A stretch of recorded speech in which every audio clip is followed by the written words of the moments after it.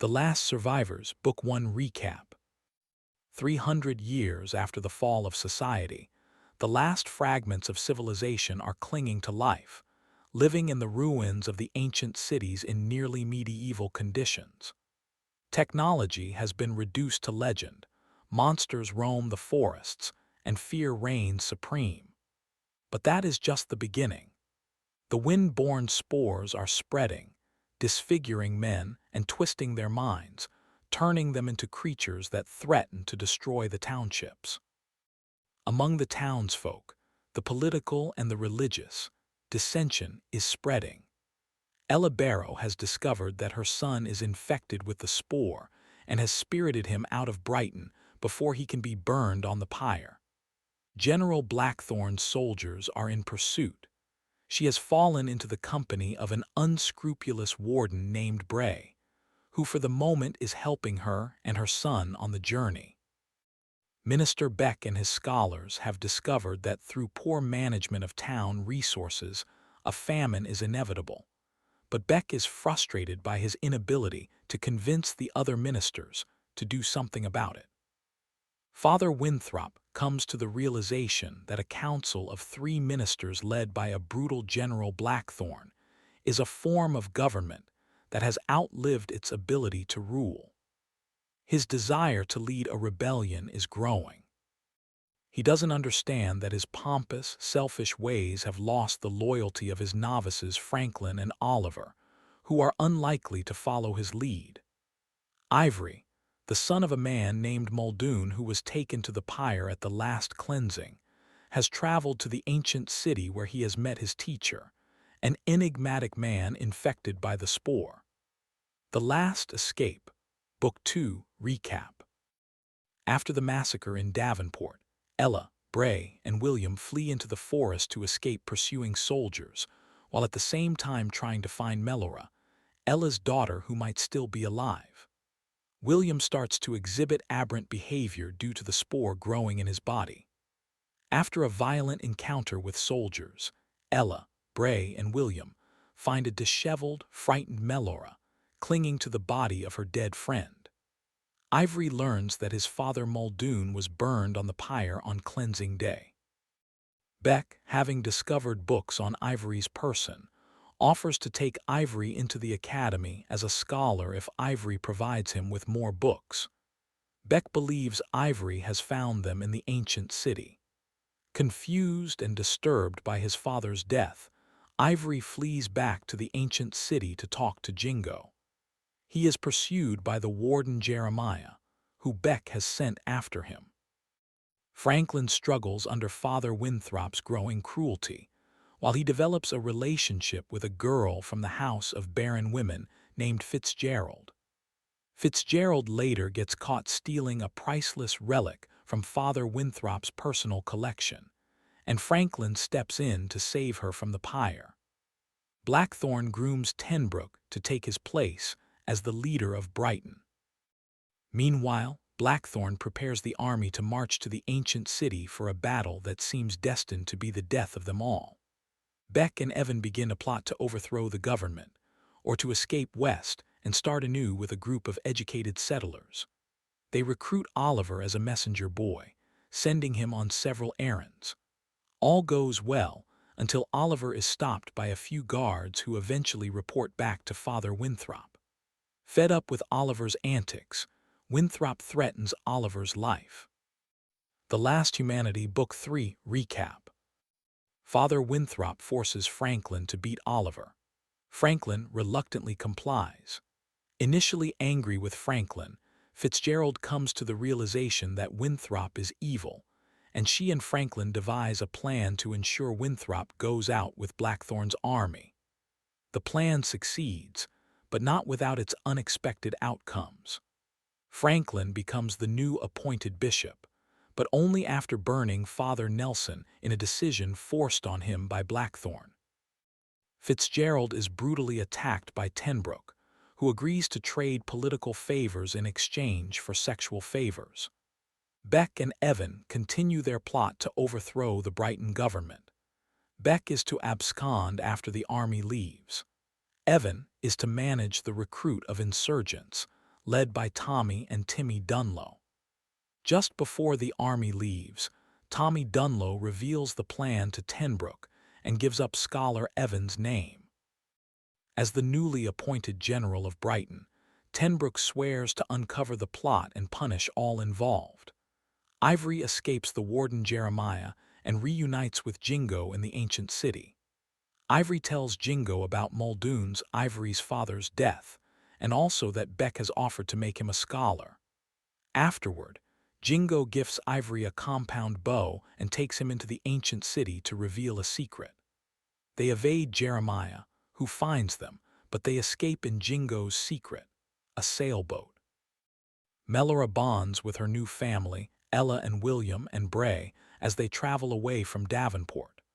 William is acting more strangely as he succumbs to the spore. They decide to head to the ancient city to seek refuge. Bray splits off and heads to Coventry to get supplies. While in Coventry, he realizes he's developed feelings for Ella. He rejoins the group, and they reach the ancient city. Tired of being abused in Brighton, Oliver decides to flee into the wild. He secures knives, coin, and chainmail to assist in his journey. At the last moment, he decides to go out with the army, with the goal of murdering Father Winthrop. Chapter 1: Oliver. Mist and drizzle soaked Oliver's clothes.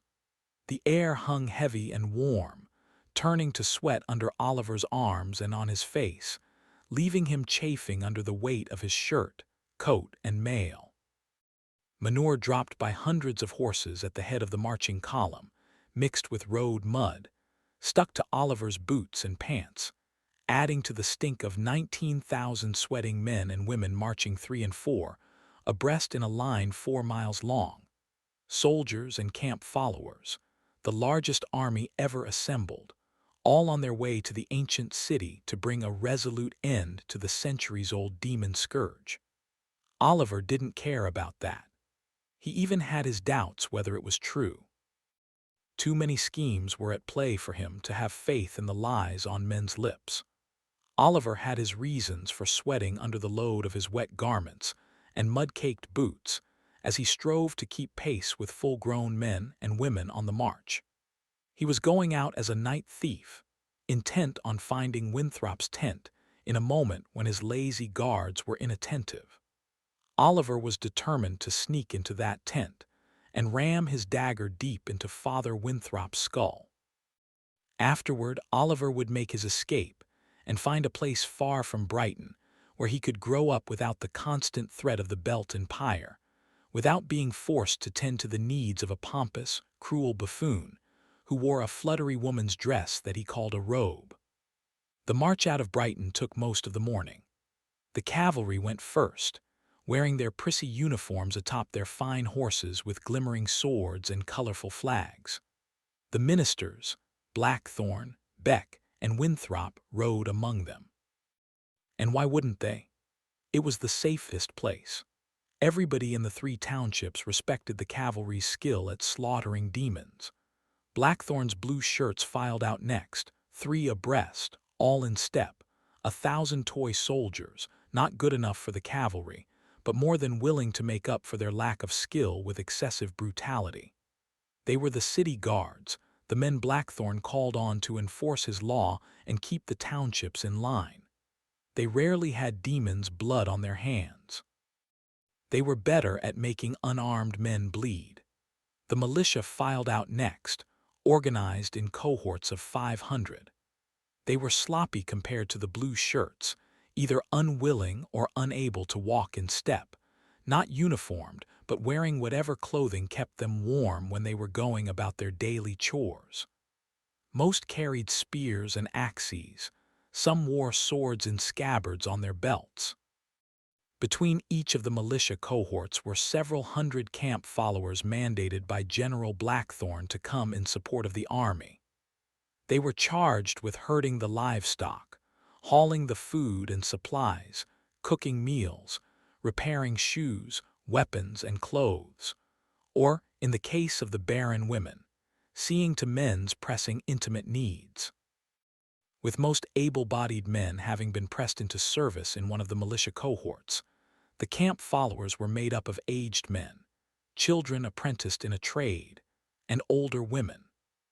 Oliver walked among this last group, out through the gate leaving the circle wall behind, and past the meadows that grew wider with each passing year as men cut more and more timber for Brighton's needs. They marched into the forest growing thick along the edges of the road, putting the army in the shadow of overhanging boughs. The women around Oliver all carried loads in packs big enough for Oliver to hide inside. None of them paid attention to the forest. Their minds were set on shouldering their burdens and watching the feet of the woman in front or talking about anything to keep their minds off the journey in front of them. When the first demon cried out, everyone tensed. All chatter ceased. Women stared at shadows in the trees. A few screamed. The woman next to Oliver turned and clutched his arm. "Did you hear the rumor?" Oliver shook his head. He'd been so preoccupied with thoughts of Winthrop that he hadn't paid attention to the whispers. "They say the soldiers ahead killed 1,000 demons." 1,000. Oliver stared at the woman, whose face was ashen with fright. She had long, gray hair and dark eyes. She nodded as if she knew what the number meant, even though he was sure she didn't. Oliver started looking for dead demons beside the road, but saw nothing but thick trees and endless, wilting brush. A commotion in the ranks ahead changed his mind. Several of the old tradesmen and women broke formation, weaving a frightened circle around a demon's wart-covered, bloody body in the road. Eyes went wide. Anxiety rose in voices. Oliver shuddered and kept a wide berth, as if the demon might spring to life and grab him. More dead demons appeared, lying alone or in gangs of a few or a dozen. The monsters were no match for such a massive army, but they weren't intelligent enough to understand their numeric disadvantage. After the army had marched for another hour, the bodies lying in or near the road felt more like a distraction than a threat. Enough of anything novel turns boring after people see too much of it. The women stopped screaming, and confidence set in among the camp followers. The howls of demons no longer frightened anyone. They were no longer harbingers of running death, but simply annoying stink beasts that had caused them all to have to leave their homes and friends for a trip into the wilderness. Hopefully, a short trip, maybe even shorter for Oliver. He reached into his shirt, ensuring his dagger was still there. As nervous as he was about using it, he was still resolved in his plan. A band of demons burst from the trees. A group of women several rows ahead of him screamed. Before Oliver could react, more demons poured out of hiding. 20 or 30, maybe 40. Oh no! Oliver's heart hammered as the demons tackled several women. He wanted to run as he drew his dagger, but there was nowhere to go. Everyone was pushing away from the demons, a barrage of frantic bodies knocking against each other. Women called for help, but the soldiers were up the road and behind. None were close. Oliver, too small to fight against the push of adults twice his size, was swept in a wave of motion. He cried out as he almost lost his balance. "Watch out!" the woman next to him shrieked. In a blur of dirty skin moving too fast to allow a reaction, a demon pounced, knocking them both into the mud. All Oliver saw were skirts, boots, and skin as he struggled to get free. Oliver's dagger got away from him in the mud. He scrambled to get a hand back on it. A woman kicked him in the gut by accident, trying to kick the demon that had mounted the woman next to him. Blood gushed and splattered Oliver. Another demon grabbed Oliver's foot, pulling him toward the trees. With the dagger still out of reach, Oliver wrapped his arms around someone's leg and took a few smacks as a woman tried to shake him off. Oliver kicked at the demon. It unclenched its fingers. Oliver broke free, tucking his feet beneath him and rolling toward the center of the road, getting a hand on the hilt of his dagger just as he got up on his knees. When he looked up, he found himself within arm's reach of the demon that had jumped the woman. With a mouthful of bloody teeth, it looked at Oliver, started to get off the woman, and leaned forward. Oliver slashed the dagger across the beast's face and it screamed, covering its bloody wound with a hand. A booted foot caught the beast in the chin, sending it over on its back. Walking sticks and an old spear poked at the beast until it scrambled into the trees and ran away. Oliver got to his feet, his dagger in front of him, ready to take a swipe at another demon. But they were gone. The howling monsters retreated, taking several screaming women along with them. Oliver looked up and down the road. Some women stood at the edge, looking into the forest, brandishing makeshift weapons. Screams from the forest made it clear that some of the women had been kidnapped. A dozen militiamen came running up the road. There was an exchange of words. The women pointed into the forest to implore the militiamen to chase the demons and rescue the women. None of the soldiers pursued the demons into the woods. Shaking and covered in blood and dirt, Oliver located the woman he'd been talking to.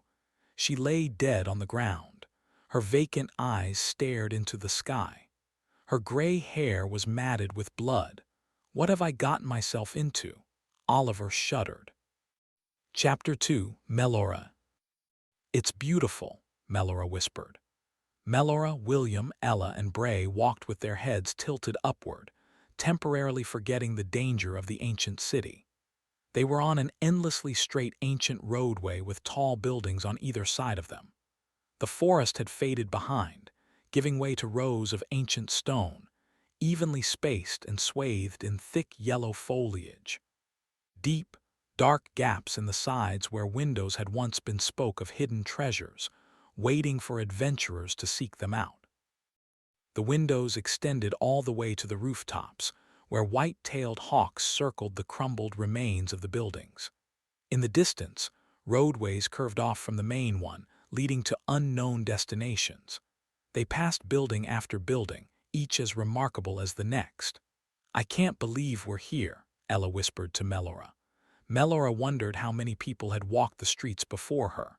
What had the ancients looked like? How many had lived in each building?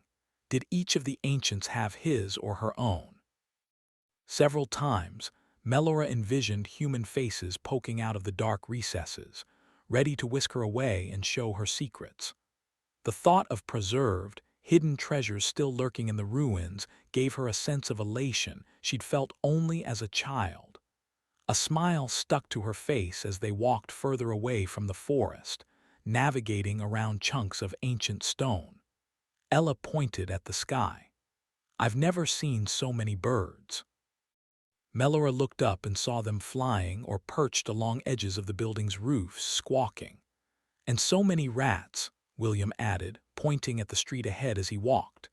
Melora looked down at the rats a breath too late and tripped over a gutted carcass in the road, partially hidden and jutting out from behind a rock. She stifled a scream and caught her balance. Be careful, Bray warned. Melora snapped to attention. She studied the carcass. Judging by the snout and the protruding, half-chewed ears, it was a wild pig. The animal had been caught in the clutches of a beast and devoured. She shuddered as she envisioned its final moments, torn apart at the hands of a heartless demon.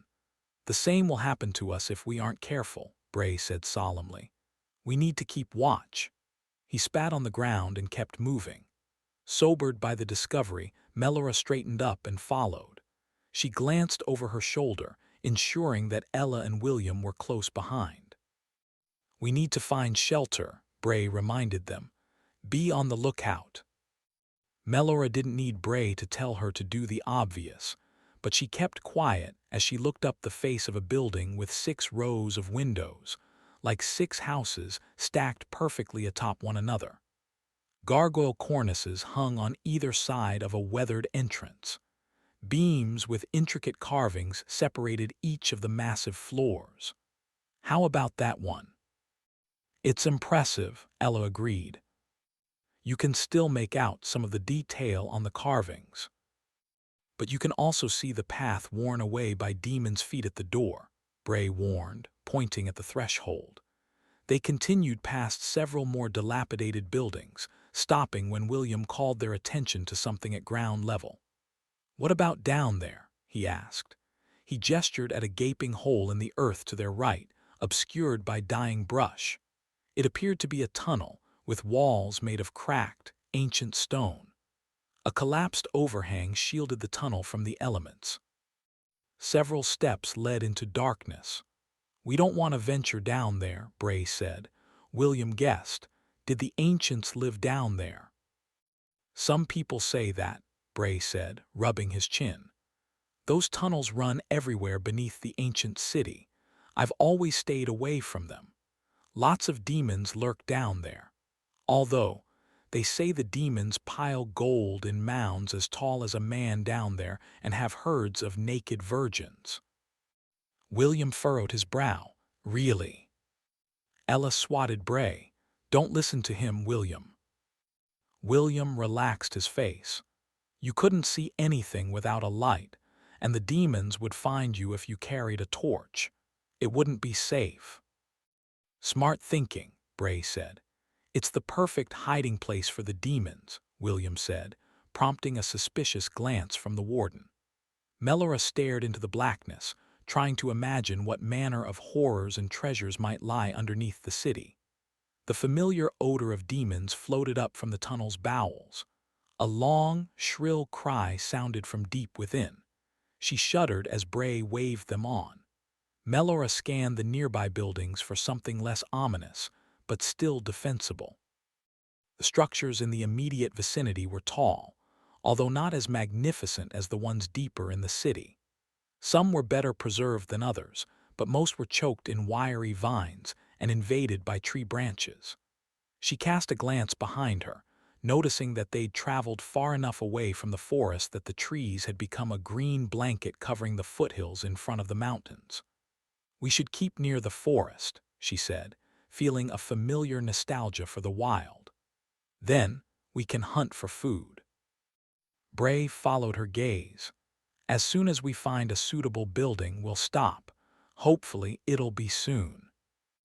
"I'll keep a close eye for a building without trails in the dirt," William offered, "and places without animal bones or demon droppings." "Sounds good. We'll need a structure with lots of visibility, but with tight entrances," Bray advised. "That way we can guard them and look out for demons and soldiers. We can fortify the windows and doors once we settle in. Then we can get some rest." William looked at him curiously, a question on his face. "Do demons sleep?" Bray stroked his stubbly chin. "They sleep a lot less than people. They usually keep moving so they can hunt, though some of them have been known to return to the same spot. Some of them lay claim to particular buildings." "Almost like houses," Melora said in awe, "more like nests." Bray shook his head in disgust. "If you stumble on one of those, you'll know it." "How?" "The stench will make you retch." Melora wrinkled her nose. "Maybe we can stay on the roof of one of the buildings." Her suggestion called to mind the story told to her by Roger, the settler she'd stayed with after fleeing Davenport. He'd hidden on one of the ancient roofs during his time here. Unlike several of her friends, Melora wasn't afraid of heights. She had vivid memories of climbing the church ruins in Davenport, disregarding the adults' warnings. She fondly recalled climbing the bell tower at the outskirts of the Andersons' farm. She'd gone up with Rowan, venturing to the top until they could see the whole village. Rowan urged her not to, but she'd leaned out from the crumbled top, waving her hands in the wind and thinking she was queen of the world. With Rowan gone, she'd cherish that memory forever. "We'll figure out where to stay when we get there," Bray said. They continued traveling. After walking the space of several roads in Davenport, but coming no closer to an end, they reached an intersection where a thinner road ran parallel to the one they were on. Melora peered down the weathered, rubble-strewn street. "What's that in the distance?" William asked excitedly, pointing at a massive structure a half-mile away. Melora and Ella held their hands above their eyes. An enormous, circular building under the remnants of a dome occupied most of the road. Rusted steel girders curved over the top, some of them falling out of place and disappearing into the vegetation around the building's base. It was impossible to tell what it was from where they were standing, but Melora guessed it could fit all the people of Brighton. "Unbelievable," Melora whispered. "It's the size of several farming fields. What is it?" "Can we get closer?" William asked. "We're better off admiring it from here," Bray warned. "Years ago, the roof collapsed and the inside puddled with rainwater and moss. Lots of nasty things live inside." "Why would the ancients build something like that?" Ella asked. "Maybe they gathered there," Melora guessed. "Perhaps it's like the square we use for the cleansings." She felt a tinge of nervousness as she spoke the words. "No," Bray said confidently. "It was used to watch games." "Games?" Melora asked. "Yes, like the harvest races or the pig pulls. There's a nickname for it among the wardens who have ventured here. We call it the Ancient Circle." "The Ancient Circle," Melora repeated, the words falling from her tongue. "I wish I could see what went on there." "The rules of their games are too complex for us to understand. They wrote whole books on them. Only a scholar could read them, and probably no one alive today could understand them." Bray snorted.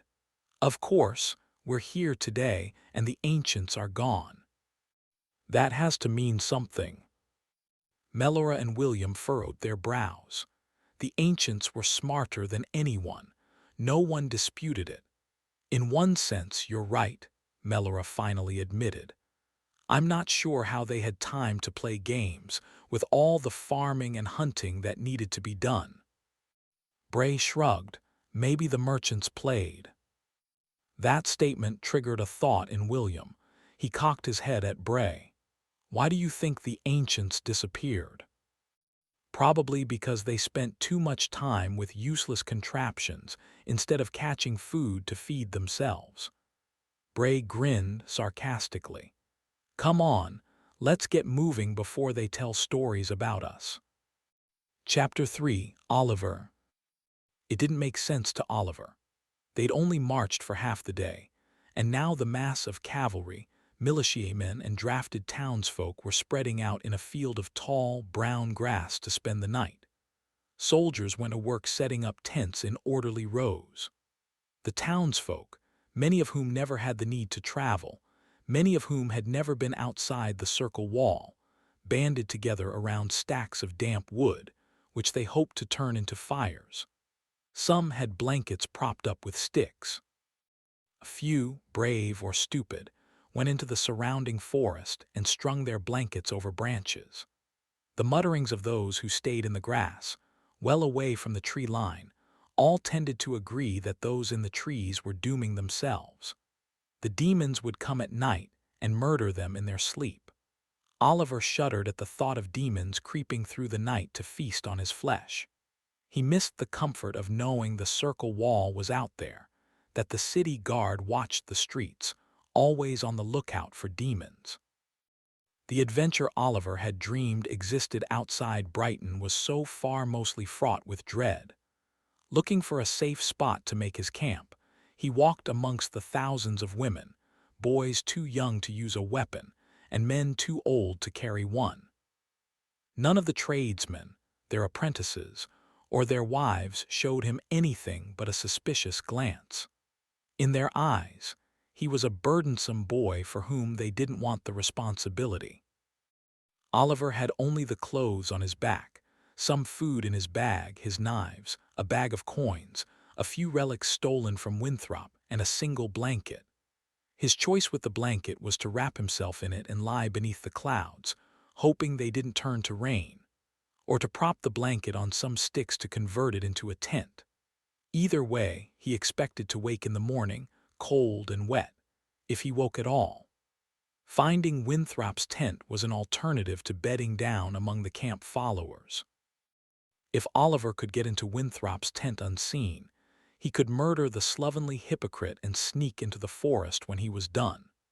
He imagined if he did do the deed, he wouldn't stay in camp, so bedding himself down for the night would not be a necessity.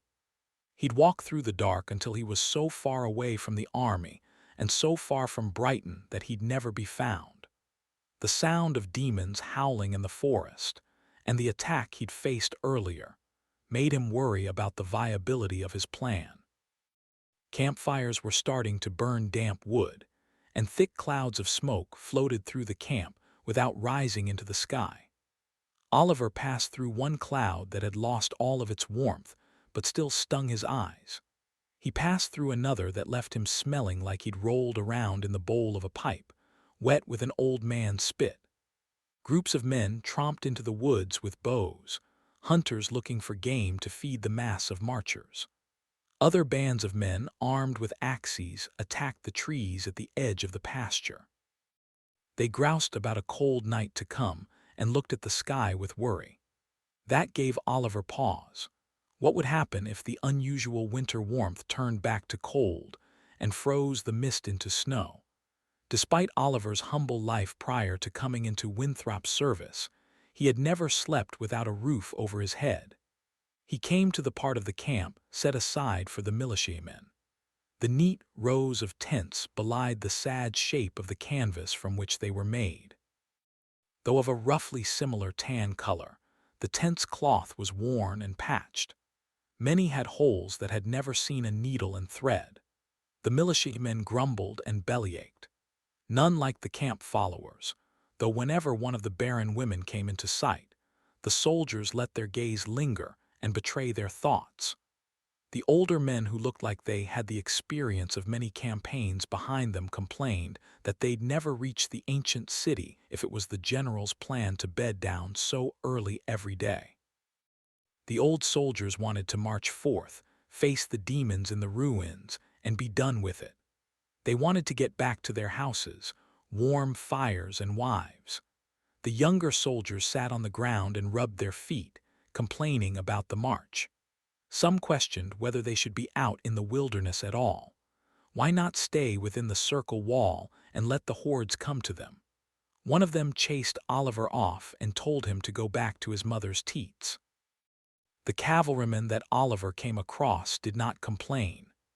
Their uniforms, though damp, were clean from their time on their horses, well above the muddy road.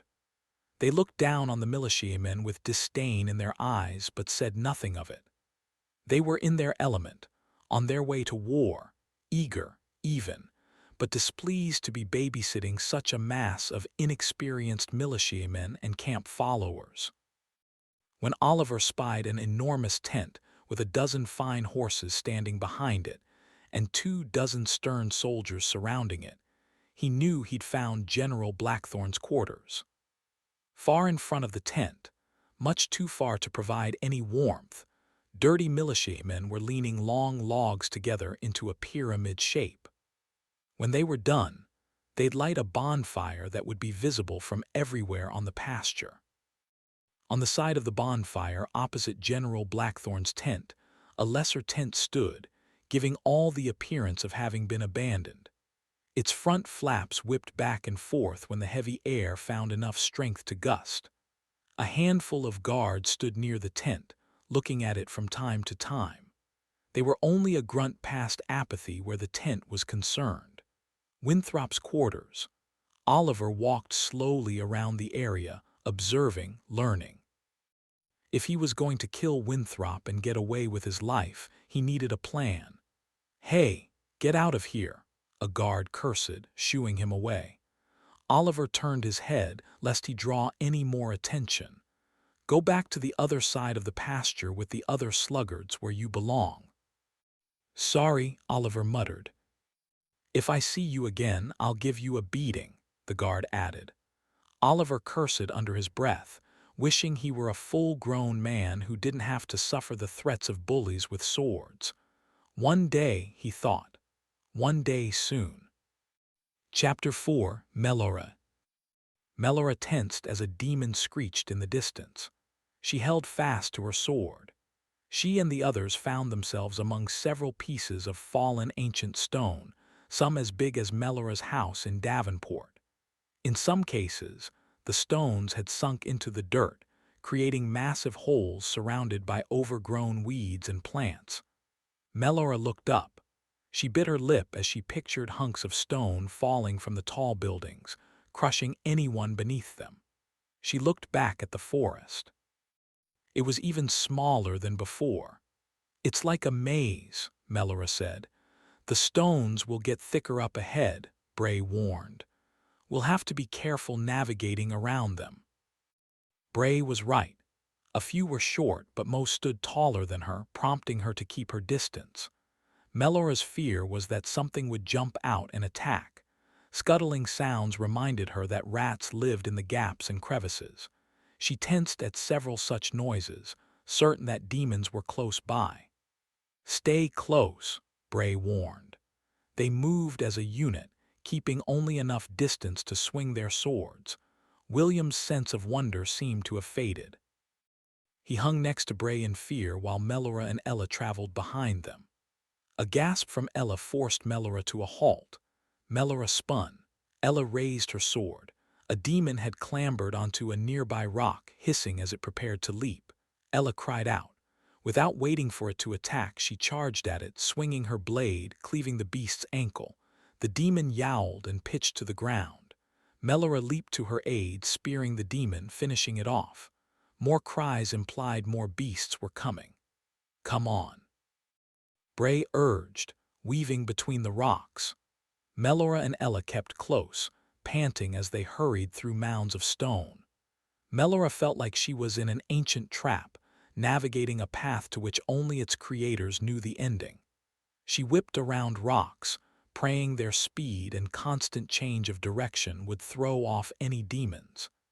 Demon cries were everywhere, but with the rocks obscuring her view, she couldn't tell from where they were coming. Underneath one of the huge stones, she saw a broken arrow and an emptied traveler's bag, evidence that someone else had been here and possibly perished. And then they were out in the open. Melora spun in all directions, inspecting the clear, straight roadway. The debris was spaced out enough that she could see no threats were waiting. "We might have gotten lucky," Bray whispered. They traveled hurriedly until they'd crossed a dozen overgrown cross streets, and the demon cries had faded in the distance. The sky was gray and colorless, a solid blanket lowered by the gods to protect or crush them. Soon it'd be dusk. "We need to find a building before nightfall," Bray said. "So keep looking." William pointed at a cracked monolith. "The roof of that building is gone, and the inside is all black as if there was a fire." Desperation crept through Melora's veins as she studied a building with a caved ceiling, rubble and stones collecting in the center. "That one's no good either," Bray said, pointing to a rectangular building with 8 floors that reeked like death. "Who knows what will be scuttling over you at night in there?" Bray grinned sideways at Ella. She ignored him. They finally spotted a large, circular building tucked between the ruins of 2 others. Unlike the buildings on each side, which were covered in layers of brown and green weeds, this one had aged better. Through the open doorway, Melora saw support beams in what appeared to be a cavernous, rounded room. Some of the beams were crumbling, but most weren't. The walls and ceiling were relatively intact. "How about there?" she asked. Bray, William, and Ella studied a set of steps that led up to it, covered by an overhang. They stopped in the street, listening to the squawk of scavenging birds. Bray cocked his head and peered through the entrance. He looked behind them, studying the street. "Do you think it's safe?" Melora asked. "It might be." "It looks much better than most of the buildings we've passed," William said. "If it's in good condition, chances are others might have noticed it too." Bray wrinkled his nose. "We'll have to be careful, that's all." They veered toward the building. Melora searched the ground for demon paths. Although a few weeds and stones were disturbed, She didn't see any obvious signs of demons having passed. After a minute of scrutiny through the entrance, Bray said, "Let's go." Melora shivered as she stepped into the building. The air was cold.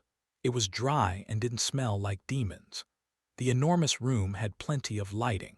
A few windows placed high above the entrance allowed light to filter to the floor.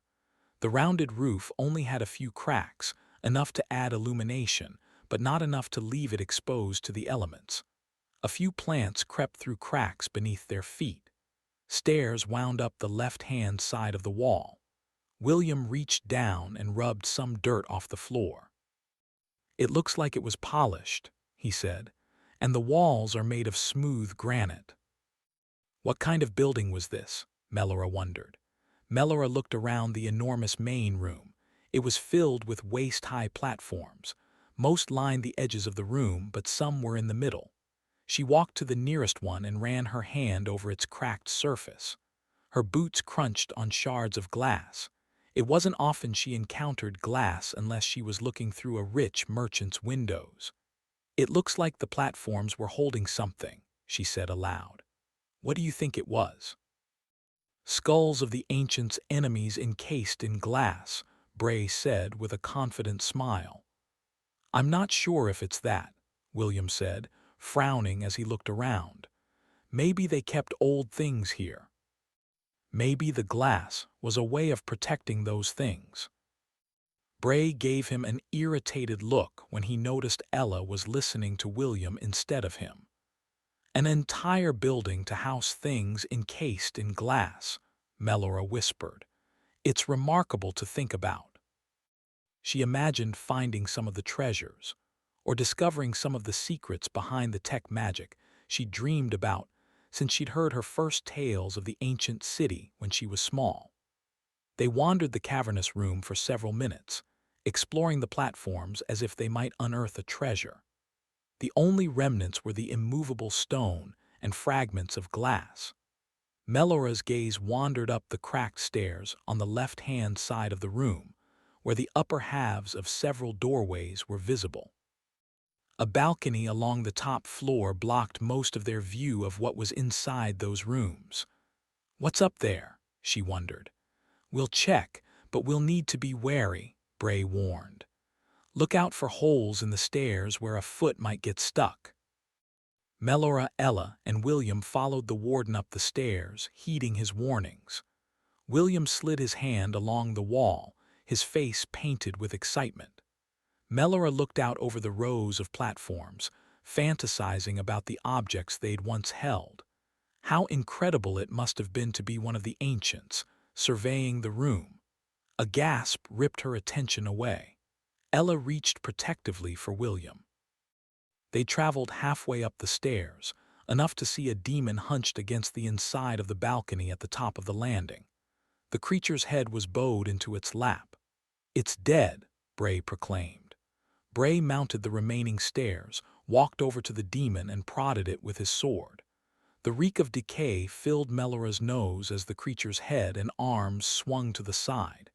It toppled onto the floor, and its entrails spread around it.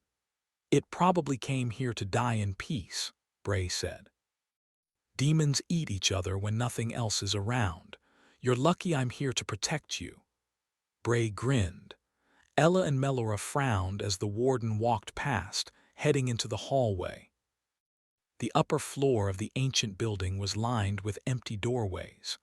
The hallway curved, creating a half-circle over the main floor. Melora glanced at each of the thresholds but didn't see any movement. Convinced they were alone, other than the demon corpse, Melora, William, Ella, and Bray ducked into the first room. "If others were here, they would have run out at us by now," Bray said assuredly. "Or we would have smelled them." Like the expansive platform at the top of the stairs, the room was barren save rectangular display pedestals that lined the walls. An archway formed a half-circle between the first two rooms, providing a view from one room to the other. Getting comfortable with the certainty that the floor was free of demons, William wove from one room to the next. The others smiled. "Can we stay here?" William asked, pausing long enough to wait for the answer. "It seems safe," Bray said. "The stairs should give us a buffer. We won't have time to find another building. Night will be here soon." "We can barricade the doorway downstairs, right?" Melora asked. "Yes, that'd be a good idea," Bray said. "I saw some broken stones that we should be able to move," Melora suggested. "It won't be perfect, but it might give us some time to react if the demons decide to come in." William's nod betrayed his excitement. "I've never stayed in a building with two connected rooms before. Can Melora and I sleep in the second one?" Melora smiled, flattered. Ella studied him with trepidation. "You'll need to sleep close to the archway if some demons come in." "I'll be careful, Mom, I promise." "I guess it should be okay." No sooner had Ella answered than William traipsed off, unslinging his bag. He set it on the floor in the adjacent room. Noticing Melora's gaze, he said, "Come on, Melora, pick your spot." Chapter 5, Fitzgerald. Fitzgerald sat in a chair in Father Nelson's guest quarters. She had no desire to leave. Of all the places in the sanctuary, no one would look for her here. She'd already made Father Nelson's bed, tucking in the sheet corners as he liked, dimming the lights down to one candle so he could do his evening readings. Father Winthrop had instructed her to take care of Father Nelson during his stay, and she'd heeded those instructions, even after Nelson's death. One of his novices had already come for his belongings. Fitz thought she'd seen a smirk on the man's face as he'd taken the bag filled with clothing, and who knew what other valuables. She knew the items would never make it back to his family. Thinking of Father Nelson's family brought with it the memory of his papery white skin turning to ash. She'd heard his screams as his body mingled with the smoke in the air. Even though she hadn't killed Father Nelson herself, Fitz had played the game that had cost him his life, and that game had overwhelmed her with guilt. As much as she wanted to blame Franklin, she understood why Franklin had burned Father Nelson on the pyre, just as she now understood why he'd beaten Oliver. A position of power was no guarantee of free will. She might not have to clean Winthrop's filthy chamber pot, but she'd have new challenges, all the same. Fitzgerald's tears were already spent. All she wanted to do was sleep. She smoothed the red merchant's dress over her knees, covering the remaining scabs and bruises left by Tenbrook. The wounds would heal, but her memories of the brutal attack would remain. She'd given a lot of thought about what to tell Franklin. She couldn't say anything. If she told Franklin, he'd make some rash move that might get them both killed, ruining everything they'd built. She told herself what she'd done had been worth it, though the crusted scabs and the twisted memories screamed otherwise. The idea of Franklin ruling next to Tenbrook made her sick. The memory of what he'd done would live in every movement, every glance he gave her. She envisioned Tenbrook counting his soldiers, eyeing the next woman he'd attack. The thought chilled her blood, but she remembered what Blackthorn had told her. As far as Tenbrook goes, he'll forget you once you're not in his house. She prayed that was the case. She gritted her teeth and choked back thoughts of killing Tenbrook in his sleep. Even if she could get past the guards and the thick doors and manage to kill him, people might suspect her or Franklin. She couldn't risk that. It seemed like such a short time ago she'd been Mary's dispirited servant. Now she was a woman in a position of relative power. Franklin would do a better job than Winthrop. "He has to," she whispered, with no choice but to believe it. Chapter 6, Winthrop. Winthrop looked across the throngs of people in the campsite, realizing he'd walked so far that he couldn't see a single cavalryman or militiaman. He couldn't tell which of the distant tents was his. All he saw around him were the staring eyes of pig chasers and dirt scratchers, cobblers and tailors, harlots and whelps, all with questions on their faces, questions that said, "Give me answers, give me comfort, give me food, give me warmth." They were stupid, they were lazy, they stank of dirty clothes and unwashed bodies. Winthrop hurried through them, wishing he could run, wishing he could elude the frightful shadow that was nipping at his heels, but was always gone when he cast an eye behind. He wished he could eat something and keep it from running through his gut so fast that he was squatting before he finished chewing. He wished he could close his eyes and sleep without quaking at all the ghosts clawing at him out of the darkness. His back and his legs hurt from sitting in the saddle on that sadistic beast of a horse. His crotch was chafed raw. He was wet to the bone, sweating. His life was misery, and that wicked Blackthorn was the cause. Blackthorn's name was like that of an ancient, unspeakable devil, sending shivers up Winthrop's spine. If only there were a way to exorcise that devil. The fear came nipping at Winthrop's heels again, and he hurried through a gang of gawking onlookers, bowling over an apprentice boy and his wretched master. Hurry, hurry, don't let it catch you. He headed for a distant bonfire, hoping to keep the shadow at bay. Chapter 7, Oliver. It's God speak. Oliver looked and listened. A scrawny old militiaman to Oliver's right looked at the big, meaty soldier who'd spoken. How would you know that? It was a good question, and Oliver wanted to know the answer as well. The meaty man looked over at Father Winthrop, who was sitting on a log, much too close to the fire, staring at the flames as they swayed and crawled into the air. He looked back at the skinny man. "You understand what he's saying?" "No," the skinny man answered. "That's how you know it's God speak. God's talk in a golden tongue that mortal men don't understand." "How do you know that?" The big man turned toward the skinny man, his brow furrowed. "I listened to my elders when I was a boy. They didn't live in a shack with their pigs like your ignorant parents did. They were educated. They knew things." The tall man puffed himself up. "My grandpop could read. He even showed me a word or two." The skinny man laughed. "You can't read." "Didn't say I could read. I said a word or two, but that's neither here nor there." The meaty militiaman pointed at Winthrop. "I know God speak when I hear it." "What's he saying then?" "I didn't say I understood it." The tall man leaned close and in hushed tones said, "If you listen close, some of his words come through to your ear, and the words turn clear in your head." Oliver listened intently. The people of the camp, those who weren't exhausted from the day's short trudge on the muddy road, were collecting around the campfires for warmth and the perceived safety of numbers. At first, most were talking, sharing stories and bragging. As the night settled in and more demon howls echoed in the forest, the mood among the peasants grew more anxious. That's when Oliver had found Winthrop at one of the bonfires. Winthrop's mutterings had taken center stage. The attention drew others in to see what had everyone's attention.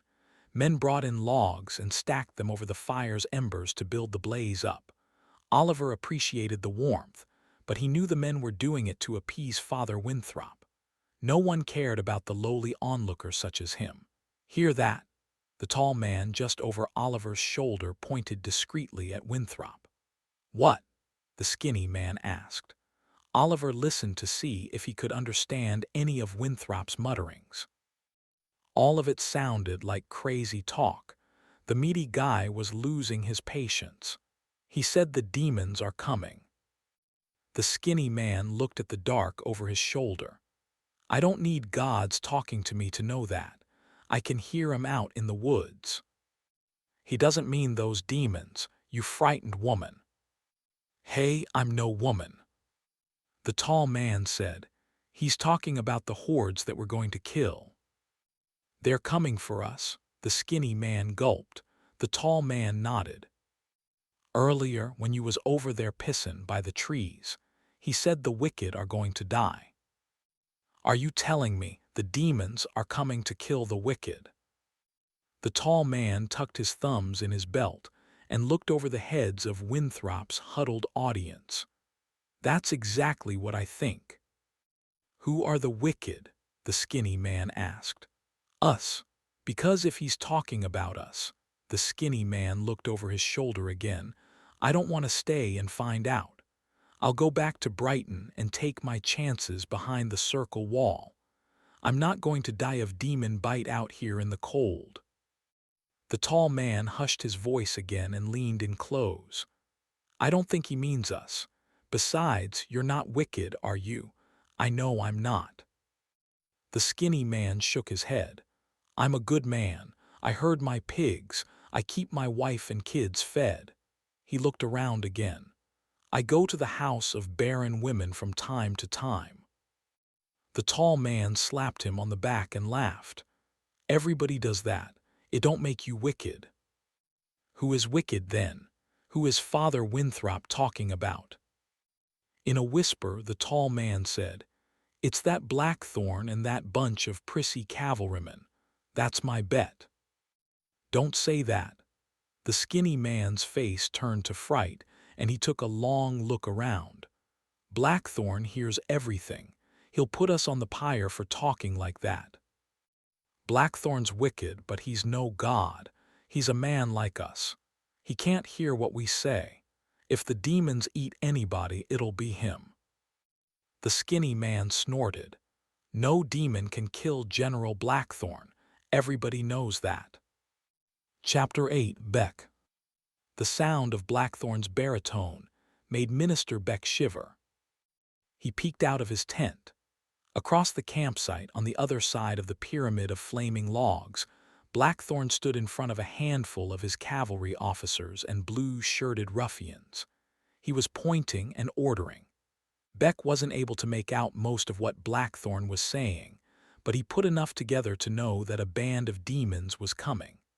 100, maybe 200 strong. They'd been spotted following the road toward the camp. One only had to listen to the sounds coming from the forest to know they weren't alone. Demons howled from every direction. Not thousands, maybe not even hundreds, but they were everywhere, some near, some far. 19,000 soldiers and camp followers marching up the road had made enough noise to draw in every demon from miles around. The howling would attract even more. It was going to be a long night for the cavalry and the militia. Ideas germinated in Beck's imagination. Not only would the night be long if the demons got close, but it would be chaotic, dangerous. His plans to sneak back to Brighton were a lot easier to fathom when he wasn't in the wild, listening to the shrieking of twisted men whose only ache was to feed. His hope was that the 4 soldiers assigned to him might not stay to do so. Duty might call them elsewhere. Even if they did stay, it was a near certainty that their attention wouldn't be focused on a tent holding one sleeping minister. They'd be watching the shadows beyond the light of the bonfire. They'd be watching for a horde of demons to burst through the trees. Maybe an opportunity was coming together. Beck looked at the trees at the edge of the forest. He needed to escape. Chapter 9. Melora. Melora readjusted under the blanket Ella had given her, looking through several thin cracks in the ceiling of the ancient building. The moon looked the same as always, a bright, wondrous bulb. It was hard to believe she was viewing it from the ancient city. A mixture of excitement and fear kept her awake. She swallowed as she listened for William. She hadn't heard him for a while. She assumed he was asleep, run down from the exhaustive journey. She rolled over, trying to find comfort in her thin blanket. Tucking her hands under her chin, She smelled on her fingers the apple Bray had given her earlier. She had a meal and a place to stay. Melora was grateful, not only to be out from the wild, but to be bedded down in a place with protection. Her hands stung from the cold of night, but it was better than being outside, roaming among the beasts. Every so often, a demon wailed in the distance, but the noises were far enough away that she convinced herself that she, William, Ella, and Bray weren't in danger.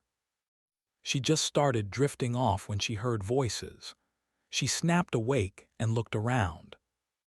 Bray was whispering to Ella. Melora strained to make out their conversation, but could only pick up a word or two. The warden was keeping his voice low, but the casual lilt in his voice was one she'd heard before, normally by men who were trying to bed a woman or take a wife. Melora instinctively reached for her sword. She told herself that Ella could take care of herself. If Ella didn't like Bray's advances, Ella would tell him. Right. She recalled Ella's warning at the campsite when Bray had gone to Coventry. Despite the fact that the warden continued to help them, Ella was mistrustful. That made Melora wary, too. Melora kept alert as the conversation continued. She heard the banter of voices as Ella deflected whatever suggestions Bray was making. I should have stayed in the same room with them. Bray had assured her, and William they'd be safe. Of course he had. He probably meant to separate them so he could employ his devious plan. Melora was about to spring to her feet when she heard Ella turn over. The conversation faded, leaving only the lingering sound of insects that were brave enough for the weather. Melora kept a silent vigil, but the noises had stopped. Eventually, she convinced herself it was all right to sleep. Thoughts of lustful men were replaced by dreams of tech magic. Now that they'd found a place to stay, maybe she'd find some of the ancient secrets that she'd fantasized about since she was a child. Melora didn't remember drifting off, but she did. Chapter 10. Beck. From far up the road, the sounds of a battle carried back to the campsite. Beck stood outside his tent, looking both at the woods and at the sprawling camp spread out past the rows and rows of tents that housed the sleeping militiamen. Or that's to say, the tents that housed the few soldiers who did sleep.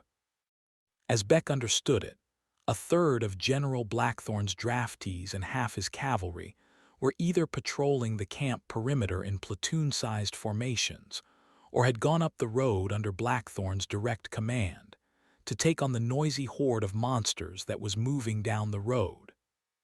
As for the militiamen who had the chance to sleep, most weren't in their tents. Some stood by the fires, weapons in hand, watching the forest. Others walked the camp looking for food, barren women, or any other distraction that might take their minds off the danger of being outside the circle wall. Of the camp followers, few appeared to be sleeping. The camp was nearly as active as it had been hours ago before the sun went down. Beck's 4 assigned guards were nowhere to be seen. Whether they'd merged with the platoons of men who were covering the empty pasture between the minister's tents and the edge of the forest, Beck didn't know. He did know that a better chance to escape might not present itself. He already had his boots on his feet and his warm coat to protect him from a night that was turning to harsh cold. He had a knife in a sheath on his hip. He was ready to steal away. But out there in the trees, the demons lurked. Shortly after they started howling, they attacked. They'd been attacking the camp since the sun went down. At first, they came in 1s, 2s, and 3s, never at the same time. They had the camp frazzled, but they were easily handled by the platoons of soldiers guarding the camp's perimeter. Thinking about escape, 2 unresolved questions kept Beck immobile. If he fled, how could he keep Blackthorn from sending horsemen out to find him? Short of that, what would stop Blackthorn from sending a rider back to Brighton to alert Tenbrook of the desertion? In that case, Tenbrook would scour the city until he found Beck, and then Beck would spend the last moments of his life breathing searing hot air from the pyre flames as they burned away the flesh on his body. Beck trembled. The more pressing question was whether Beck could evade the beasts in the woods. If they attacked him, he didn't believe he could defend himself. He had only the most rudimentary skills with a knife, and no experience in fighting anything but a thick slice of pork on his plate. He had no sword, no spear. He couldn't steal the horse Blackthorn had given him to ride. To do that would be the clearest proof of escape. A commotion to Blackthorn's left caught his attention. People screamed. Men cursed and swords glinted in the light of the fires. Demons howled, 100, maybe twice that. They were attacking. Beck stepped quickly in the direction of the noise, getting away from the light of the fire, hoping to see what was happening. Men ran in the direction of the fight. Others fled. However many demons were attacking the camp, it was easily the largest group of the night. Thousands of people across the encampment were on their feet, looking in the direction of the commotion. More were standing up and coming out of their tents. Beck started to fear that he might not need to worry about escape. The night was only half over, and the demons were coming in greater and greater numbers. He might die before he got away. Chapter 11. William. After waiting for Melora to fall asleep, William slipped from underneath his blanket. He held his breath, certain the slightest exhalation might awaken the others. With cautious, creeping fingers, he reclaimed his sword. He got to his haunches. A sliver of moonlight shone through a crack in the walls, providing enough light to see Ella in the same position she'd been in when she fell asleep. Bray was dozing. William had watched the warden over the past week. He'd studied him enough to learn his habits. Though Bray was observant in the ways of the demons, William was pretty sure he'd miss a cautious, lightweight boy who already knew the path he was taking. William crawled on hands and feet until he'd reached the stairs, then slipped down them, avoiding loose stones and rubble. He pressed his boots firmly but quietly, his heart pelting his ribcage. His palms were sweaty on the sword handle. Reaching the barricade they'd placed in front of the door, he set down his sword and quietly moved the smallest of the stones. Soon he was in the open air. Cold air filled William's lungs as he drew a breath. The moon turned the buildings into hulking, irregular masses, giants that might uproot and follow him on colossal legs. He kept to the shadows, sneaking down the street, exploring. The smell of demons was a potent reminder of the creatures around him. William kept going, driven by curiosity. I'm one of them, he told himself. They won't hurt me. In truth, he wasn't certain. William reached down and brushed his knees. The hard, swollen lumps were still there. He'd noticed more knots when he'd taken a bath in the stream. Thankfully, his mother and sister hadn't seen. The spreading lumps were proof of what he was becoming. 2 more reasons for Ella, Bray, and Melora to kill him. Would Ella and Melora join Bray when he swung his sword? William wasn't sure. He no longer knew whom he could trust. Swallowing, William let go of that thought and concentrated on the road. He took stock of where he was. He recognized a few of the buildings, even in the looming darkness. They were taller than any he'd ever seen in Brighton, constructed in a fashion he could hardly fathom.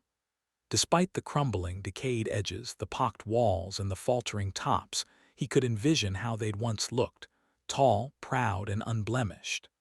William continued, weaving down several streets, keeping track of where he was. He'd never been alone before. He'd run from his mother a few times, sure, but only far enough to earn a scolding. The smell of the demons thickened. A fallen, rectangular shape of stone blocked the roadway. Something rustled behind it. A hiss escaped into the air, mucus-filled and thick. A demon. William stopped and stared at the piece of rubble, shaking. He held up his sword. The moonlight revealed the edges of the stone, but nothing more. He gulped. Something else shifted in a nearby building, coming toward him and stopping. He sensed the demon's presence. watching, waiting. Perhaps they knew what he knew. They were waiting for him to speak. That had to be it, right? Finding his courage, William took a step forward and announced his presence. "Come out and show yourself," William said, his voice tinny and weak. His words died almost as soon as they came out of his mouth. They were accompanied by a shot of fear. He'd given himself up. If the demons didn't know where he was before, they knew it now. He suddenly doubted the authority he'd asserted in the woods. Had the encounter in the forest been a coincidence? Maybe the creatures that attacked Ella and Melora had never listened to him at all. He glanced over his shoulder. For a brief moment, William considered running back through the streets, calling out for the others. But he was too far away. He knew it, and so did the demons. They had him. "They'll overtake me before I make it back. It's too late." The first demon crept out soundlessly. William wasn't sure when it had appeared, but suddenly it was there, lurking next to the rectangular stone like a specter in the night. It stared at him, its eyes glinting moonlight. If it weren't for the beast's scraggly, naked form, William might have mistaken it for a villager coming out to greet a passerby. Another demon crept into the open, emerging from a gloomy building to his right, then another, to his left. The three demons took several insidious steps forward. William's panic thickened. Not only had he left his family behind, but he'd also made a decision that might cost him his life. Gritting his teeth, he held up his sword and prayed for bravery. "Stay where you are," he commanded. He pushed courage into his words, projecting deepness he'd never found in his young voice. He waited for the beasts to charge, to overtake him in a flurry of limbs, but instead they halted. He blinked to ensure he wasn't imagining things. The beasts had stopped, just like they'd done in the woods. Just like he'd hoped. A smile crept across William's face. Ignoring his pounding heart, he stepped forward. The demons made no move to intercept him. They hovered in silence, as statuesque as the buildings around them. If it weren't for the hiss of their hot breath through their broken teeth, he might have convinced himself he was alone. William kept walking. He scuffed the ground, testing the beast's reaction, but none moved. It was as if the command he'd given before had rendered him invisible. Soon the demons were around him in a half-circle. The fetid stench of blood and sweat filled William's nose, reminding him of whatever animals or humans had been unlucky enough to cross the creatures' paths before. Their breath plumed the night air. He watched their knobby, wart-covered shoulders hitch as they waited for his instructions.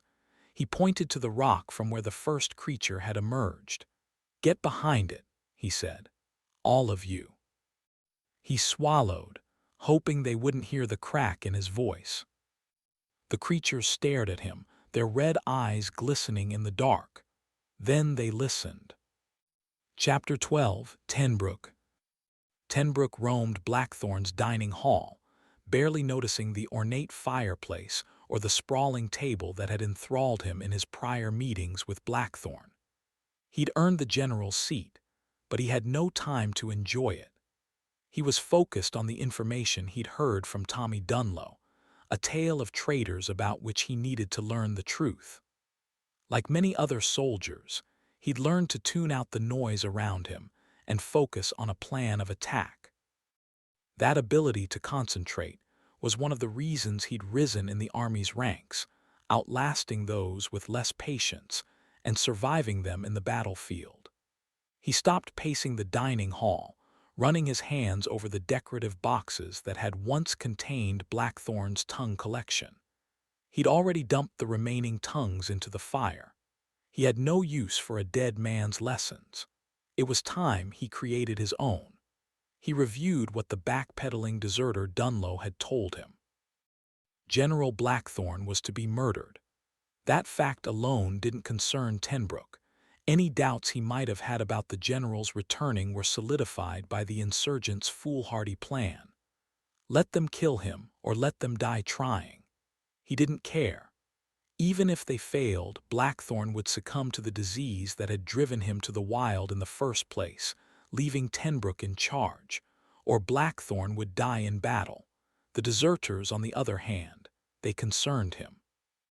Tenbrook had no doubts in the abilities of the soldiers under his command, but a sufficient number of rabble-rousers might be able to overwhelm his army, depending on their numbers. That would leave Tenbrook susceptible to attack, especially if others in the clergy or the academy were involved in helping.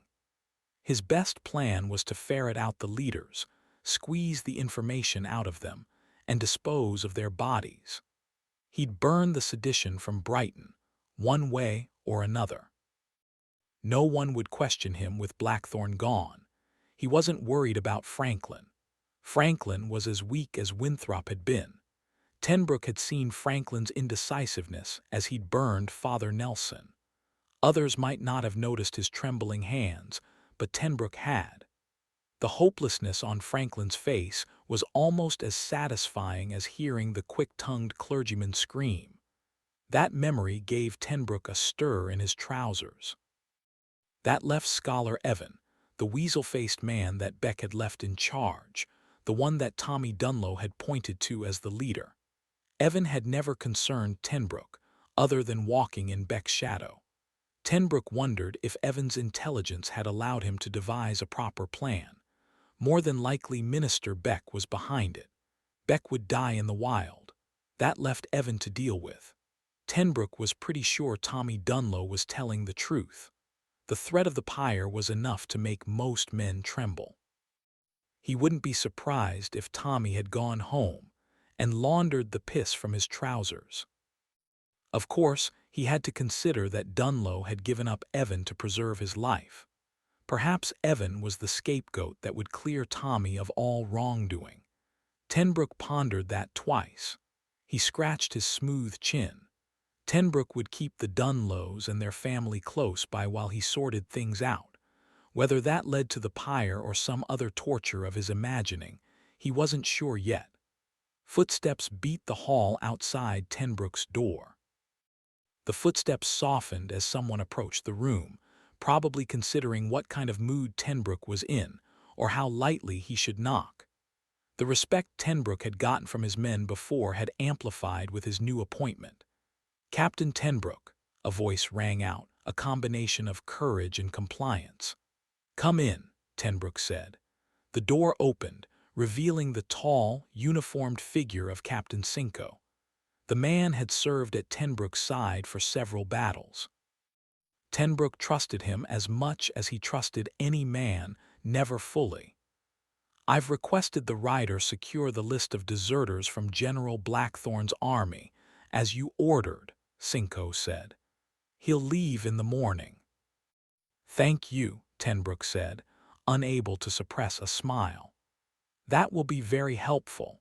Make sure the census takers know the importance of naming these deserters." "Of course, sir." He dismissed Cinco and returned to looking at the empty boxes. The army should already be at their first camp, bedding down for the night. He'd have the list of deserters soon. Once he had all the information he needed, he'd start filling Blackthorn's empty boxes. Once Evan's plan was discovered and taken care of, he'd figure out a way to take care of Franklin. Then he'd be the sole ruler of Brighton.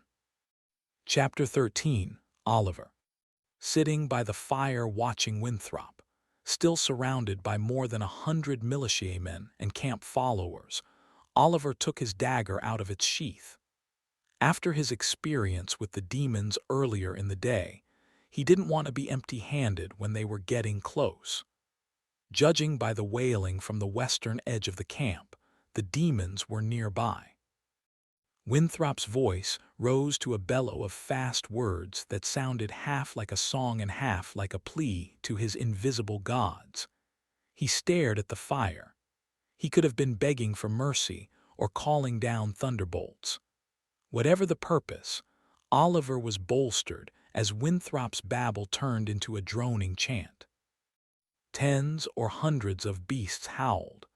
Urgent shouts preceded dying screams from one side of the camp. The demons were attacking in force. Winthrop found a new rhythm and a higher octave in his chant. Many of the men around the fire chanted with Winthrop, and the mumbo-jumbo noise took on the tenor of a primal song. The soldiers stomped their feet with the rhythm. More men joined in the tune, imagining power in the God-speak language they were repeating. Above the deep voices, Winthrop's voice soared, enormous and loud. He stood and raised his fists at the sky, shaking them and spinning around. The men swayed, bumped each other, and growled. Oliver inched toward the fire to get away from the men. He feared he might get bumped to the ground and stomped. The sound of the battle at the edge of the camp grew louder and spread over a wider area. More demons were coming. The men around the fire seemed to be falling into a trance, rooted by fear, but growing in courage, a rage at a demon foe hiding its cowardice in the darkness. Somebody shouted the word demon. Winthrop took up the word and all the men chanted it, louder and louder, faster and faster. A frenzied lust for demon blood. Winthrop shouted a command in his new gibberish, and the men roared and broke into a charge. Oliver hid from the flow of feet by getting as close to the fire as he dared. A moment later, only Winthrop was left, chanting at the sky. Women who'd been in the crowd were the only ones left in a ragged, thin circle around the fire. They drew in close with crazed looks on their faces. They were under Winthrop's spell as strongly as the men who'd just charged off. Oliver took a quick glance around, thinking about taking his big knife and ramming it through Winthrop's ribcage. He knew immediately that he'd never get away with it. Judging by the looks on the women's faces, Oliver guessed they'd catch him and beat him to death, or throw him on the fire. Winthrop would have to die another night. That left Oliver to decide what to do with himself. With demons attacking in growing numbers, he figured his chances of surviving the night would be better if he were surrounded by a couple of hundred angry, armed men than if he was huddling by a fire with an old fool and a dozen women with only their fists for protection. Chapter 14. Beck. Demons ran through the camp. Beck saw their naked, warty forms and their misshapen heads in the silhouettes of the fires. People screamed everywhere. Some chased the demons, some fought, some ran. Still, there weren't many. Beck only saw 7 or 8. He heard a lot more in the camp and in the forest. All around the camp's perimeter, sergeants and officers barked orders, telling their platoons to stand fast, to guard their sectors. Men shouted as they walked among the tents, waking any soldiers who might still be sleeping. Men formed up into squads and platoons near the tents and jogged across the camp, searching for demons. More screams in the darkness. People were dying. Beck looked around. No demons or soldiers were near him.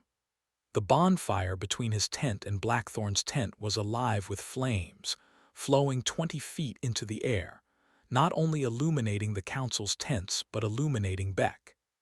He realized any demon in the woods or running crazy-legged through the camp could likely see him, standing, not moving, not raising a weapon, not running to fight, not running away, waiting for nothing else but to die.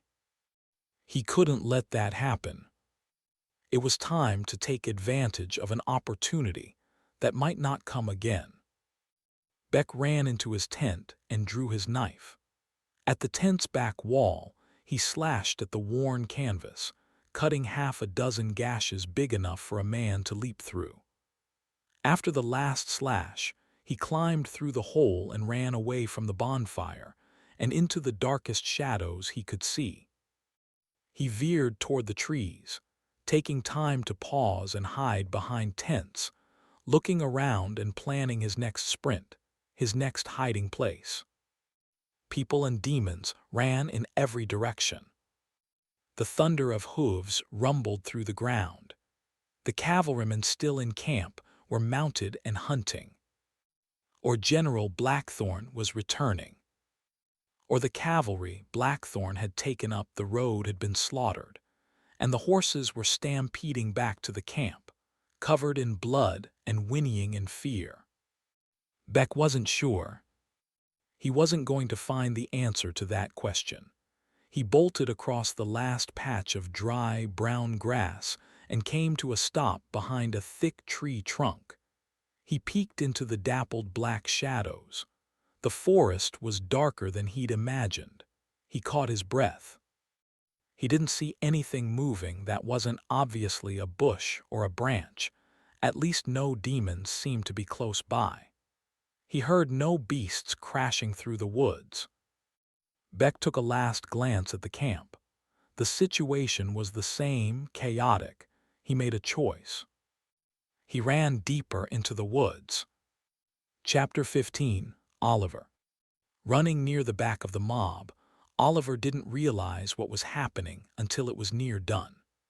The men who'd taken Winthrop's words as courage had spread out into a wide circle that Oliver nearly ran into before a man grabbed him by the shoulder, yanking him back. "Not so anxious there, Tyke." The men in the circle jeered. Two demons in the center crouched and howled.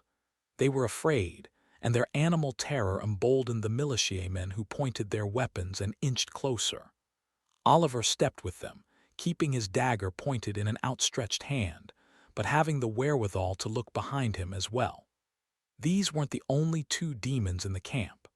The shouting around him grew louder. Men waved their spears and axes in wild, exaggerated swings. The beasts turned in a circle, back to back, growling and swiping at the air. Oliver got squeezed out as the circle shrank. He became surrounded by tall men, able to see only those close enough to reach out and touch. Metal clanged. The beasts howled and men cursed. Curses turned to cheers as bloodlust filled their shouts. The men celebrated and hopped around. Even without seeing what happened, Oliver knew. The two beasts were dead. He squeezed his way out of the mob. The men were feeling their victory, lopsided though it was. But to kill the beast of their nightmares, even when outnumbering them 100-1, had an empowering effect that fascinated Oliver.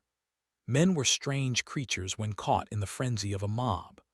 The circle burst apart, and Oliver nearly got trampled again. 6 men ran out of the group holding the bloody, malformed corpse of a beast over their heads. Another group of men followed, carrying the second beast. All the men cheered again and ran after the bodies. Oliver followed. As raucous as these men were, as unconcerned as they were with him, he had no choice but to stay with them. They were his safety. The men raced through the camp, shouting and losing none of their bravado until they came to the fire in front of which Father Winthrop still chanted, with the women huddled close behind him. The men dropped the dead demons on the ground at Winthrop's feet, and all of them formed into a circle again, taking up Winthrop's chant. Oliver squeezed through the crowd to see Winthrop and to feel the warmth of the fire. Winthrop fell to his knees and laid his hands on a demon's chest. His voice left him. The militiamen stopped chanting and shouting. Even their breathing was near silent as they strained to listen. Winthrop bowed his head over the beast and rubbed his hands through the demon's blood.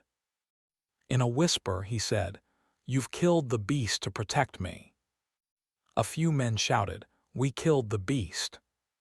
Winthrop raised his bloody hands in front of his face and looked at them. "You killed the beast to protect the word." The men took up the chant. "We killed the beast to protect the word." Winthrop pressed his hands to his chest, leaving bloody palm prints there. He looked at his hands again and then dropped to his knees to get more blood. Finding a new power in his voice, he raised his bloody hands to the sky. "Demon's blood will protect us.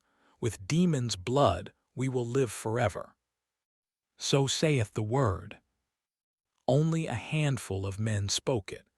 Oliver recognized the catechism from Winthrop's religious service. "Demon's blood will protect us," Winthrop said in a stronger voice. "With demon's blood we will live forever. So saith the word." One of the soldiers ran forward and dropped to his knees across the demon's body from Winthrop. "Bless me, Father." Winthrop stared at the man for a second, as though he'd appeared out of the ether and not from the mob. Winthrop looked around him with crazy eyes that seemed unable to find a focus. "Bless me, Father, please. Grant me the protection of the demon's blood." Winthrop pressed his hands to the man's chest, leaving 2 bloody palm prints. The soldier jumped up and marched around the circle, showing off his marks and yelling victoriously at the sky. Another man ran over and dropped to his knees in front of Winthrop, awaiting the same mark. "Bless me with demon's blood, Father." Winthrop pressed 2 bloody palm prints onto the man's chest. Oliver shivered. Chapter 16. Beck. Beck stood amongst the trees feeling something he'd seldom felt in his life: inadequate. Somewhere in the general direction behind him, men fought with demons in the camp he was running from. In every other direction, things moved through the forest, big, man-sized things. Some howled. Near, far, in between. A demon could be lurking behind the tree right in front of him, and Beck wouldn't know it until its warty hands were grasping for his throat, and its bulbous head full of bad teeth and stinking breath were leaning in for the kill. Assuming he lived through the night, could Beck learn how to survive in the forest? Sure. He could develop the skills to defend himself with a weapon. If those dunces in the militia could, then Beck could as well. But because they were all ignorant men with dim thoughts, Beck had always assumed that life outside the circle wall was something he could figure out with ease as he went along. It was the basis of his escape plan: sneak away from the camp and figure it out as he strolled his way back to Brighton. Simple. Only it wasn't. In fact, Beck was faced with such a host of little and big problems that he kept thinking the same thought over and over again: that he'd made a mistake that would cost him his life. The night was getting colder. Beck's coat wasn't thick enough to keep him warm. His first mistake, or maybe his second. He couldn't start a fire to warm himself. The simple truth was that he didn't know how. He'd never done it on his own and had only watched with the vaguest curiosity while a serving girl started the fire in his hearth. But even if he could build a fire, would it be wise to do so? Fire would draw the forest monsters in. Beck hadn't troubled himself to think about how he'd find his way through the woods. Having lived his whole life with marked roads in a town he knew well, and being a man of high intellect, he assumed he'd figure it out by watching the direction the army traveled. Now he'd lost his sense of direction. The frenzy of the escape had confused him. As he stood in the shadows of the moonlight, wanting badly to go home to Brighton, he had no idea which way to travel. He only knew that the army had marched a half-day prior to settling down to set up camp for the night. So Brighton was a half-day in some direction from where he stood in the woods. On the question of food and water, Beck hadn't had time to grab provisions. The escape had been a spur-of-the-moment decision, brought on by opportunity and fear. If he got lost in the forest and wandered for days, food and water would become an increasingly urgent need.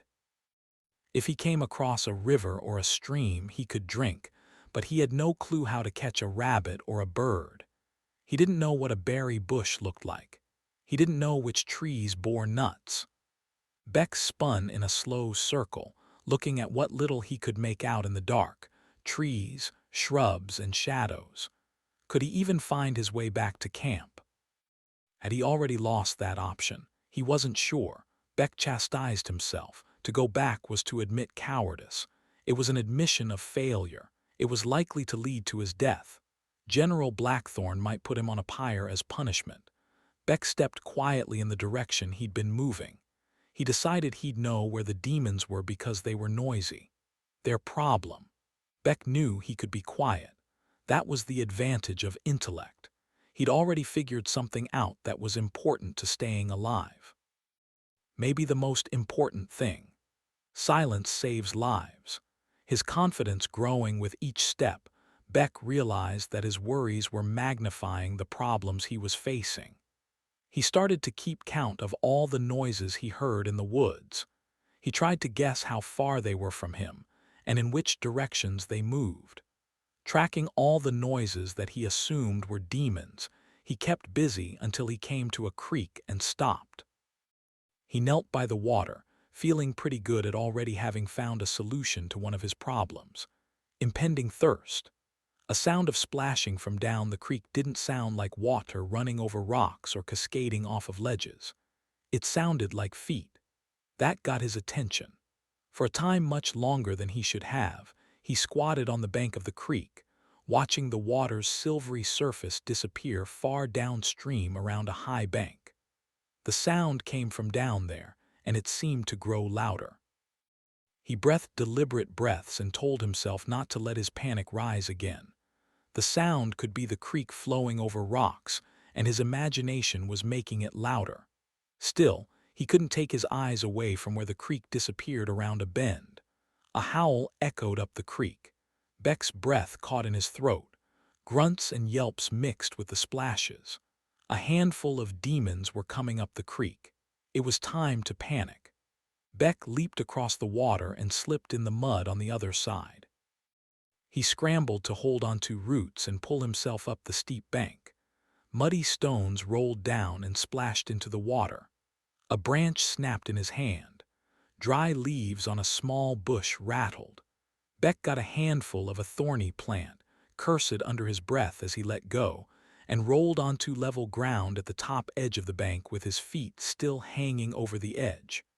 The noise from up the bank stopped. Beck looked far downstream. Two demons stood in the water, their misshapen, wart-covered heads silhouetted by the moonlight. Beck froze and held his breath. Maybe they hadn't seen him. One howled and sprinted. Beck didn't need to know what that meant. Instinct took over, and he scrambled to his feet and ran as fast as he could. Chapter 17. Melora.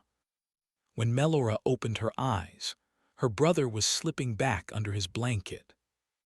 "William," she whispered. She sat upright, certain she was dreaming, but the guilty look on William's face showed her she wasn't. An early morning sun had replaced the moon through the cracks in the ceiling. William's face was red from the cold. He looked around, meeting her eyes for a second before pulling the blanket over his head, lying perfectly still. "William," she whispered again. Melora wiped the sleep from her eyes. She looked through the archway, wondering if Bray or Ella had seen what she had. Ella was facing the other direction under her blanket. Bray sat hunched against the wall, his sword in his lap, his eyes closed. What had William been doing? Melora sat upright, contemplating waking the others. "William," she whispered again. No answer. Maybe he'd been going to the bathroom. That might explain the guilty look in his eyes. Perhaps he was embarrassed. Melora lay back down on the floor and closed her eyes. She listened until she heard the rhythmic sound of William breathing again. It seemed like he'd fallen back asleep. Whatever he'd been doing, he didn't appear to be hurt. She talked to him about it in the morning. Chapter 18. Oliver. Oliver sat on a log, watching. The sun wasn't up yet, but its light had turned the cold sky from black to gray. The fire blazed tall with branches and logs added through the night. Winthrop, his voice hoarse from babbling, still murmured and laid his hands in the blood of the dead demons scattered around. Earlier, when the sky was still a blanket of black sparkled with stars, and the demons still ran through the camp, Winthrop had drafted the women nearby. He declared them priestesses and laid his bloody hands on their cheeks. They followed Winthrop around the fire. They knelt when he knelt. They chanted when he chanted. They stood when he stood. All through the night, men kept coming in for his blessing. Oliver had no guess as to how many of the militiamen wore Winthrop's bloody handprints on their chests, but it was more than the few hundred that had started gathering around the fire at the beginning of the night. Curious about the camp now that the morning light was coming, Oliver stood on his log and looked around. The rushing and running had come to an end. No more demons afoot. No more came out of the woods. Men walked aimlessly, some proud and tired, others dragging their weapons on the ground, exhausted by their first night outside the circle wall. The familiar smell of burned wood and burned flesh floated with the smoke. Demon carcasses were being burned elsewhere in the camp. Nobody was cooking breakfast. Oliver realized how tired he was after having gone the night without a wink of sleep. He remembered stories he'd heard when he was small about heroes in the cavalry who'd gone days and days without sleep during their demon wars. Oliver didn't see how that was possible at the time.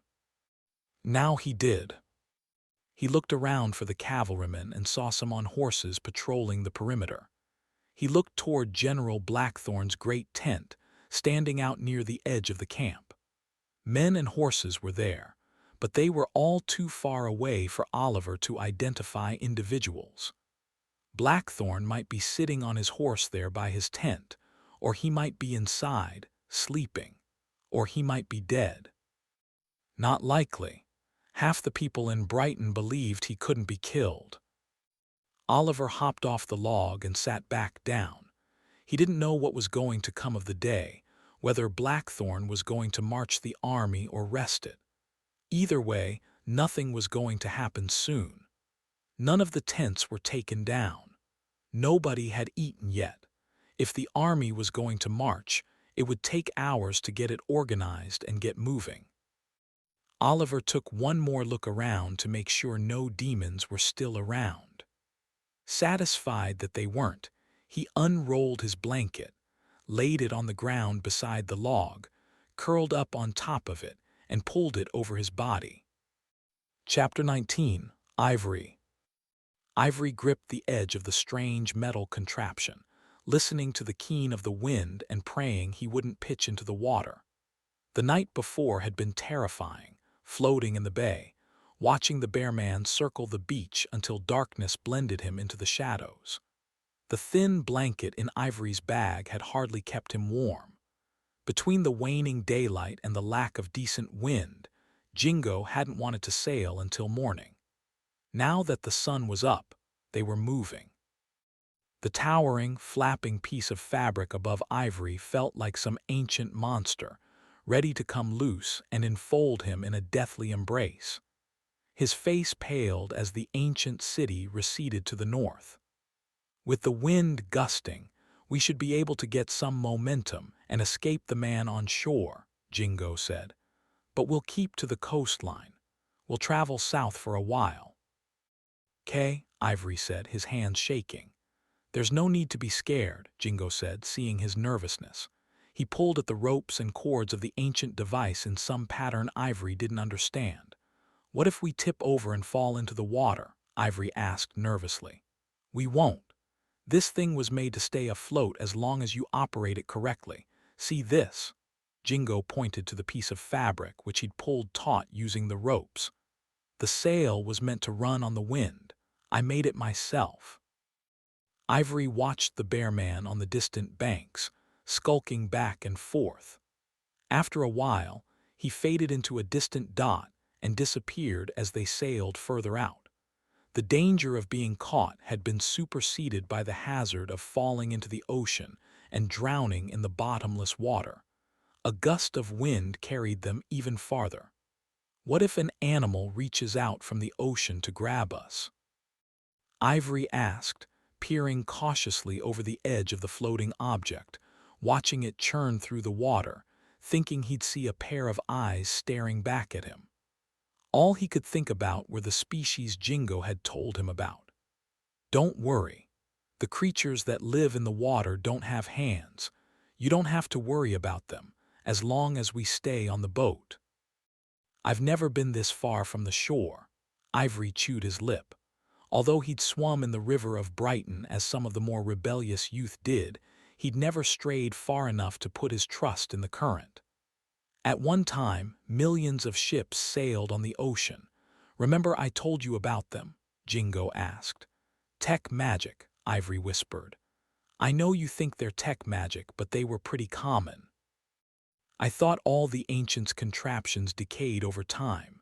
How does this one still function? Ivory asked with a frown. Jingo pointed at the compound bow, which Ivory was still clutching in his lap. The hull is made of aluminum like your bow. That's why it didn't rust. Of course, I had to do some work on it. The hull.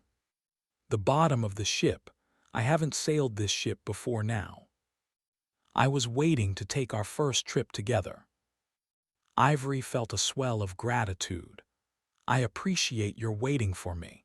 Is this what you do all day in the ancient city? Work on ancient boats and other devices?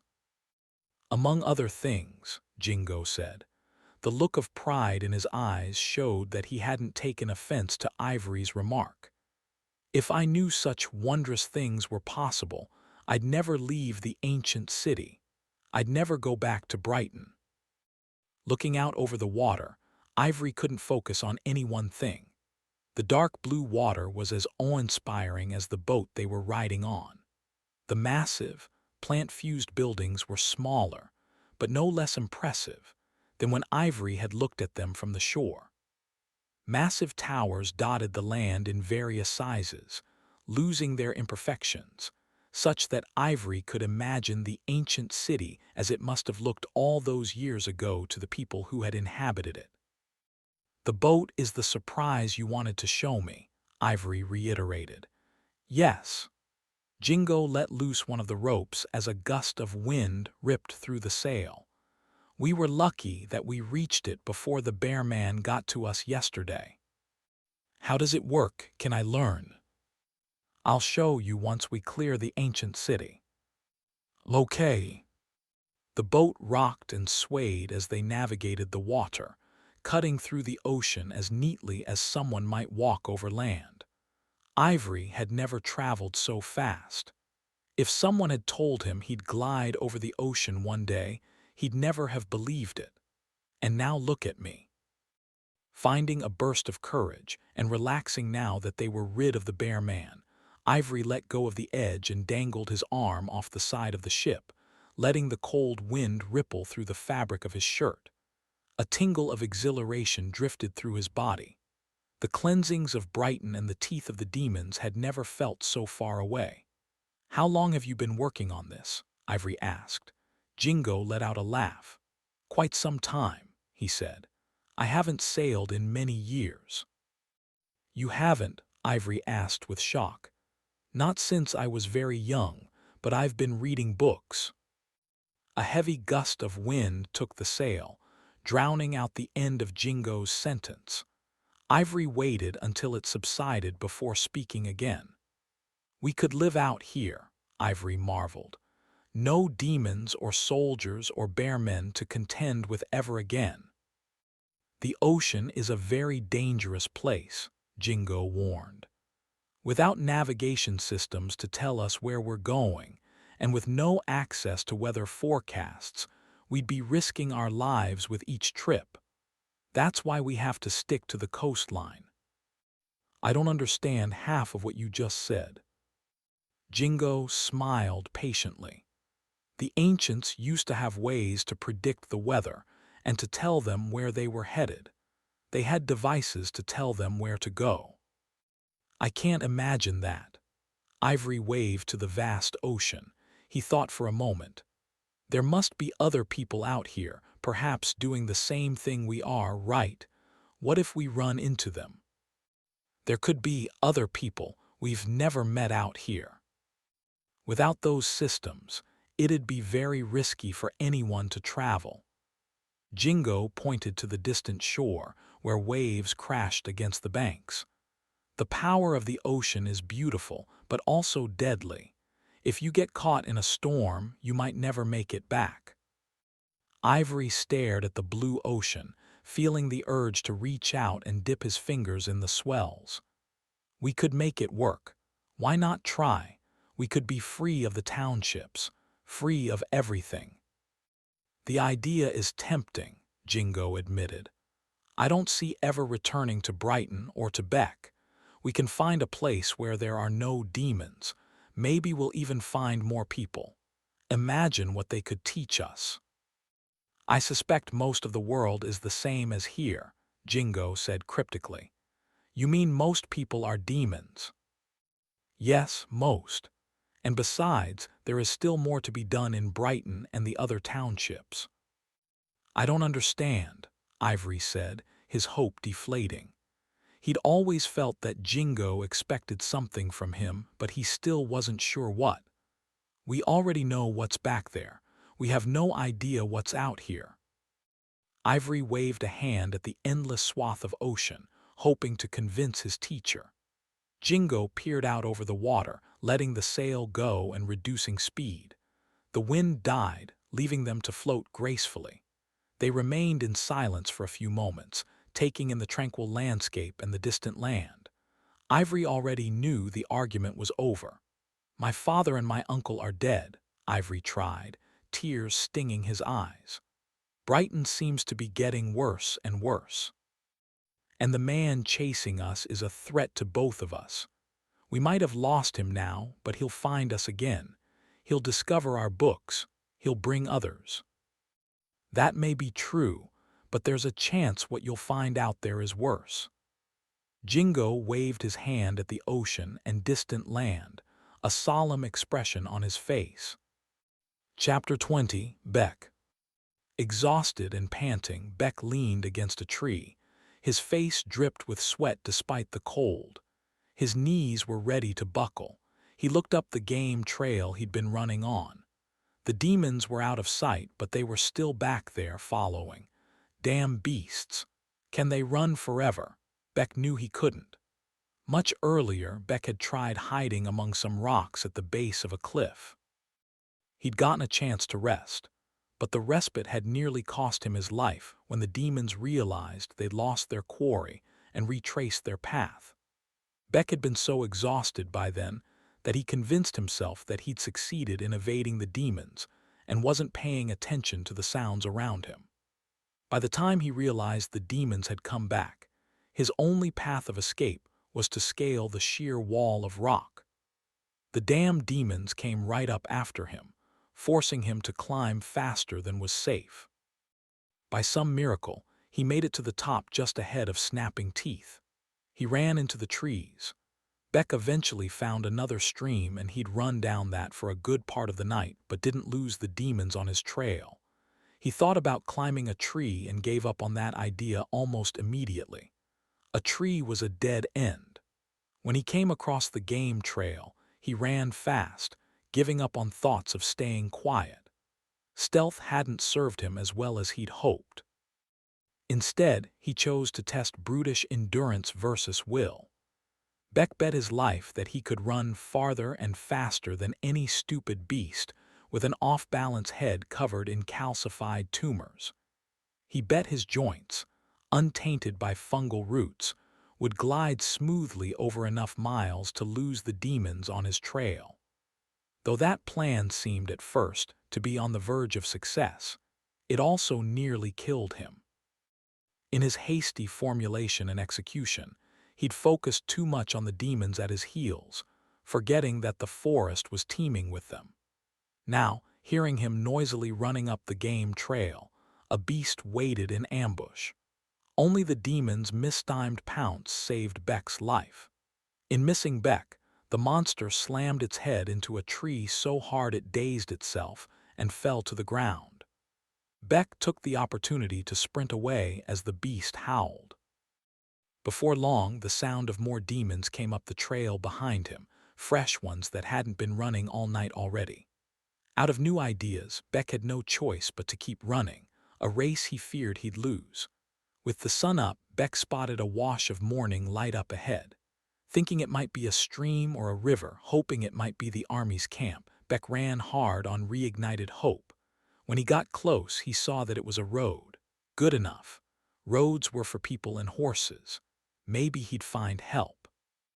Beck burst out of the bushes and immediately stumbled among dozens of bloody corpses.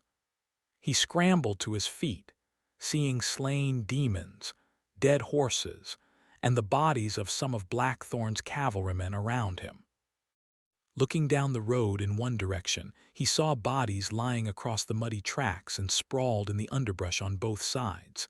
In the other direction, the road ran straight for a long, long way. Down a hill and halfway up the next, Beck spotted horsemen, a squadron of Blackthorn's cavalry. They were riding away. Beck shouted at them, running with all he had left. "Help! Help!" Chapter 21. Ivory. Ivory and Jingo fell silent as the waves lapped gently at the boat. The wind had died down, leaving them to the gentle whims of the current. Gaining courage and taking comfort in his teacher's presence, Ivory leaned over the water, glancing at the side of the boat. He'd hardly had a chance to see it in the dark building in which Jingo kept it. The smooth metal of the boat was as beautiful as anything Ivory had seen. He surveyed the craft from end to end, marveling at the sleek composition. He got up and walked to the other side. He was surprised to find words gleaming on the hull. His brow furrowed as he considered how something could still be written there. "Did you write that?" he asked Jingo, beckoning to the phrase. "Yes." Jingo's smile was coy, almost mischievous. "I did that when I fixed it up. Can you read what it says?" It took a moment for Ivory to determine the meaning of the letters. When he did, he found himself more confused than ever. He repeated the words to Jingo. "She got the house." "Yes. Who's she?" Jingo released the ropes, peering out across the ocean. "It was a reference to the family I spoke of before. It was a joke." "I don't understand." Jingo laughed. "I don't expect you to.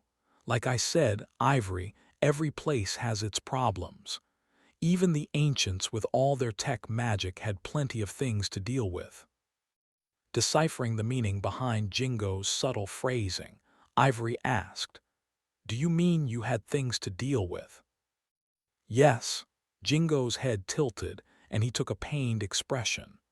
"I'd do anything to see my wife and child again, regardless of the differences we had. I'm sorry to bring back the memory." "Don't apologize." Jingo cleared his throat. "I think it's about time to tell you some things, Ivory, things I haven't spoken about in years." "About what?" "I'm going to tell you about my family." Jingo's face was melancholy as he stared out into the vast expanse of ocean. Unusual white birds with black-tipped wings circled and cawed. Gesturing at the now tiny buildings, Jingo said, "I came to the city as a young man. Before that, I lived in a small town." "How small?" Ivory asked. "I use the word small only because it would be more familiar to you, so you can understand the scope of how many ancients there were. The town I lived in had 27,000 people." "That's bigger than each of our townships," Ivory remarked in awe. "Yes, and that was considered a modest town. There were many small towns like that everywhere, and then there were the cities, such as the one in the distance." "Was it always called the Ancient City?" Ivory asked. "No, that is a name used by the people of Brighton. Ancients called it something different. It doesn't matter anymore."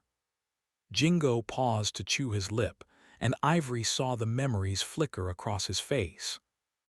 "What matters is that I came there as a young man, receiving my education, just as you are receiving yours." "Was your teacher as knowledgeable as you?" "I had many teachers, so many that I don't remember all their names and faces."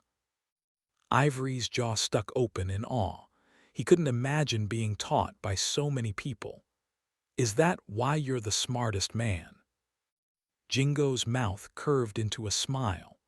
"Not all teachers are as wise as they think they are." I think you're joking with me again." With a laugh, Jingo continued. Each of the teachers taught a particular topic of study. Some were masters of science. Others were masters of the spoken language. Others were masters of art. Art? Ivory asked, confused. I can't imagine someone being entirely focused on that.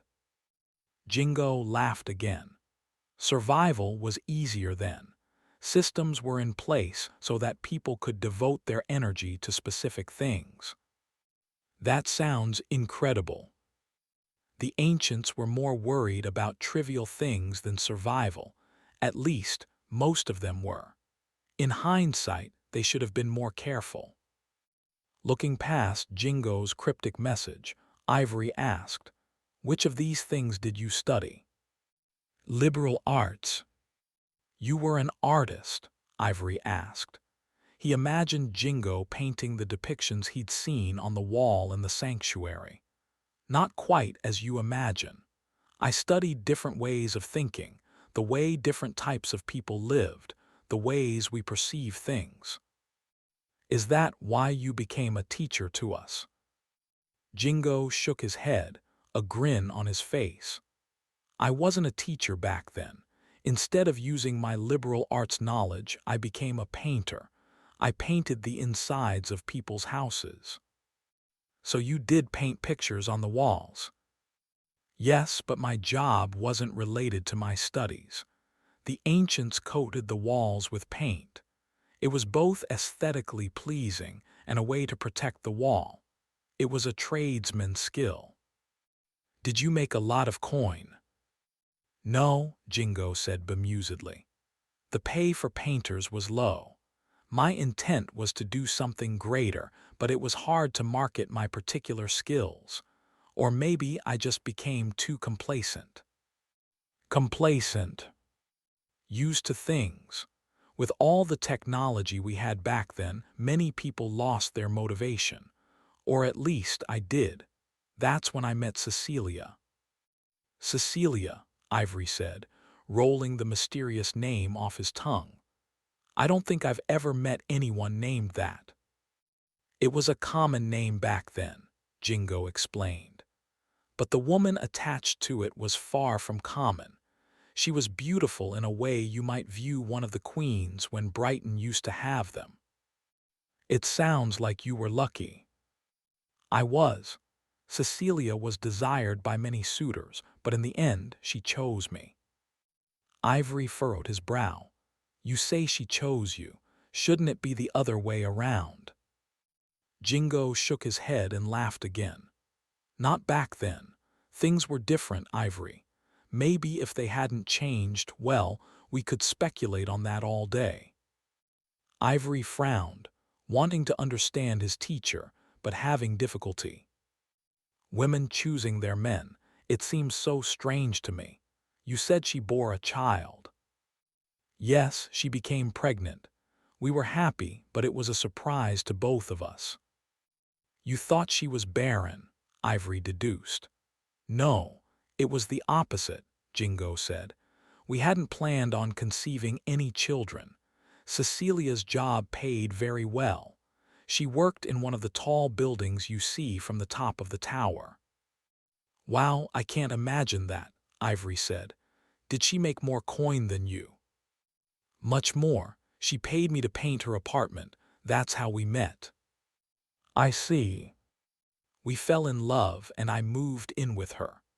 A few months later, our daughter was conceived, and 9 months later she was born. Her name was Andrea." "Andrea," Ivory said. Picturing Jingo holding a baby in his arms was as difficult as picturing him without all the warts and bumps. "She was beautiful," Jingo said sadly. "I loved my daughter, and I loved my wife. Raising Andrea was difficult because most of our family lived elsewhere. We paid for someone to watch her while we worked. But the cost for her care was almost as much as I earned painting. So Cecilia and I discussed it, and we decided that I should stay home and raise her." Ivory shrank back in surprise. "You watched your daughter while your wife earned silver." "That wasn't uncommon either. Jingo barely noticed his reaction. Anyway, those years were some of the best of my life. I taught my daughter how to walk, how to speak. She learned so quickly. Watching her grow was the most rewarding experience I've had. Nothing has eclipsed that feeling before or since. A sad smile crept across Jingo's face, and Ivory could tell the joy in his memories accompanied the pain in his heart. But those years bred jealousy between me and Cecilia. My daughter and I grew closer, but Cecilia and I grew apart. When Cecilia got home from work, she was tired, unable to spend much time with us. The hours she didn't spend at work were spent on a personal device that connected her to the tower. She was miserable. Soon Andrea was in school, and I found another job. I told Cecilia she should leave her position, but she refused. And then the tower laid her off. Laid her off. We don't have an appropriate term for it now, but it meant the people in the tower no longer wanted her to work there. They stopped paying her silver. Nobody tells the farmer to stop farming or the blacksmith to stop making metals. They do what they have to do to survive.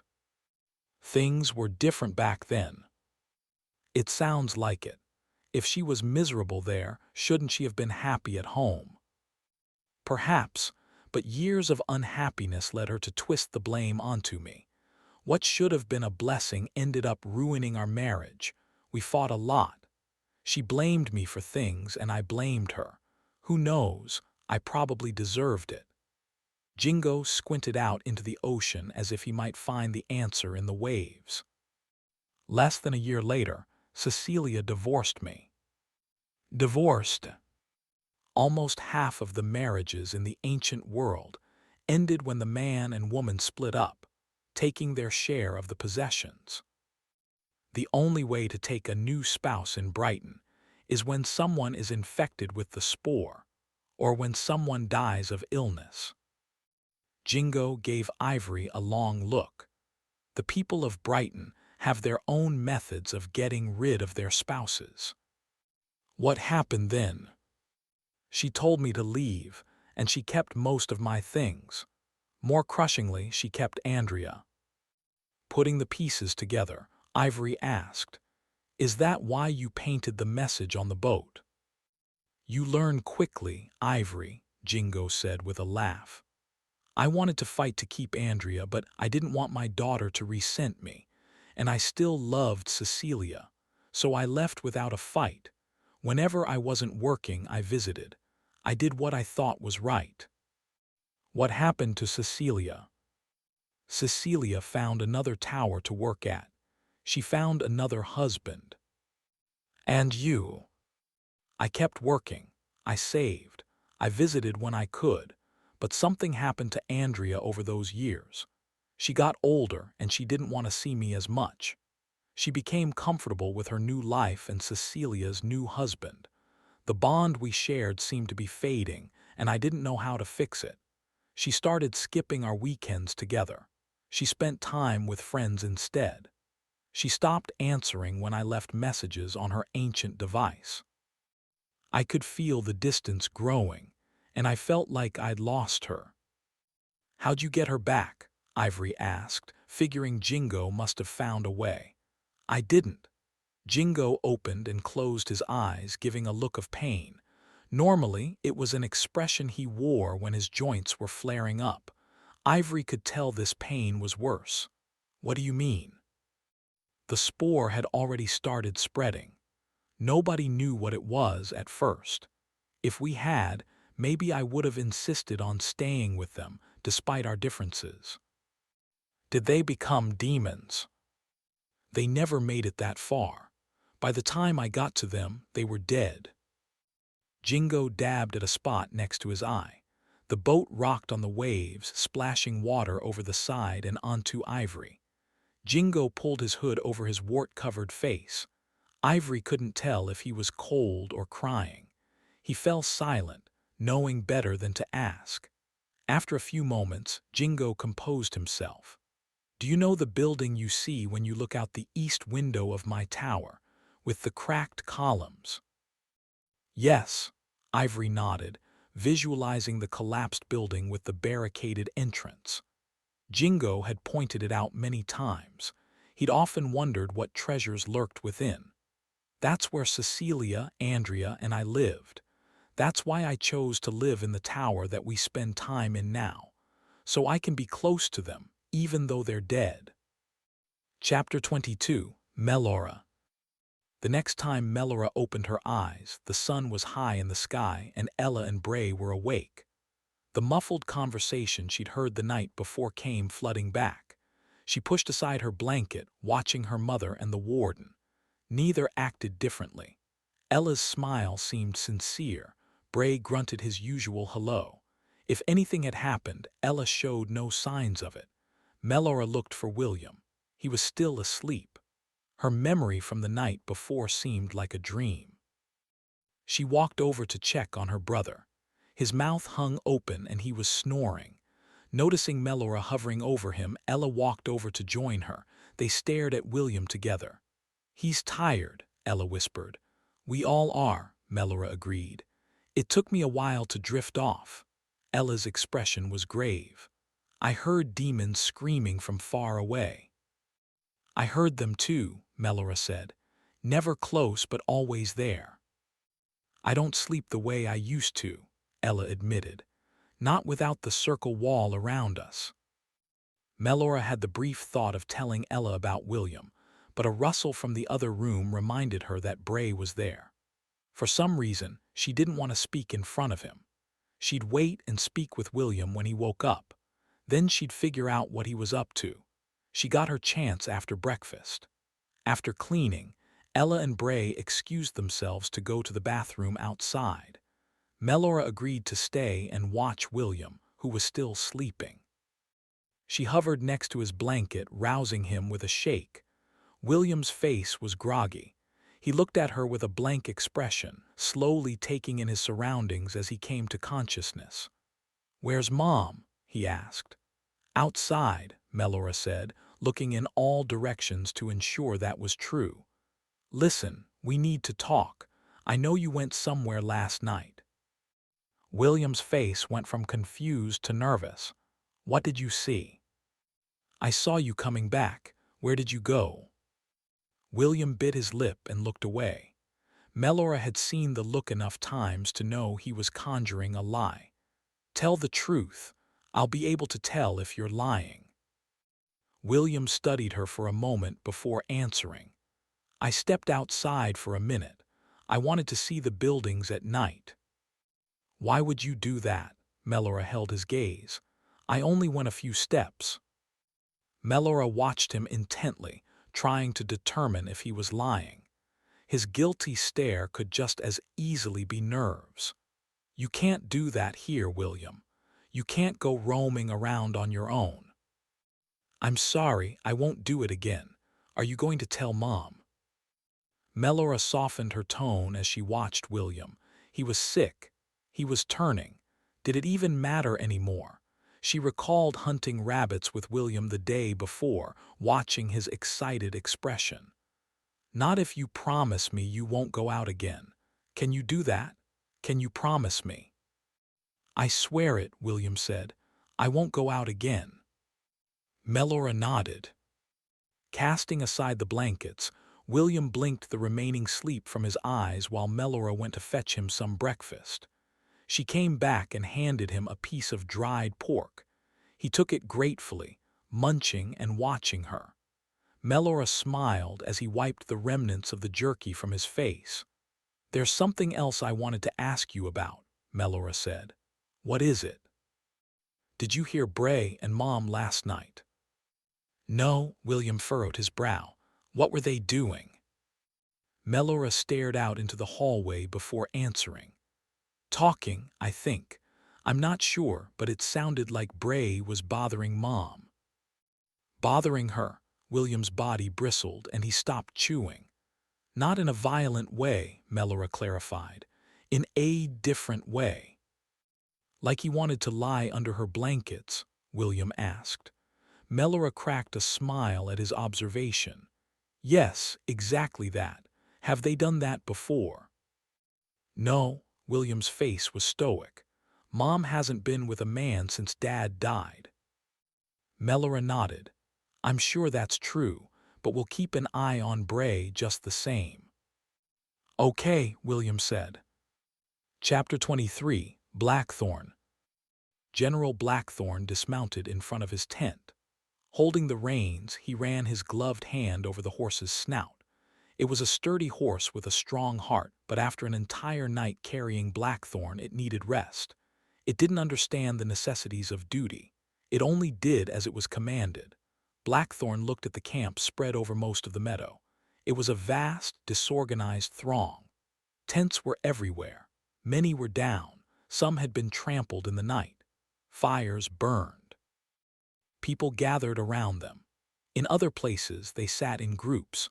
Platoons of militiamen guarded the perimeter between the camp and the forest. From the look of them, they were tired and undisciplined. Their ranks were ragged. They shuffled rather than marched. Some dragged their weapons and hung their heads. They disgusted Blackthorn.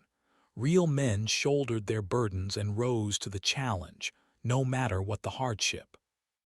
These weak militiamen were letting the rigors of battle defeat them after just one night.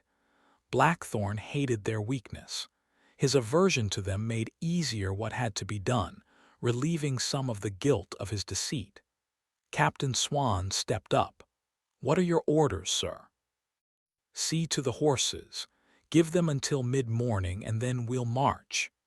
Blackthorn gestured at the rabble under his command. Let them know. That will give them time to eat as well. Shall I send out scouts for a place to camp? We'll camp on the hill by the river, in the pass. Captain Swan nodded. Both he and Blackthorn knew the place, as did most of the cavalry. The pass was a narrow trough of a valley 7 miles long, between walls of stone, 1,000 feet high. A river ran down the center, placid in places where it flowed through meadows, and the valley floor widened to a half-mile. In other places, the water ran swift through forests of tall pines. Just over halfway through the pass, the canyon bent in a hairpin turn, and at the inner elbow of the turn, a hill rose up twice the height of the pines, but still much shorter than the granite walls. With views both up and down the canyon, it was a favored campsite for the cavalry when they were ranging in the area on patrol away from Brighton. It was defensible, and on those nights when the demons came, they only approached from one end of the valley at a time. The demons didn't have the ability to coordinate an assault from both sides of the mountain range. Swan asked, "Shall I send a squadron to ensure the valley is clear?" Blackthorn shook his head. "We'll keep scouts out as usual, in front, behind, and to our sides when possible. As for the valley, if it is full of beasts, it matters not. The mission of this army is to slaughter them. If we find them there, we'll put this militia to the test." "Yes, sir." Captain Swan stepped away and then stopped. "What of the distance?" "If we stop in the meadows along the river, it is only a half-day's march from here. These soldiers," Blackthorn's reluctance to use the word was obvious from his tone, "will be lucky to march that far today." "Yes, sir." Captain Swan looked to his left toward a handful of cavalrymen standing close to a tattered Minister Beck. "What of him?" Blackthorn passed his horse's reins to his attendant. "Find 8 dependable men. It seems Minister Beck was too slippery for the previous 4 to handle. Is Father Winthrop still in camp?" "Yes, General." Captain Swan scanned across the meadow and pointed. "Down there. You see that large gathering? He's at the center of it." General Blackthorn squinted. The last he'd seen of Winthrop, he'd been stumbling around aimlessly and mumbling. "Why are they around him?" "Some kind of ceremony. I don't understand. I've never seen anything like it." "Is he preaching?" "Sort of." Captain Swan turned back to the general. "He's singing, touching the corpses, wearing demon blood." Blackthorn grimaced. The men down there seem to believe he's made them invincible. Superstition only protects from monsters of the imagination. We'll see how invincible these men are when the demons come to eat their flesh. Send some of your men down there to keep an eye on Winthrop. Blackthorn looked back at Beck. I'd as soon watch a young mother's toddlers than keep these ministers on a leash. Blackthorn saluted his captain. That'll be all. He waved Minister Beck to come over. Beck walked up, haggard, bruised, and bloodied, but with no wound that had done more than break the skin. He stopped in front of Blackthorn. "You're lucky to be alive," said Blackthorn. "The forest is no place for a man who has spent his life with his nose buried in ancient books." Beck pointed to the tent he shared with Father Winthrop. "The demons came and—" Blackthorn stopped Beck with a raised hand. "I'm too tired for lies.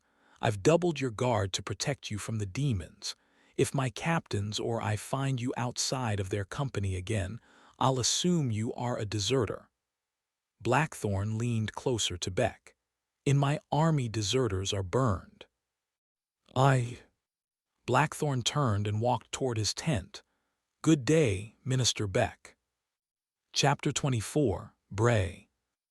Bray stood at the entrance of the ancient building they'd spent the night in, surveying the magnificent towers up and down the street. A thin mist encircled the tops, making its way from the ocean. Birds circled in slow, lazy patterns. He looked over at Ella. "Beautiful, isn't it?" "Yes, it is." Her eyes sparkled with a wonder he hadn't seen since she'd found Melora. The ancient city was magnificent to behold. He recalled the first time he'd seen it when he'd had the same look in his eyes. He'd been 14. Fuller had taken him through the woods and into the outskirts of the ancient city, showing him the marvelous buildings and crumbled ruins, just like he was doing with Ella, William, and Melora. "How'd you sleep?" Bray asked. "Good, thank you." "It would have been warmer if we shared a blanket." Bray smiled. "We wouldn't want to give William and Melora any ideas." Ella dusted off her pants and looked away. He thought he detected a smile. After a few moments of silence, she cleared her throat. "You said the ocean is close," she asked. "Yes. Off that way," Bray said. "We can see it today if you'd like." "I'd love that. I've heard so many stories. I can smell the salt in the air just like people said." "Not many are lucky enough to smell it and come back to tell the story. I should scout the area first. Make sure there are no demons. Maybe collect a few skins." Bray pulled his sword, wiping at a stubborn stain. "I'll check out the area and come get you when it's safe." "How long will that be?" Ella asked. "Long enough to make you miss me." Bray smiled at his evasive answer. "I'm going to check on Melora and William," she said, turning toward the doorway. "No need to hurry." He watched her go for longer than was necessary before venturing away from the building. She might have rejected his advances, but he'd win her over eventually. In any case, he was glad to be back with her. Bray smiled as he walked down the cracked street. Bray crept through a thick pocket of dying foliage, making his way down a steep slope and into a paved gully at the bottom. He was careful not to bend any branches or forge a trail, even though the ground was hard. He didn't want anyone following him, not when his wealth was concerned. Across from him, a steep slope similar to the one he was traveling curved down to the gully in the center. Normally, the middle was puddled with rainwater, but now it was encased in a thin layer of ice. As Bray broke through the underbrush and onto the ice, he looked left, studying a protruding wall of stone that housed a single, circular tunnel at the end of the gully. A gray squirrel scurried ahead of him, chattering as it fled. He studied the entrance carefully. Nothing seemed disturbed. The opening was partially covered by a piece of ancient stone that he'd put there years ago. In all that time, it had held up. Approaching the entrance, he looked around. No one seemed to be watching through the thick foliage on either side of the gully or up the slopes. Setting down his sword, he moved the stone and climbed into the narrow entrance, letting his eyes adjust to the thin light. He retrieved his sword and crawled inside, his knees scraping against the stone as he ventured farther into the cave. At one time, the tunnel might have contained water, but it had dried up. Bray had no idea what the ancients had used it for. He didn't care. He crawled deep enough so that the light didn't penetrate, far enough to reach a small room with just enough light from the cracks above to see. He held his breath and listened. Occasionally, he encountered a possum or a raccoon in the tunnel, but never anything bigger. The other entrances leading to the room were barricaded. He made sure of that. Satisfied he was alone, Bray located a thick, latched wooden box with metal hinges on the side. A swell of excitement went through him as he dug a key from his pack and opened the lid, admiring the piles of silver and jewelry he'd collected or stolen over the years. Several were rare, pieces he'd taken from merchants that were too rich to notice. He held up a long, thin necklace, smiling, as he envisioned the wealthy woman he'd plucked it from. She'd fallen asleep in the front room of her house and had forgotten to lock her door. Bray had pilfered it from her neck, bristling when he'd heard her husband coming down the road. He'd escaped out an open window in the back of the house. He smiled at the daring encounter. Bray breathed a sigh of relief. His stash was safe. That meant he'd have something to sell when he was old and unable to slay demons. Reaching into his bag, he pulled out the earnings he'd made since his last deposit, counted them, and tucked them into the box. He locked it. Then he headed back to the ancient building. Chapter 25, Blackthorn. Blackthorn watched the licking flames transform an uncertain fire into a raging morning blaze. In a few hours they'd leave. All around him, soldiers unslung bags and prepared meat. The excited chatter of the day before had settled into road-worn comfort and acceptance of the mission.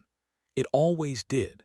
Times like this bred memories of past battles, grim laughter, and recounting of old comrades. Blackthorn often listened to these conversations. Not today.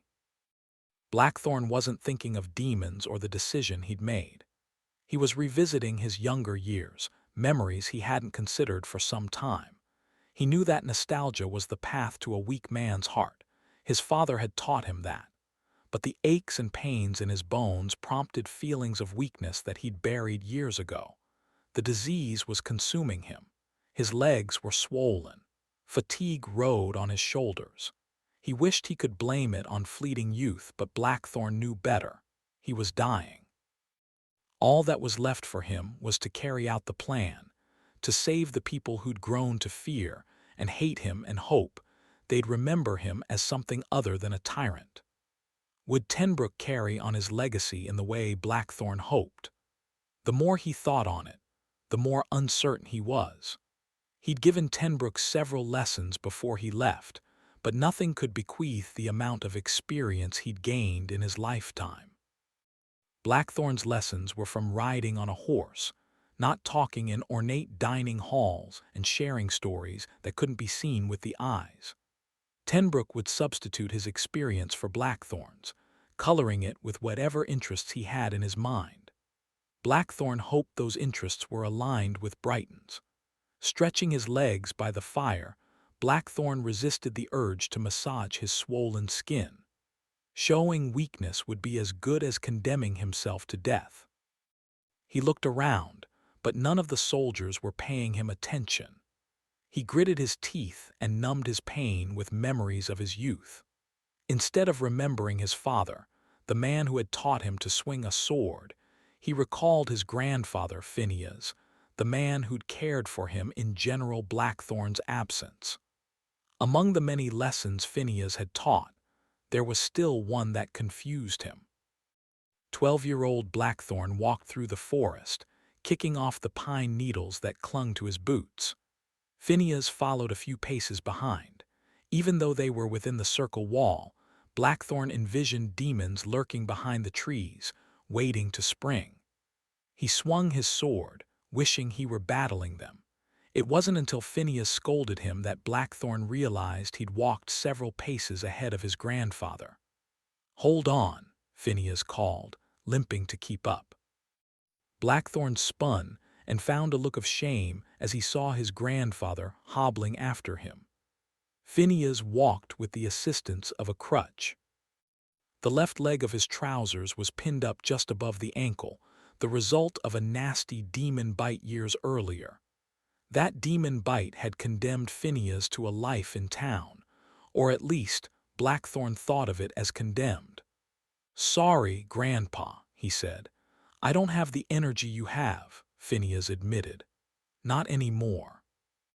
Blackthorn didn't answer. Phineas took his grandson's side.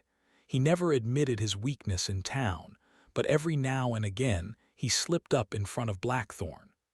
Perhaps sensing the look of guilt on Blackthorn's face, Phineas reminded him, "I was the general before your father rode out to battle. I taught him everything he knows. Don't forget that." "You've told me, Grandpa," Blackthorn said, anxious to get back to his game. It was easier to envision his father, the current General Blackthorn, slaying demons and riding out with the cavalry than to imagine his grandfather doing the same. The man had been injured as long as Blackthorn had known him. Blackthorn's attention shot to the forest floor as a squirrel ran by. He raised his sword. If only the critters weren't fast enough to outrun him. He chased it back into the trees while Phineas hobbled after him. The excitement of chasing the squirrel gave way to the anticipation of what they might find in the snares. Blackthorn smiled excitedly. His grandfather often let him collect the animals, finishing off the ones who were still struggling against the rope and hadn't been picked off by a larger predator. His grandpa had taught him the importance of keeping up with the traps. Full traps meant a fresh meal they could deliver to the cooks. "Where do you think Dad is now?" Blackthorn asked.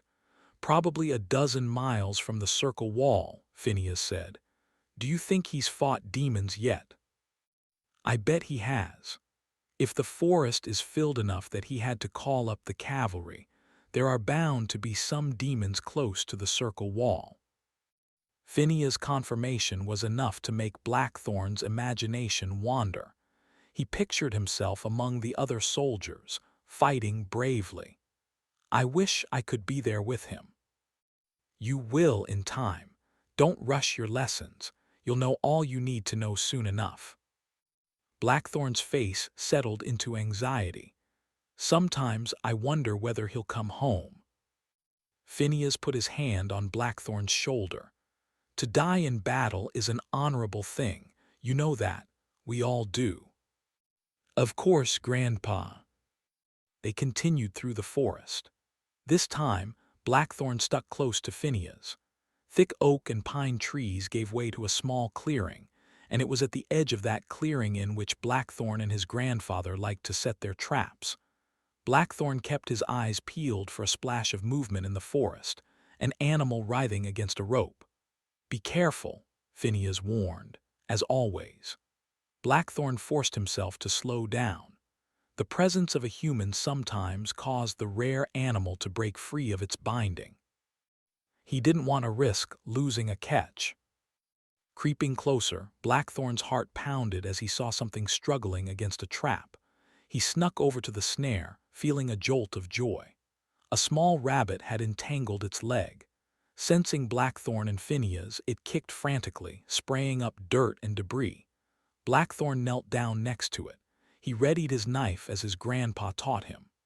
"Wait," Phineas said from behind him, startling him. He hadn't even been aware his grandfather had snuck so close. Phineas gently pushed him aside and grunted as he set down his crutch.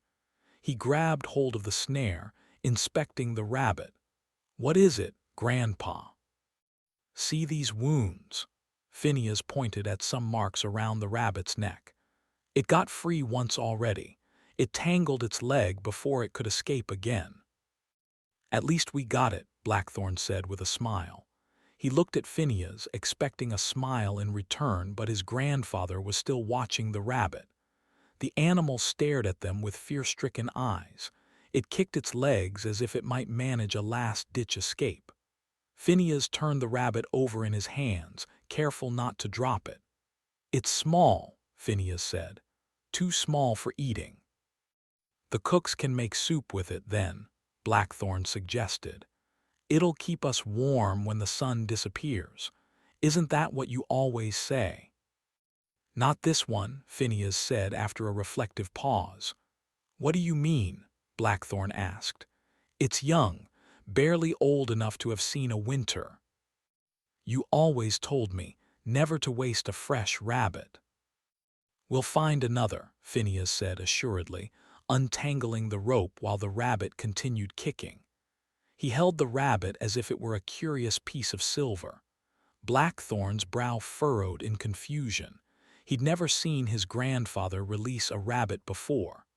"What are you doing?" Blackthorn asked. "The other traps are empty. We won't bring anything back if we let it go." For a moment, Blackthorn wondered if Phineas wanted to kill the animal himself. Maybe his grandfather was teaching him a lesson that he didn't understand. "You can borrow my knife if you want," Blackthorn offered. He patted the sheath at his side, hoping the suggestion would bring the conversation back on track. "We aren't going to kill it," Phineas said again, inspecting the rabbit's raw neck. "It's injured, Grandpa. If we let it go, it'll be killed by another predator anyway." "Maybe it will," Phineas said, biting his lip. "Maybe it won't. There's a chance it'll survive." Before Blackthorn could protest further, Phineas let go of the rabbit, allowing it to dash into the woods.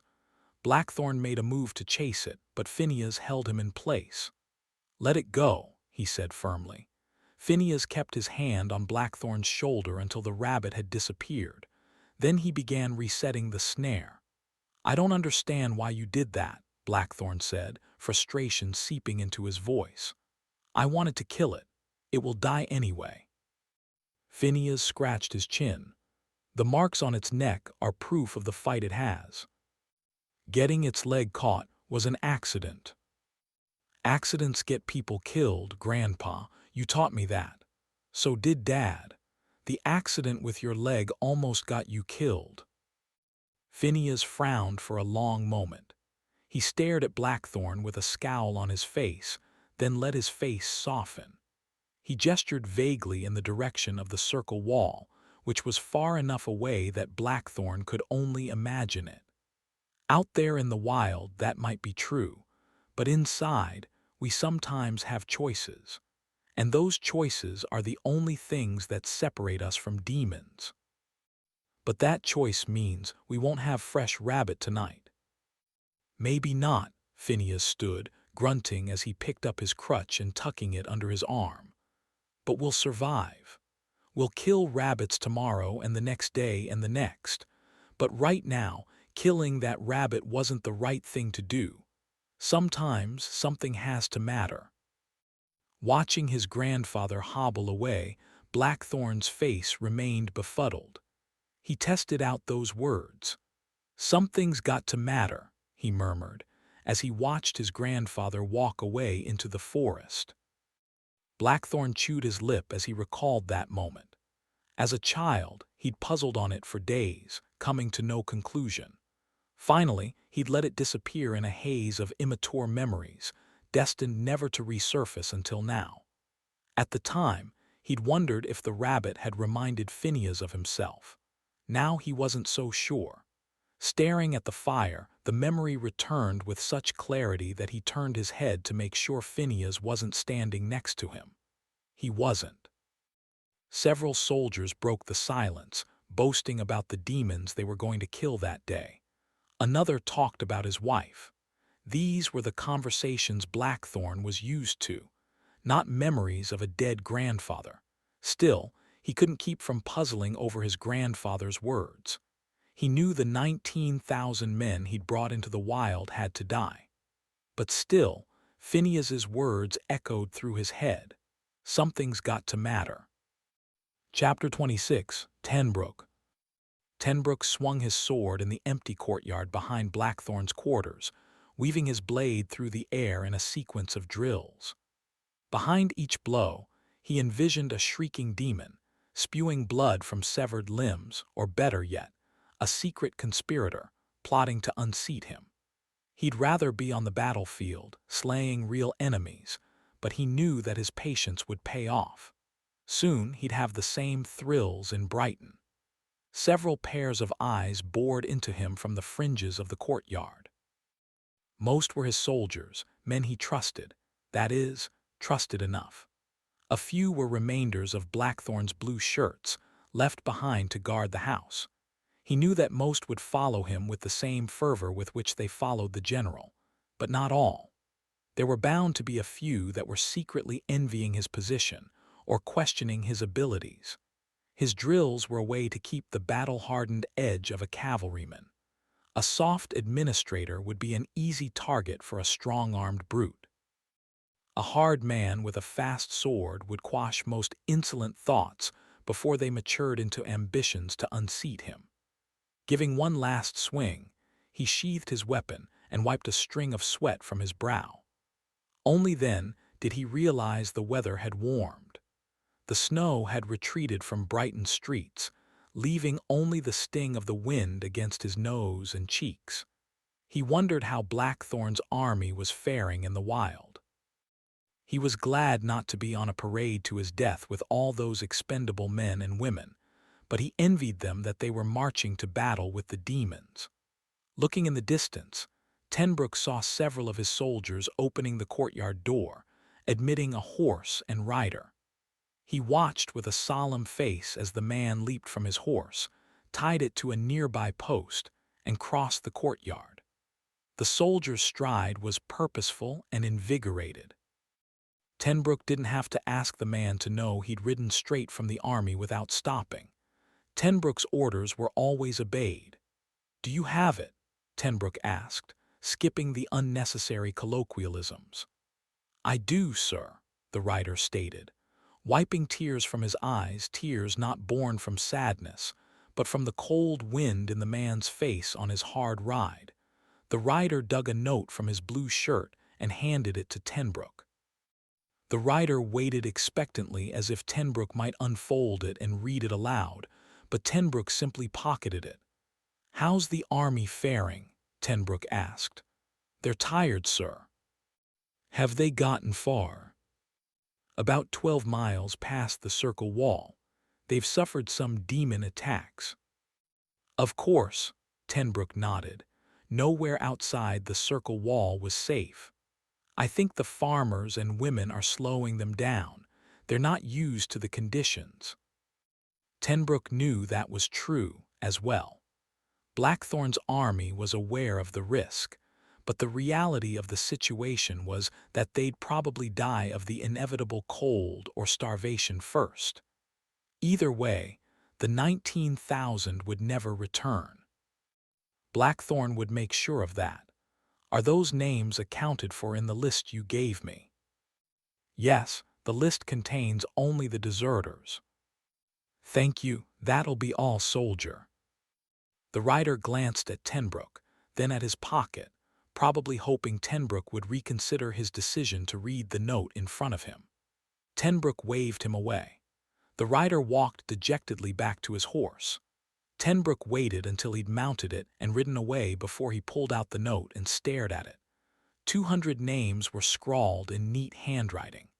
Tenbrook recognized a few names among the traders, merchants' sons, or well-known farmers. He bit his lip in unexpected anger, tasting blood. Like Scholar Evan, he ruled by logic. He wanted nothing more than to bring all 200 men to him and torture them, adding their tongues to his boxes. But he knew the deserters might inflict casualties he couldn't afford. He needed to find the scope of the plot against him. He needed the leaders. He'd call in Scholar Evan first. Chapter 27, Franklin. Franklin walked the halls of the sanctuary, his robe dragging the floor. Much like the position he'd found himself in, it was too large for him, but he was doing his best to manage. Ever since Winthrop had gone, the sanctuary felt like a different place. Walls that once bled fear now whispered promise. For several days, Franklin had walked those corridors with trepidation, fearing the bishop might spring from behind a closed door, waiting to accuse him. After the farewells had died, he'd grown more comfortable in his new existence. The only thing missing was Fitz. He'd been looking for her for several days but had been unable to locate her. A few times, Franklin had been positive he'd heard her voice in the hallways, but when he'd turned the corner, no one had been there. He convinced himself each time it must have been his imagination. Fitzgerald must be hiding. She must hate him. Not for his beating of Oliver, she'd gotten over that, but for his burning of Father Nelson. He couldn't blame her. He was wrought with guilt. All of the clergymen had treated him differently since that day. Whether it was fear of the same treatment or a newfound respect, Franklin couldn't be sure. But he knew he had to use it to his advantage. Blackthorn's lessons were a lingering voice in his ear. Burn one today or 12 tomorrow. The lesson was true, as terrible as it was. On top of that, he still couldn't believe he'd allowed Oliver to leave. He tried to convince himself that it was the right thing to do. To ease his guilt, Franklin had thrown himself into the Word, wrapping himself in his recitations. He'd already spoken with the clergy, ironing out the details of his new role. It was time to prepare his sermon. Nearing the end of the hall, Franklin headed for his new chambers and opened the door. He expected to find his usual belongings and books scattered across the desktop, along with the notes he'd been taking. Instead, he found Fitzgerald. Franklin gasped. He hesitated. For a moment, he feared he had walked into the wrong chambers and that he was about to get a scolding. The familiar bed sheets and belongings assured him he was in the right place. "Fitz," he managed, still not able to believe he wasn't dreaming. She walked toward him. Franklin held up his hands, preparing for a slap or a tirade. He was surprised when she embraced him. Franklin buried himself in Fitz's hair, taking in smells that he thought he'd never inhale again. "Where have you been?" he asked, tears in his eyes. "I've missed you so much." She leaned back, studying him. "I needed some time to think things over." Franklin paused, afraid to say something that might send her away again. "I know you must hate me. I don't want to hear it, Franklin." She put her finger to his lips, silencing him. "Not that I don't want to, but I can't hear it. Do you understand?" Franklin nodded gravely. "I understand. We need to move past all of this. I can't think of death and suffering anymore. Winthrop is gone. That's what's important. It's the only thing that has allowed me to sleep these past few days." "I know. I've been telling myself the same thing." They embraced for several seconds. Franklin felt a rightness in holding her, a desire to forgo his duties and devote all his time to her. Father Nelson's screams seemed to disappear as they hugged. Composing himself, he smiled. She pinched the folds of his robe. "Where'd you get this?" "It was Bishop Garrett's. It doesn't quite fit. I was going to have it tailored." "You look silly," she said, batting at the folds. Franklin nodded and smiled. "I'm getting used to it." "I assume you're getting used to a lot of things." Fitzgerald beckoned around the room. "Like this new bed. Do you like your new quarters?" "It's a lot bigger than a novice's room." "It seems comfortable." Fitz smiled coyly. "It is. I haven't been doing much sleeping, though. I was too busy worrying about you." "It looks like you've been putting together some notes for your sermon." "I have Mass coming," Franklin confirmed, nodding. "I've been studying the reference books that Bishop Garrett left to Winthrop. I don't think Winthrop ever touched them. I found them in his closet." "Winthrop can't read, can he?" "No, even if he could, he wouldn't look at them. Winthrop can't imagine anything in a book that isn't already in his head." We won't have to worry about him anymore. I hope, Franklin smiled, feeling a vindictive happiness at the thought of Winthrop in the wild. He motioned to his desk, which was littered with papers and notes. I've picked a lot of passages from these reference books. I'm thinking of incorporating some of them in my sermon, but I'm having trouble putting all of it together. It's a lot harder than it looks. I can help if you'll read them to me, Fitz said. This will be your first Mass since Winthrop left. I know it'll be important. That would be great. First, I have duties to attend to. Fitz headed for the door. Wait, Franklin said, not realizing how loudly he'd spoken. Where are you going? I haven't seen you in days. I have beds to make, floors to clean. I'm behind on all of them. You don't need to do that anymore, now that I'm bishop. Of course I do.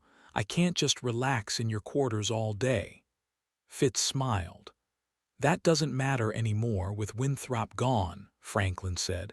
I won't treat you like he did. Now that you're in charge. Franklin blushed, still not used to that fact. Stay with me for a while longer. Fitz bit her lip. I suppose I could. You can help me with my sermon. Fitz smiled as she walked back toward him. He took her by the waist and pulled her onto the bed. I think you want me to help you with other things. Franklin lay next to Fitz, staring at the ceiling. The anxiety and fear of the past few weeks seemed to have melted with his reunion with Fitz. It's hard to believe so many people are gone, Fitz said, clutching Franklin's hand. The streets seem just as full, with so many people from other townships and villages, but I know they won't be here forever.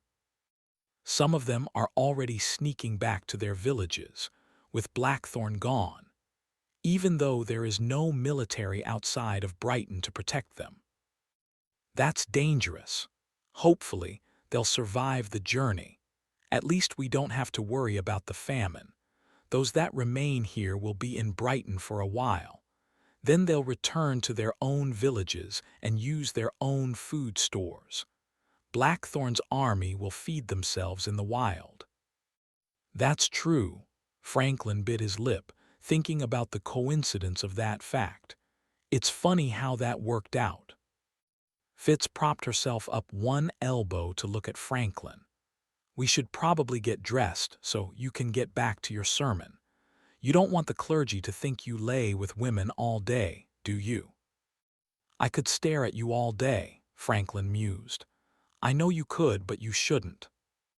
You're right, Franklin admitted. You always are, Fitz. He sat up next to her and located his robe on the floor. I still say that robe looks silly. Oliver told me that too. Having mentioned Oliver by accident, Franklin averted his eyes. Where is Oliver anyway? I haven't seen him in a while. Fitz looked around the room as if Oliver might be hiding somewhere. He's not here. What do you mean? Fitz's brow furrowed as she studied Franklin. Not at the sanctuary. No, he's not in Brighton.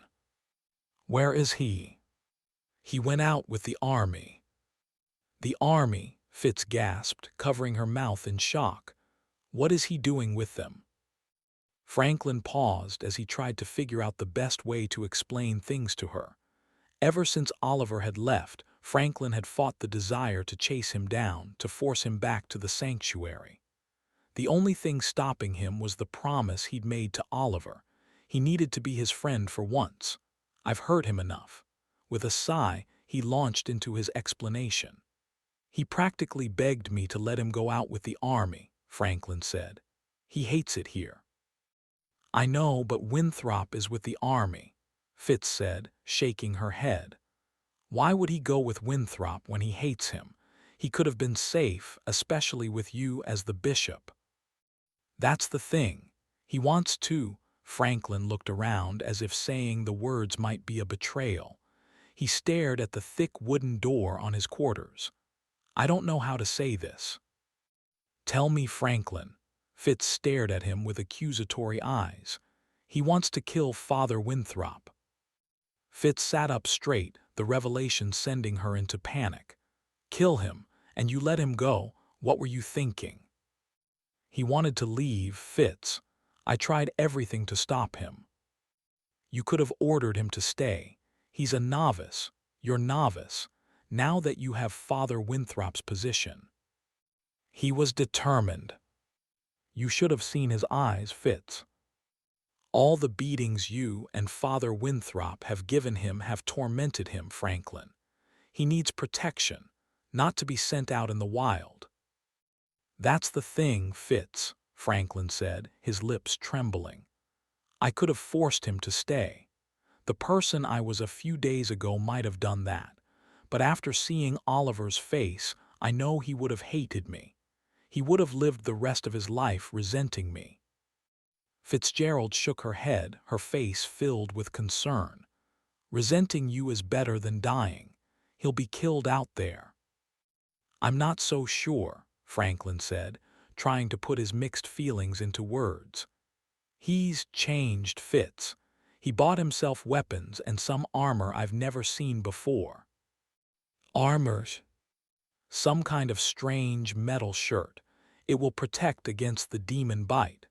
One of the blacksmiths made it for him. Where did he get the coin for that? I'm not sure. He's resourceful.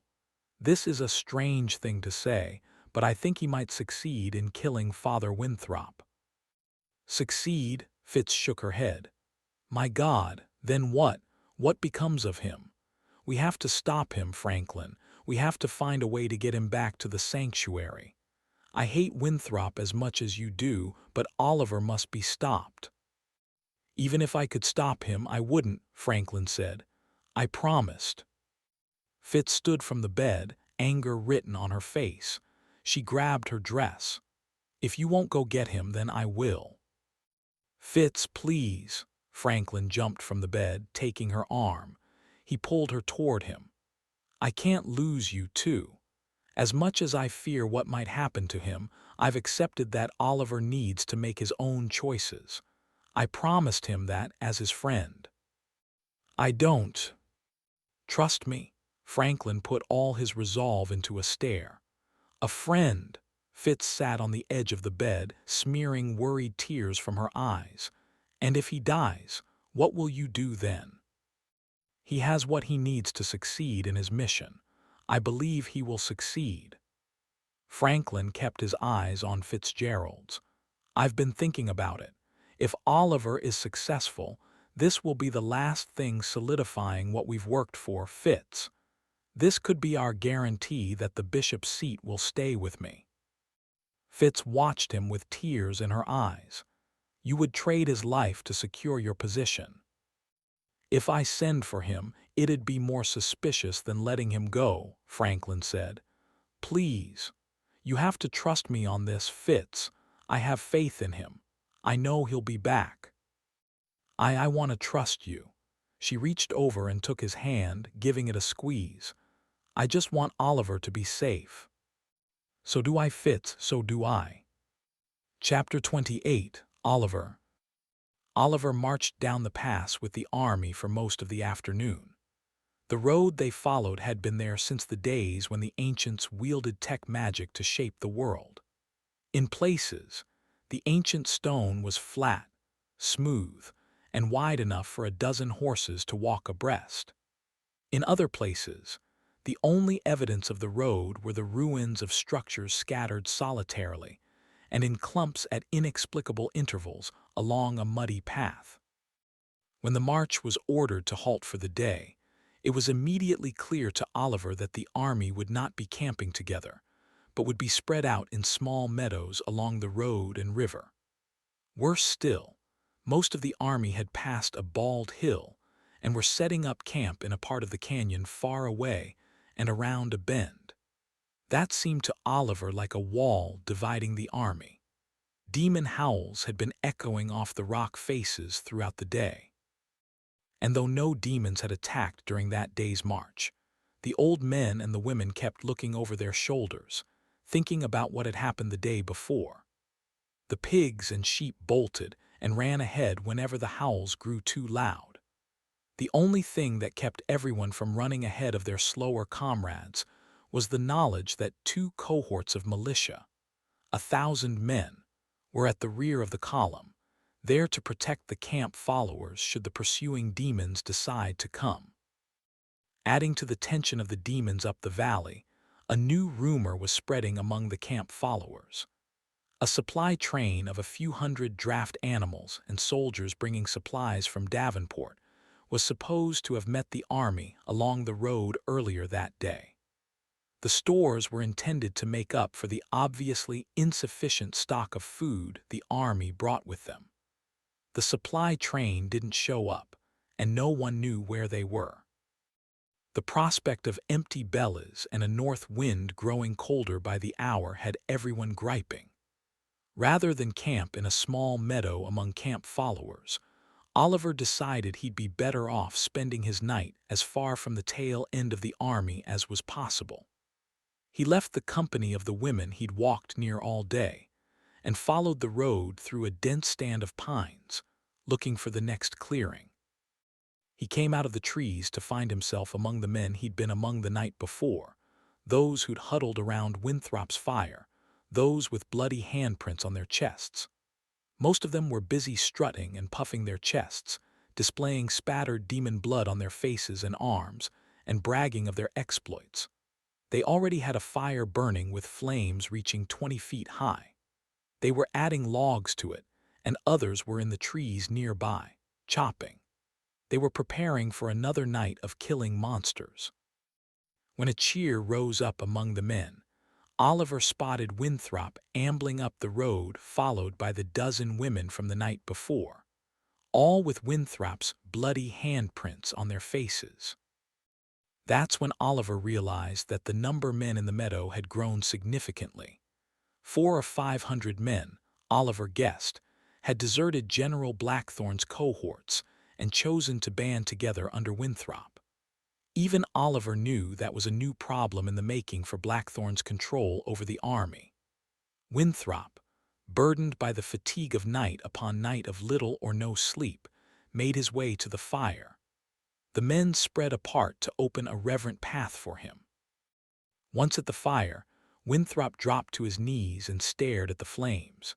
His lips moved, but none of his senseless rants found their way to Oliver's ear.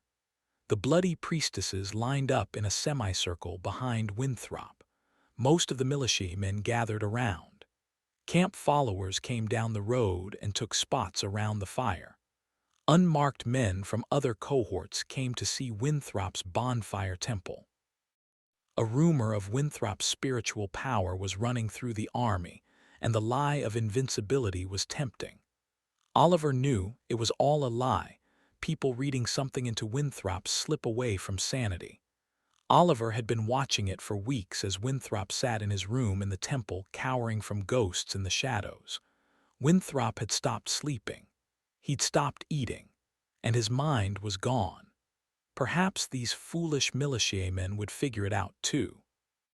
In the meantime, Oliver guessed empty tents likely lay somewhere up the road, deserted by men with more gullible curiosity than sense. If Winthrop found the stamina to yammer through the night again, Oliver might claim an empty tent and get a full night's sleep. Chapter 29, Ivory. "I'm sorry about your family," Ivory said to Jingo, feeling a pit in his stomach as he reflected on the story his teacher had told him. "You don't have to be sorry," Jingo said, lowering his head. "Regardless of my age, the peculiar nature of my infection makes my memories sharper than they would have been. I still have those." He tapped his misshapen head, making Ivory wonder how many other lessons he had stored there. Hoping to take Jingo's mind in another direction, Ivory asked, "Can you show me how to sail?" Jingo perked up. He glanced at the water around them, then at the distant shore. In the time they'd been talking, they drifted a ways, but Ivory saw the tips of familiar buildings in the background. "We'll need to watch the sky for storms," Jingo said, "but we should be safe as long as we keep the coastline in sight. Like I said, I don't want to get too far from land." Ivory gave a cursory glance at the shore, but saw nothing menacing lurking there. The ancient city looked quiet and peaceful on the northwestern horizon. If he hadn't known the dangers that lurked within, Ivory might have hesitated to believe them. "Where should I sit?" "Over here." Jingo made room, allowing Ivory to scoot over onto a bench with him while he showed him how to work the ropes. He pointed at an object hanging into the water behind them. "That's the tiller. Use it to head in the direction you want to go, but be careful, it works the opposite way you might think it does." "Okay," Ivory said, his eyes wide. He gingerly took the ropes, asking for guidance when needed. "We'll use the wind. Going downwind is much easier. On our return to the city, we might need to trim the sail and cut diagonal patterns. I'll explain those terms to you as we go." Ivory nodded, absorbing Jingo's instructions. His start was precarious, but before long he was relying on Jingo only occasionally. The wind was moderate enough to make learning easy. At the same time, he worried about the strong gusts Jingo had warned him about. According to his teacher, a storm could throw them off course and into a dangerous situation. As they sailed further from the city, Ivory's wonder grew. It felt like he was riding atop some great ancient horse, cutting over the landscape effortlessly. Several times he wondered if he might be dreaming, destined to wake up and find himself in Brighton. He recalled what he'd told Jingo earlier. He couldn't imagine returning, not after this. They progressed until the towers on the shore grew sparse and the buildings became shorter ones, covered in weeds. Rubble jutted out of the water, carried away from the shore and battered against the rocks. "I wonder how long it's been since anyone passed this far south," Ivory called wondrously. Jingo smiled, cocking his head as he appraised the landscape. "Many of these areas used to be filled with docks and boats, but they've all sunk. People made their living here in ancient times, catching fish from the ocean." "I think I'd like that," Ivory said, imagining being out on the water all day long. He tilted his head to the sky to take in some of the sun's warmth. Staring at the seemingly never-ending banks, he asked, "How far does the land go?" "A lot farther than you can imagine," Jingo said. "We could sail for days and still keep sight of it." "You've told me how large the world is. I guess it was hard to believe until now." "We'll explore a little further. Then we should probably turn around." They traveled past the rubble to areas with less evidence of civilization. Ivory envisioned himself in the forest, living a peaceful life among the trees, hunting when needed, building a house away from the unrest of Brighton and the dangers of the ancient city. That life would be much better than a life with Beck, or even a life as a scholar. What better way to learn about the world than to explore it with Jingo? Books offered a view of the world in one way, but exploring it was a different thing. Movement from the banks distracted him. "What's that?" he asked, pointing at a cluster of trees. Jingo didn't respond. He didn't have to. A group of demons crept through the trees, wading into the water. They splashed one another, flailing their arms. One of them rolled naked in the muddy banks by the shore. Their shrieks carried over the ocean. Near to town, Ivory might have seen a family doing the same thing, cleaning and collecting water. This group was of a more malevolent nature. Jingo and Ivory tensed as they watched the horde. Ivory's hand was stiff on the tiller as if the slightest movement might alert the beasts. He held his breath. They watched the beasts in silence for a few moments, praying they wouldn't be noticed. Something jostled the boat. Ivory gasped and looked around. He clutched the ropes. "What was that?" Ivory hissed, thinking some creature had come to tip them over. "Just a rock, I think," Jingo whispered. Ivory looked over the edge, watching a dark shape glide underneath the boat. The scraping continued for several seconds before the boat floated into clearer water. They'd passed the obstacle, but they'd alerted the demons. The creatures' heads turned as they stared at the boat. For a moment, the two groups locked eye contact, stuck in an indecisive moment of scrutiny. The world fell silent except for the lap of the current. Ivory's heart rammed against his ribcage. He instinctively looked for his bow, which was tucked at his feet. One of the beasts broke the silence. It charged, shaking a disproportionate arm as it waded deeper into the water. The other creatures joined in the frenzy, running after it and filling the air with frustrated shrieks. Whatever happy ritual they'd engaged in before was gone. They kept coming until they were up to their chests, then stopped, watching the passers-by. Ivory grabbed the bow. He measured the distance to the shore, which was a few hundred yards. Thankfully, the beasts weren't coming any further. He doubted they knew how to swim. "They won't get to us," Jingo confirmed, but his tone seemed uncertain. The beasts crouched at the waist and screamed. Ivory didn't need an interpretation to know what it meant. If they were on shore, the beasts would shred them and feast on their bones. The creatures followed them down the bank until the boat had passed them, their shrieks mingling with the gentle winds. Ivory's enthrallment with the ocean subsided. "For a while, I hoped they were gone," Ivory admitted. "I was even thinking how nice it would be to pull up somewhere for a while." "That wouldn't be a good idea," Jingo confirmed as he leaned over and inspected the hull. "If we hit another rock like the one we ran over before, we might sink. We should probably head back to the ancient city." Ivory looked around as if more beasts might emerge, but he saw only forest. His nerves rattled. He concentrated on sailing until Jingo beckoned for him to turn around. "I'll take over. The wind has subsided a bit, so we might have to tack." Ivory handed Jingo the ropes. He didn't ask what the terms meant. He knew Jingo would explain them when the time was right. "We'll go a bit further out, so we don't rile the beasts up again," Jingo suggested. "That's a good idea." Jingo swung the boat around while Ivory stared at the shore. Now, instead of seeing a tranquil forest, he saw demons lurking behind each tree trunk, or hunkered behind each rock.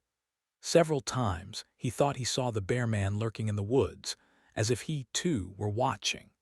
He gripped the edge of the boat as Jingo faced the other direction. He was still having paranoid thoughts when he saw something on the coastline behind the ship.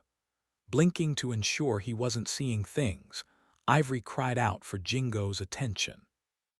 "Over there," he said. He pointed to the distant trees where several spaced-out tendrils of smoke drifted into the air. The disturbance was far enough inland that he couldn't see the source. "What's that?" he asked. "I'm not sure," Jingo answered dryly.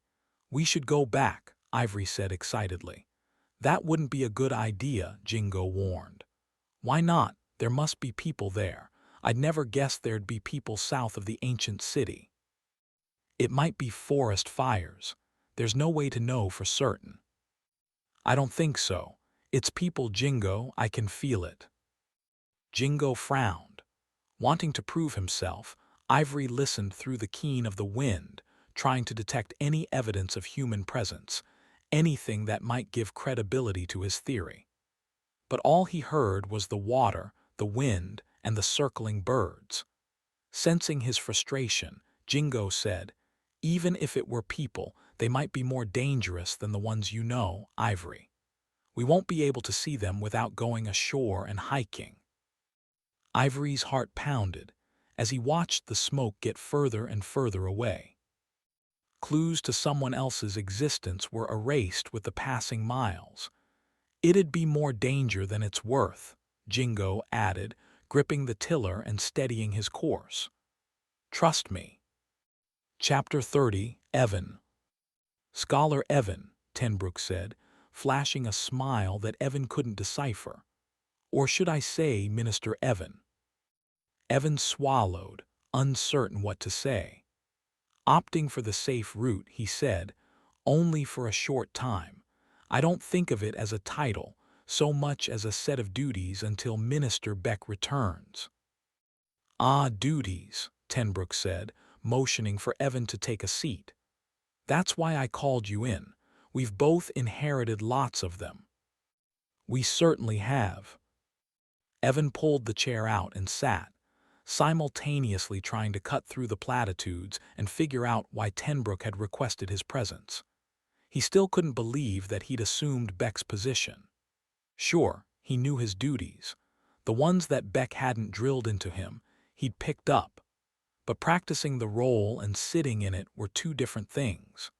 He swallowed as he eyed Tenbrook, whose aura seemed to have changed from conversational to contemplative.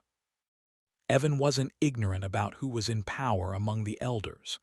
He knew Tenbrook's sword was swift enough to cut through the clergy's and the academy's tongues, just like Blackthorn's. He was nervous. On top of that, he'd heard the rumors about Tenbrook. He trusted Tenbrook as little as, or even less than, he trusted Blackthorn. That was one of the reasons he and Minister Beck had organized the revolt in the first place. He swallowed and waited. After an intolerably long silence, Tenbrook made his way over to the table but remained standing. Evan questioned whether he should have taken his chair. He knew social games. By sitting, he'd put himself in a position of inferiority, but he couldn't risk disfavor. "I admit we haven't had much contact in the past, aside from several discussions on numbers," Tenbrook said. "Of course. You were busy on the battlefield," Evan offered. "I'm hoping that will change going forward. From what I've seen, you're quite intelligent. Your theory on the famine was quite astute and quite convincing." Tenbrook smiled, and Evan looked for insincerity behind that compliment. If it were there, he couldn't see it. "Yes," Evan said. "I worked very hard on that." Tenbrook stepped back from the table, eyeing a row of empty boxes on the mantel. "I'm not going to be coy. We both know there's a chance the leaders won't return, and if that happens, our temporary duties are permanent." Evan looked around as if someone might be waiting to ambush him. He nodded without speaking, not wanting to implicate himself. "That isn't a surprise to you, is it?" Evan shrank in his chair without realizing it. "Of course not. Our leaders and our soldiers know the harm they place themselves in each time they go outside the circle wall. Of course, the soldiers' commitment is to preserve the safety of the rest. It is a duty that sometimes turns into sacrifice. Of course, it was you who came up with the list of names to go outside the circle wall, was it not, Scholar Evan?" "Yes," Evan said, swallowing as tried to determine if there was an accusation behind that statement. "By providing that list of names, in essence, you controlled who might live and who might die. That was a powerful decision you made." "In a way, yes," Evan said, "though my intention was only to follow Beck's orders, which were, in turn, Blackthorn's orders." "Of course, you did the best job you were capable of doing." "I always do." Evan was unable to resist the compliment this time. "You do your job like a soldier does his." Tenbrook paused, examining Evan. "Even though you are a scholar, you understand the mindset and the ambitions of the people. And that is why I trust you, Evan." Evan kept his smile, knowing better than to believe it. "How many people are currently in Brighton?" Tenbrook asked, drumming his fingers on the table. Evan paused. He knew the answer, but he still wasn't sure how quickly he should regurgitate it. 28,000, including the people that were left behind from the other townships and villages," he said finally. "And how many soldiers do I have under my command?" "Enough to protect the farmers, merchants, and clergy," Evan said evasively, his nervousness returning. "And the academy," Tenbrook added. "We can't forget your scholars. We protect you as well." Evan gulped but didn't speak. "Back to my original question, we have enough to preserve order." Tenbrook relaxed his tone, waving a hand. But not enough to keep Brighton under our authority if a widespread revolt were to happen. I don't know, Evan said evasively. I haven't studied military strategies as you have. I'm sure you have those things covered. Tenbrook smiled. Even though our guards are well trained, there is a large disparity in numbers between the guards and the people. Burning and spiking help enforce our authority, but they are no guarantee that people will follow the laws. Surely, your logic can tell you that. Of course, Evan swallowed, and that is why I called you in. Tenbrook lowered his arm and walked over to the mantel, running his hands over the boxes sitting there, the rumored contents of which weren't lost on Evan. He met Evan's eyes. I fear we're facing a test already, only a few days into our leadership. What do you mean? Evan asked. He felt as if his bladder might cut loose. I have come into information over the last few days, information that troubles me, to say the least. Evan kept Tenbrook's gaze, wanting nothing more than to look around and find the soldiers that were about to spring out and carry him to his death. What information? Evan asked. A plot to overthrow our government. My God, Evan gasped. How much did Tenbrook know? It has come to my attention that a group of people have deserted Blackthorn's army.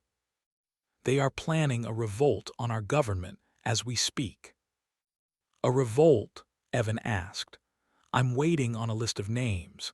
Suffice it to say, these treasonists will be dealt with swiftly. Tenbrook paused.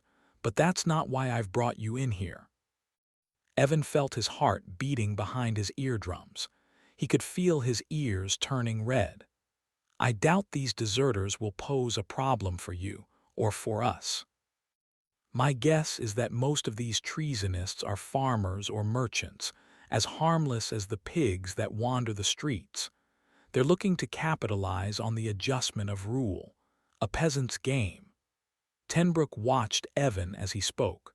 Or at least, that's what I thought initially. What do you mean? Tenbrook lowered his hands from the boxes. It has come to my attention that other people might be involved, people in higher positions. Higher positions, Evan squeaked. Yes, I don't think those deserters came up with their own idea.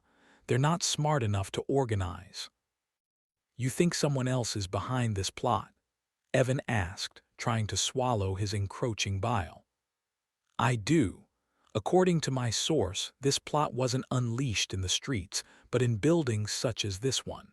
It's possible it might be my own soldiers. I haven't even ruled out the clergy, or perhaps someone at the academy. The academy. Evan could barely contain his fright. Yes, Tenbrook said, shaking his head. I was as surprised as you are to learn this. I knew the change in leadership would come with its challenges, but I never expected they'd come this suddenly or this soon. Evan lowered his eyes, hoping Tenbrook wouldn't see the fear in them. I need your help, Evan. You seem to have a keen eye for the goings-on of Brighton, at least in the places that I have no reach, places like the academy, the clergy, and the marketplace. I trust you. Your task, and one of which I hope you'll see the importance, is to find out who is behind this plot. We cannot burn these people if we don't know who they are. I will sort through the people in my army, and you'll do the same for these other groups. Will you help me get to the truth? Will you solidify my trust in you? Of course, Evan nodded. The plan threatens not only our positions but our lives. I hope you understand the gravity of our situation. I do, Evan said. In the coming days, you'll hear about some people disappearing, people who are on this deserters list. We're going to use every tactic available to us to glean information from them. The safety of Brighton depends on it. Of course, we do what we must. Needless to say, you'll be expected to speak a word of this to no one.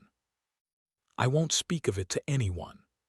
The words made Evan's stomach churn as he held onto his breakfast. He thanked the gods he hadn't been named. Of course, he had no idea how long that silence would last. I wouldn't have brought this to you if I didn't think you were capable of finding out the truth.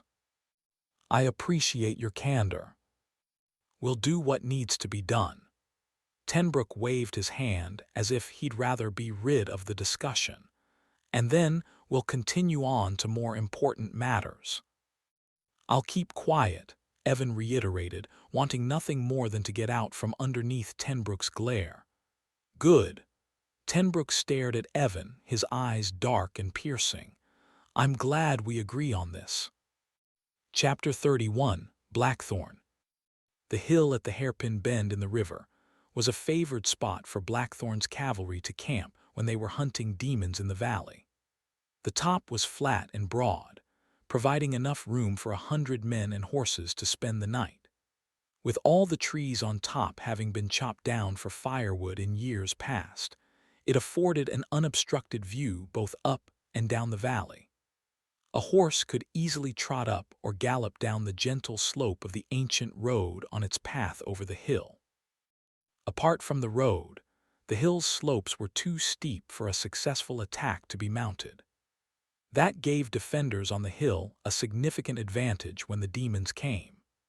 Astride his massive black horse, in a spot on the hill where he could survey his doomed army settling in for the night in the clearings, along the ancient road on the valley floor, Blackthorn watched. Nearly a mile from end to end, campfires burned in the shadow of the mountains, marking where the soldiers and camp followers were cooking or huddling against the cold. Blackthorn doubted many would sleep. The demons that had been following the army all day were gathering upriver. When they felt confident in their numbers, when the sun sank low enough and their blood lust ran high enough, they'd come. The militiamen who'd been given the opportunity to sleep the night before were at the rear of the column in a narrow part of the valley. They'd built a row of fires stretching from the granite cliffs all the way across to the edge of the river. They didn't set up tents. They knew they wouldn't sleep. They were readying themselves for the long night to come, but they wouldn't be ready. In those two cohorts, fewer than 100 had the experience of battle behind them. The rest were either afraid or overconfident, with heads full of childhood stories that bore little resemblance to real war. Still, they had the advantage. They'd likely outnumber the demons coming down the road, and they had the additional resources of training, weapons, and bonfires. The row of fires, if the men set up their defensive line close behind, would ease the brunt of the demon attack and further leverage the militia's numerical advantage. "How many do you think are out there, sir?" asked Captain Swan. With the echo, I can't put a number to it. Blackthorn stared at the distant line of fires that marked the defensive line at the army's rear. "Do you have a guess?" "At least 1,000, sir, perhaps 2. Blackthorn didn't agree, though he knew Captain Swan could be right. Behind the line of fires, camp followers were trickling down the valley, moving away from the coming battle. Blackthorn said, "The fools should be resting. They'll get little sleep as it is." "They're afraid, sir." Blackthorn hated fear. He hated it more as he realized what he was seeing. The reserve cohort, do you see the formation? 500 men should have been camped just downriver from the 1,000 tasked to defend the army's rear flank. The 500 were gone, melted into the mass of retreating camp followers. Following the line of the road, Blackthorn pointed at a bonfire much bigger than any other fire in the valley. "Winthrop." "Yes, sir." "How many men does he have with him now?" "At least 500, sir." "And what do your men tell you, the ones keeping watch on the situation?" "The same as last night, chanting, sermonizing, rituals. The men are bolstered by it." Blackthorn appreciated the boost to the men's morale, but he didn't like how it was happening. As unlikely as it should have been, As unaware as Winthrop seemed to be of the reality beyond the craziness in his head, he was gaining power. That was a danger that could not be allowed to grow. Blackthorn put that aside for the moment, a problem to be solved at a later time.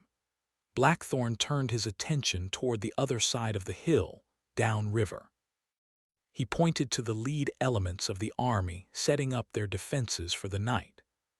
Though it seems that all the demons on Brighton's side of the mountains have followed us into the pass, more than you can imagine live on the other side of these mountains. If they come, we'll need our strength from the front tonight more than we'll need it behind. Do you believe they'll come from both directions, sir? It is not whether I believe they will, I know they could.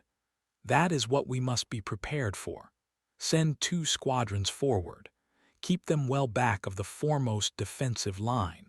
You stay with the other 2 squadrons camped on the hill. Support the forward squadrons as necessary. Rest your men as much as you're able. Yes, sir. We'll divide command of the battle tonight. I'll keep 2 squadrons of cavalry to support our position in the rear. Sir, you do not understand. Would it not be better for you to remain here on the hill, to direct the whole army? Yes, of course it would. Blackthorn didn't need that question from Captain Swan. You're a capable captain. You'll have no trouble managing the defense at your end.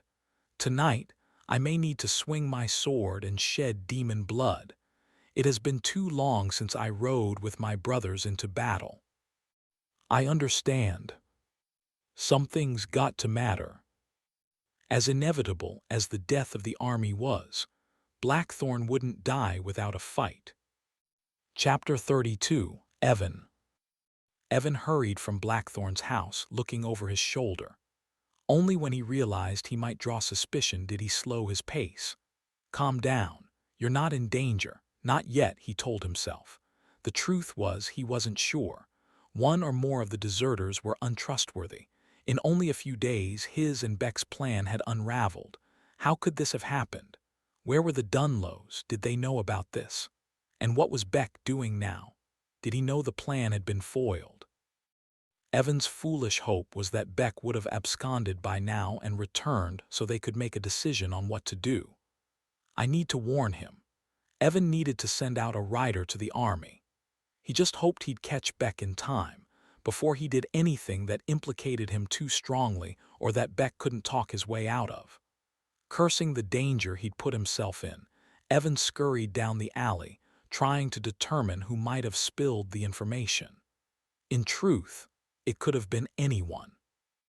The deserters were peasants, not soldiers. Tenbrook was right. They were scared men, risking their lives, fearful of the pyre like everybody else. That was the downfall of his and Beck's plan. Not that he and Beck hadn't thought things through, but that the men they'd recruited weren't as motivated as he and Beck were.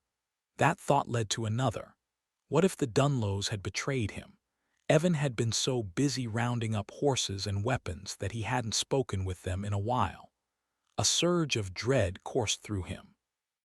If he'd spooked the Dunlows, they might have sold any number of lies to the new general. But that didn't make sense. If the Dunlows had spoken, wouldn't they have given him up to Tenbrook? It didn't sound like they had. He knew they'd used Minister Beck's name to do their recruiting. They obviously knew Evan was involved. Any one of those deserters could have flipped and gone to Tenbrook, hoping to curry favor. Unless, what if Tenbrook already knew Evan was involved? What if the meeting was an attempt to stack the pyre kindling around his feet? Evan swallowed. Damn it. There was no way to know. Evan felt like he was a man tossed into the river of Brighton with his arms lopped off, kicking desperately for the banks. For a second, he contemplated throwing the whole plan, blaming the whole conspiracy on the Dunlows. He might get away with it. Tenbrook would be more apt to believe an appointed elder than a scorned merchant's family with a grudge against Brighton. Of course, that meant the plan was finished.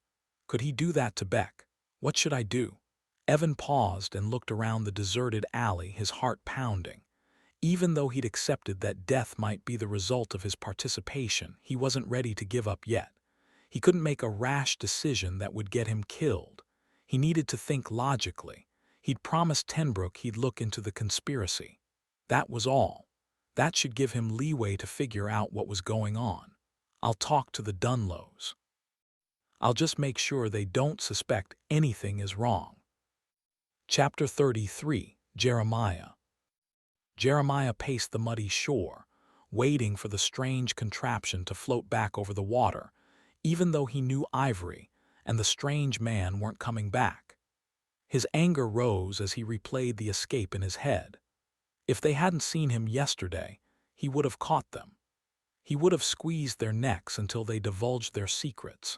Instead, he'd been squishing through the banks of the salty, shit-ridden ocean for more time than he cared to think about. He stomped the ground, watching wet soil cave around his massive boot print. Who was the hell was Ivory with anyway? It appeared the man had been controlling the device, whatever the hell it was. That led Jeremiah to reconsider the man's features. He'd certainly looked like a demon when Jeremiah had seen him yesterday. Between his odd gait and his pale, swinging arms, he'd been different than any man Jeremiah had ever seen. The more Jeremiah thought about it, the more he was certain he'd been one of the beasts. Jeremiah grunted and spat in the water. It had to be a special demon if it was helping Ivory, instead of playing in its own shit. Strange, he muttered. He'd never seen anything like it before. But that wasn't even the most interesting thing. If Ivory and the demon had tech magic, they might possess even more interesting treasures than piles of moth-eaten books. There might be a hoard of treasures close by, things that would make Jeremiah a powerful man, indeed. Jeremiah spun, his attention roaming from the never-ending ocean to the building the floating object had come out of. He squinted as he tried to see the cavernous, dark space. He took a step toward it. It was doubtful Ivory and the demon would return any time soon. Not when they knew he was after them. But maybe that would work to his advantage. Grinning, Jeremiah pounded up the bank and toward the street, heading for the entrance to the building. Chapter 34, Tommy Dunlow. Tommy Dunlow peered out the glassless windows of the ramshackle house, hidden just past the busy corner of Market Street. Timmy stood next to him. Unlike the house they lived in, filled with opulent objects and sparkling treasures, this one was filled with sweaty men and sparse furniture. Bands of deserters milled around them with nervous grunts and clipped conversation, waiting for the stream of soldiers that would force them into a confrontation. Tommy and Timmy knew Evan's plan had been hopeless from the beginning. As much as Tommy and Timmy hated Blackthorn, they were smart enough to know a political move when it presented itself. The other day, Tommy had given up the conspiracy to Tenbrook. His hope was that he and Timmy would ingratiate themselves to Tenbrook, who in all likelihood would be the new general if Blackthorn didn't return. They would restore their family's status in Brighton.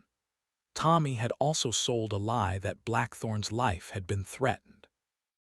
It wasn't true as far as he knew, but it was enough to severely implicate Evan. There was a good chance Blackthorn would die in battle.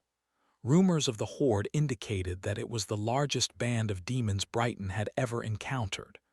Regardless of Blackthorn's bravery, Tommy and Timmy hoped the sheer number of demons would strike him down.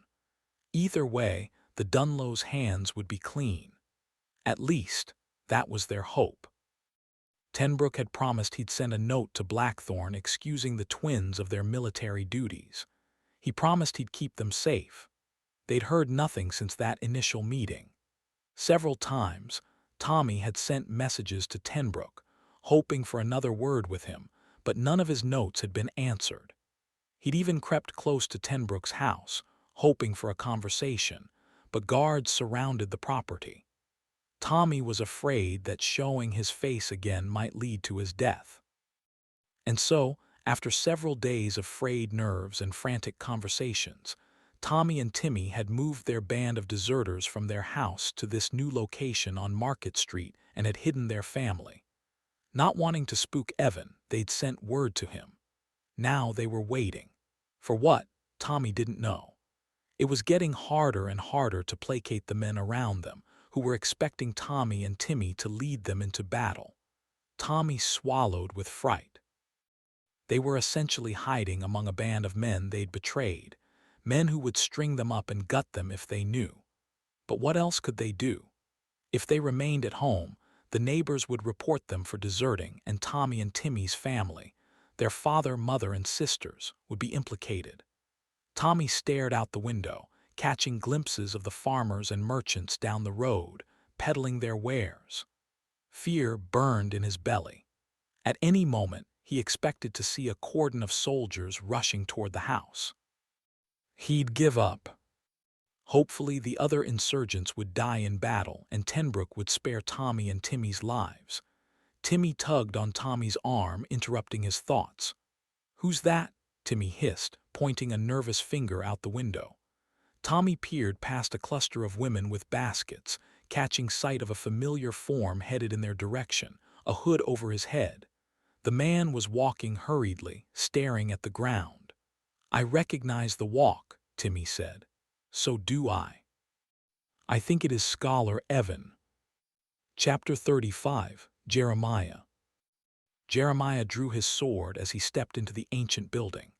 The smell of the salty, damp air bit his nostrils.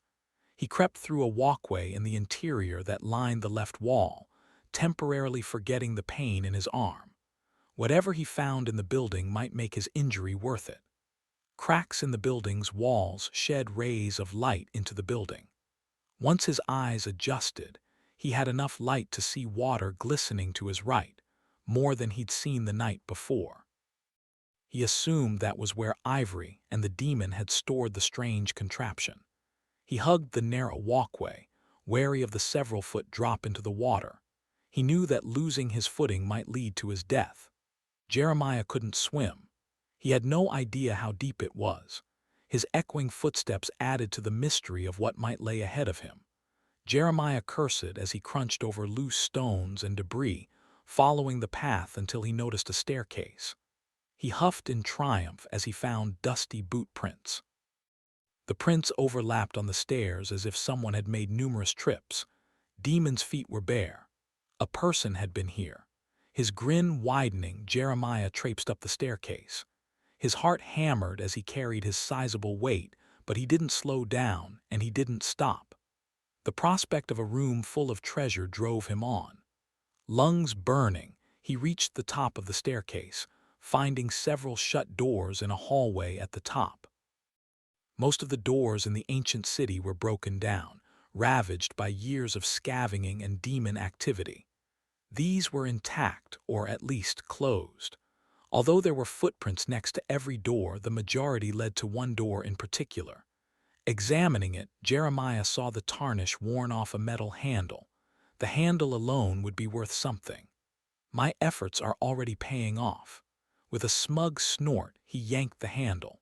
The door wouldn't budge. He paused for a moment, considering whether it would be worth the gamble to break the lock. What if nothing was inside the room? Outside, the waves lapped against the shore. Demons screeched in the distance. With a grunt, Jeremiah stepped back and heaved himself against the door. The door gave way on the third slam. He barged into a well-lit room. He gasped. Shelves lined every wall, filled with books. Some were stacked on top of each other. Several rusted metal chairs sat by the window, as if someone spent considerable time in one position. A book had been left on one of the seats, as if the owner meant to come back to it. Looking around to ensure he hadn't entered a trap, Jeremiah lowered his sword and walked around, inspecting the books carefully. Although he had no taste for such things, he knew he'd discovered a pool of money. The books dazzled him enough to make him forget the other treasures he'd expected. He picked the book up from the chair, unsurprised to find several pictures similar to the object he'd seen on the water. His grin widened. If he could read, he might be able to decipher the tech magic these books held. Even as he had the thought, he knew that was a fool's dream. Jeremiah would never have the patience for that. He might be adept at hunting creatures in the wild, but that was the extent of his talent. Beck could read. Beck had promised him 1,000 coins, a grand sum for certain. But what if Jeremiah could have the coins and the tech magic? What if he could force Beck not only to give him the money, but also to provide him with powerful devices that might solidify his status? Jeremiah laughed as he pictured using some tech machine to ride over the dunces that had wronged him. A childish laugh escaped his throat, his body filled with such giddiness that he couldn't remember feeling this way since he was a boy. His future was sitting in front of him in yellowed pages and spines, and all he could think of was revenge. He laughed until his body ached and his sides felt like they might burst open. Then Jeremiah sat down on the chair by the window and pulled out his snowberry. It was time to celebrate. Chapter 36. Evan. Evan scooted up the worn steps and rapped on the door at the end of Market Street. The conversation drifting from the open windows ceased. The men inside listened. Evan cocked his head enough to see a dirty face peering back at him through an opening. A few seconds later, the door swung open, and someone escorted him inside. Evan swallowed the thought that he might be in danger. He dug his hand in his pocket, verifying he still had his knife. Evan wasn't a fighting man, but he wasn't stupid. Unlike the house he'd entered several days ago, this one was dirty and looked like it had been used to store animals. The air reeked of men's bad breath and unwashed armpits. He looked for Timmy and Tommy in the room, but didn't see them. All around him were faces of deserters whose names he didn't know, and probably would never know. A dirty-faced man pointed him to a back room, indicating that he'd have to escort himself. Evan nodded at several groups of men who had stopped conversing to stare at him. They seemed agitated and nervous. He made his way through a main room and into a back quarters, crossing a threshold that didn't have a door. Tommy and Timmy were inside, watching him. He noticed they were standing by the window, next to a table filled with knives and swords.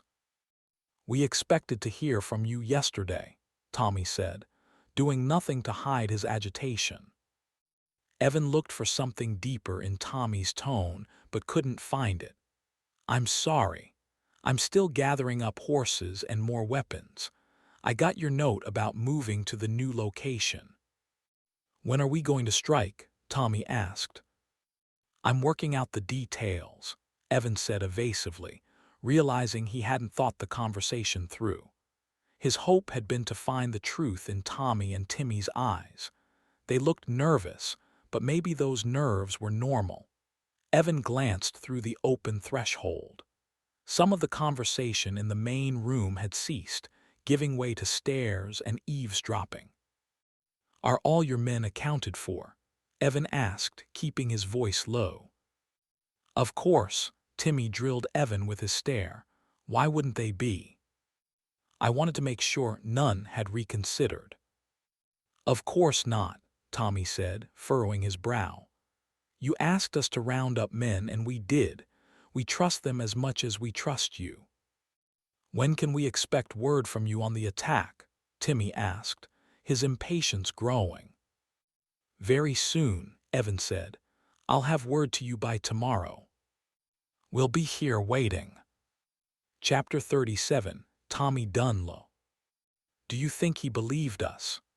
Tommy whispered to Timmy as they watched Evan weaving between the market dwellers, his frock billowing behind him. "I hope so. We have to get out of here, brother. The situation will only get worse." "I agree. I think if we stay here, we'll end up dead." "Did he seem strange to you?" It was hard to tell. Evan always seems strange. "This silence from Tenbrook is making me nervous. Let's send another note to him. If we don't hear from him, we'll consider approaching his house."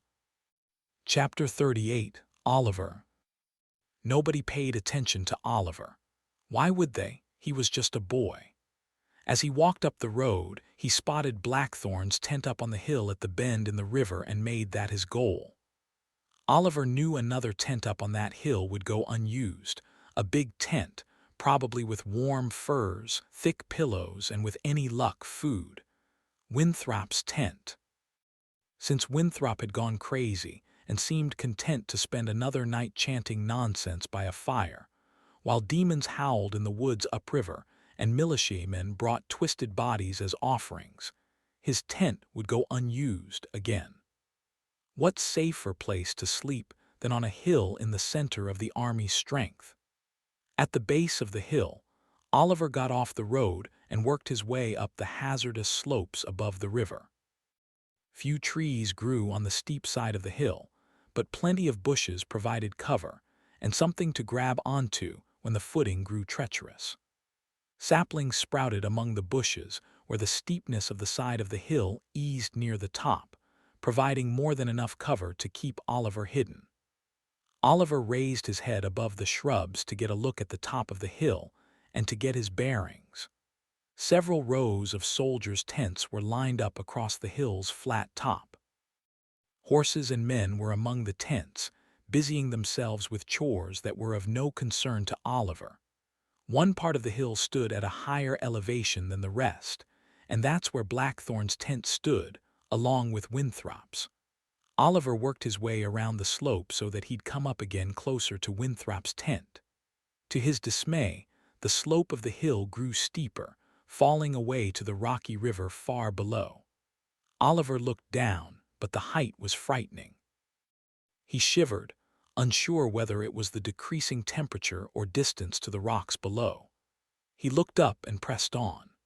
Far down the canyon, the demon howls that had been growing through the late part of the afternoon seemed to double, as though the band of demons down there had been joined by another horde.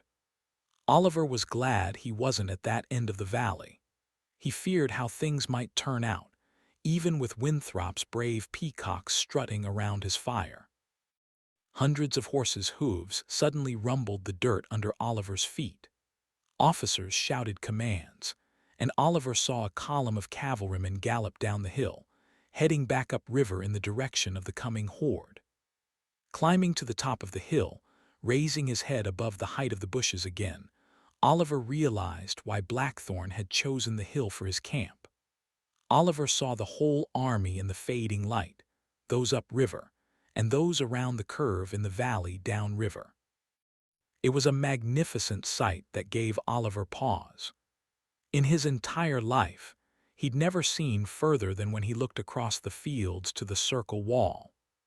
From time to time, he'd climbed a tall roof to get a view over the wall and see the endless forest and the snow-capped mountains in the distance. But none of that seemed real. It was too far away, too unreachable. Below him, running up and down the valley, were men and women, part of a vast army that might be the most powerful thing the world had ever seen. A coughing man brought Oliver's attention back to his task as he sank lower into the bushes to keep himself hidden. He looked around and spied the tent that had to be Winthrop's. Guards stood nearby, 8 of them. None were watching the tent, though. 5 were staring upriver, watching the squadrons of cavalry gallop away. The other 3 were watching downriver where it looked like the bulk of the army was camped in row upon row of tents, with hundreds of cook fires glowing among them. With the guards distracted by the cavalry, and with the rumble of horses' hooves still drowning out most other sounds, Oliver figured the best time to sneak into Winthrop's tent was at hand. He hurried between the bushes, crouching as he ran, looking right and left, keeping watch on the guards. When he got close, he dropped to his hands and knees and crawled quickly, still hearing the horses and feeling with his hands the power of their hooves beating the earth. When Oliver reached the last of the bushes, he was only a quick dash of 10 or 12 paces from the back of the tent. Because he was so close, and because Winthrop's tent was so large, Oliver was able to see only two guards, apparently stationed to keep watch on the rear corner of the tent. But they weren't. They were watching the cavalry head upriver. With the sound of the cavalry diminishing, Oliver felt an urgency to finish his task. He heaved 2 quick breaths to shore up his courage and sprinted across the gap, dropped to the ground beside the tent, lifted the canvas, and rolled inside. He froze in the dim light of a single candle, feeling fur under his hands and smelling the familiar odor of Winthrop's stench. He'd chosen the right tent. Before Oliver's eyes adjusted to the light in the tent, he rolled to get himself away from the canvas wall. He sat up and looked around. The candle burned on a short pole hammered into the ground at the center of the tent, which was 2 to 3 times the size of the room Oliver shared with Franklin back in the temple. Most of the tent was hidden in shadows, though too dark for Oliver's eyes to yet make out. Someone coughed. Oliver froze. Was that the guard again? It sounded like it came from the shadow to his left. Oliver studied the shadow, ready to flee if he saw someone there. With the guards' voices, their coughs and sneezes sound so close through the canvas. No, they should be muffled at least. Oliver found himself caught between the choice to run or stay. A man's voice said, "What are you doing in here, boy?" Chapter 39. Blackthorn. Blackthorn heard the sound of fighting before the last of his cavalry was off the hill. It was a sound so familiar, he'd have known it if it had been coming from twice as far away, 5 times as far. Demons shrieked their guttural cry of war. Men yelled to lie to themselves that they had courage that wasn't within them. Others screamed as they took flight, like injured women discarding their dignity with their last breath. Those kind of men sickened Blackthorn. Those were the men who had so much cowardice in their hearts, it shamed them not to throw it on their brothers after they'd proven to those very same men that they'd let them down. Weak men, useless men, the kind of men that deserved to die. Blackthorn called orders to rally the militiamen camped beside the road. As he galloped past, conflicting goals battled in his heart, just as the battle was reaching a fury far ahead. From the sound of the men's voices, he knew his weak, poorly trained militiamen were being overrun. That urged him to spur his stallion to run faster, to rescue those he could, to form a defense that would stand against a demon horde. But Blackthorn's goal in bringing 19,000 feeding mouths into the wilderness was to get them killed so that Brighton would survive the coming famine. To meet that goal, he'd be better served turning his squadrons around and racing back to the top of the hill. If he did that, he knew in his heart that everyone upriver of the hill, everyone that he was riding past in their tents or by their fires, would die before morning. But Blackthorn had the soul of a soldier. He couldn't stand aside and allow the slaughter. Something's got to matter. The cavalry charged past Winthrop's disciples, all standing by the road, looking upriver toward the battle as though they had no understanding of what was going on, as if they had no responsibility to pick up a weapon and run ahead to defend their brothers. They sickened Blackthorn too, peacocks and braggarts. A flood of women, old men, and apprenticed boys crowded the road and the open ground between the cliff and the river. The camp followers knew what was happening behind them. They had few weapons to defend themselves from the coming demons, and they were terrified. Spurring his horse, Blackthorn charged into the fray. Chapter 40. Oliver. Oliver recognized the voice of Minister Beck in the tent. He panicked. The voice was one of the sounds of cleansing day, one of the voices that sent men and women to the pyre. As softly spoken as Beck's words were, they carried the chill of death. "Speak, boy." Not knowing what to say, Oliver chose manipulation. Maybe Beck had some pity in his heart. Oliver whimpered, "I was cold." You're dressed warmly enough. Beck shuffled and sat up. Come closer to the candle so that I can see you clearly. Oliver looked at the tent wall behind him. He could roll back out the way he came, run into the bushes and be halfway down the hill before any of the distracted guards thought to turn around. I mean you no harm. That's a lie. Oliver hadn't meant for that thought to turn into words. It just did, like they all did. Beck laughed. Why do you say that? Oliver didn't answer. He'd made a mistake with his quick, sharp tongue. He looked back at the tent wall. He knew he should run. Come, boy. Beck got onto his knees and moved into the candlelight. I'll make you a deal. I won't call out to the guards. Come into the light and let's talk. I'd rather not. Oliver shuffled away until his back was touching the canvas. You can leave if you like, Beck sighed. But I'd thought you were smarter than that, more curious at least. You don't need to come into the light. I know who you are. How Oliver was confident Beck was lying. Your voice. I've heard it before. You're Winthrop's youngest novice, Oliver. Oliver slumped. He'd been outwitted. He knew Beck was smart. Everybody said he was, but Oliver thought he could match wits with the minister. He'd let his arrogance convince him to stay when he should have slipped beneath the canvas and run at the first uttered syllable. He'd let his voice betray him. Go, if you like. Beck retreated into the shadows, and Oliver heard him lay back down. Go. You know who I am. You can have the guards find me. Not if you run now. I have no doubt you could get away. They'll find me in the camp in the morning, or when we march tomorrow. You're telling me you'd be stupid enough to stay with the army, knowing the soldiers would be searching for you. Why not run into the forest? Be done with this folly. Be done with Brighton and its ignorance and cruelty. That seemed like an odd segue of questions. Oliver didn't run. Cruel and ignorant. You're smart enough to agree on that at least. Oliver paused, then asked, Did you send Evan to recruit me? Beck laughed. These tent walls give us some privacy, but don't make the mistake that a determined listener would not hear all that goes on inside.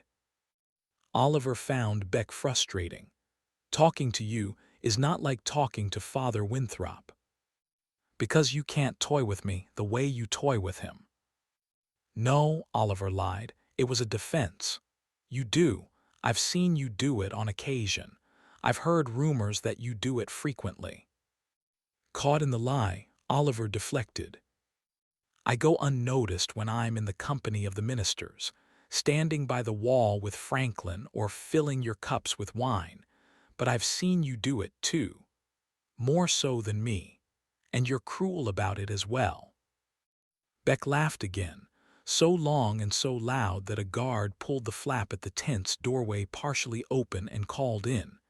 Minister Beck, are you okay? Go away, Beck ordered. I'm reading an old book, leave me be. The tent closed up. Beck got off his pallet and came to sit in the light of the candle.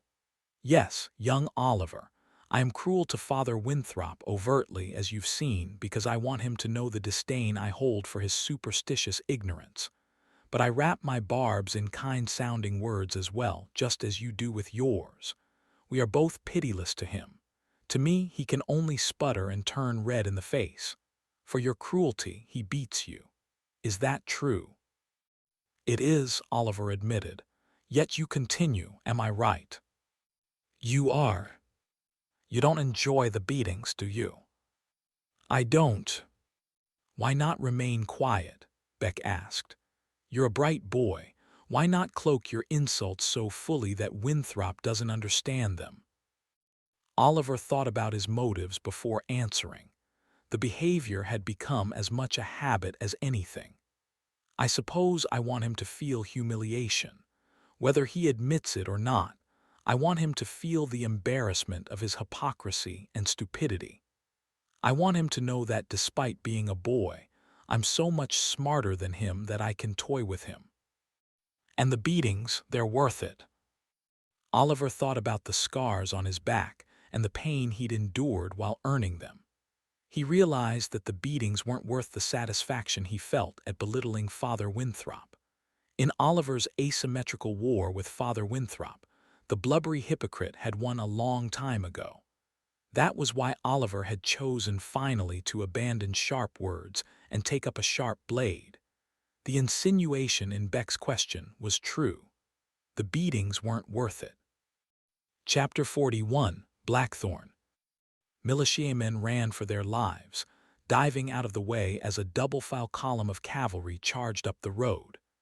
Demons were among the fleeing men, chasing and killing. Few men were fighting. Leading the charge, Blackthorn raised his sword and swung hard to cut the neck of a demon racing beside the road. Blood sprayed. The demon's head spun through the air and bounced on the ground. Blackthorn felt the worries of his old, weak body wash away. He spurred his horse and swung his sword again. He kept fighting until there were no more running militiamen. The cavalry had charged into the midst of the demon horde. The monsters were in the grass fields, thick in the trees, and wading at the edge of the river.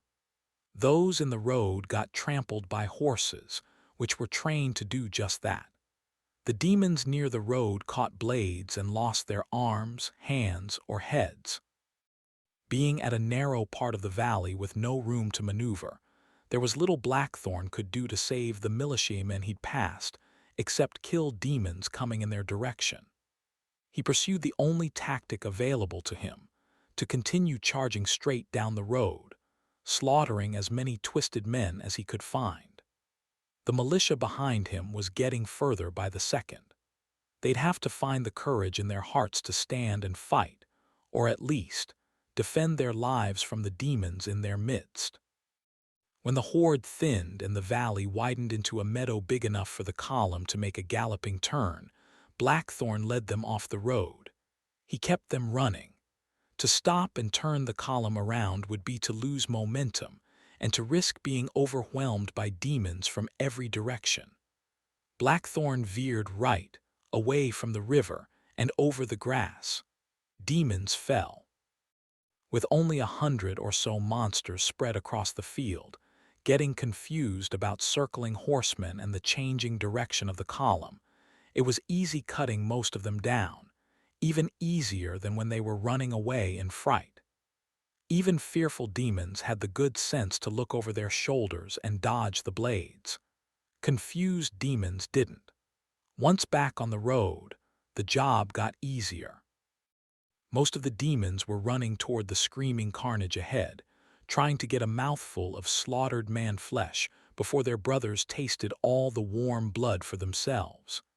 In their noisy running, panting, and howling, they didn't realize the cavalry was behind them. It was simpler, but less satisfying work, cutting them down from behind. Blackthorn liked the feeling of killing a beast intent on ripping out his throat. The column passed a pair of horses swarmed by demons and didn't slow to attempt a rescue of downed comrades. To do so would have cost many more lives. The cavalry's strength lay in their speed and the momentum of their galloping horses. To give that up was tantamount to suicide in a battle with the raging hordes.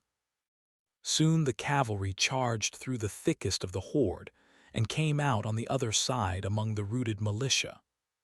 Just ahead, demons were rampaging among the weaker, unarmed women and old men, the fleeing camp followers.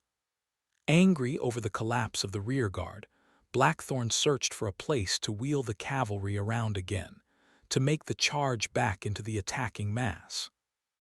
Chapter 42, Franklin. Franklin walked nervously through the sanctuary, noticing how empty it looked without rows of people to fill the pews. His footsteps echoed off the walls as he strode onto the stage.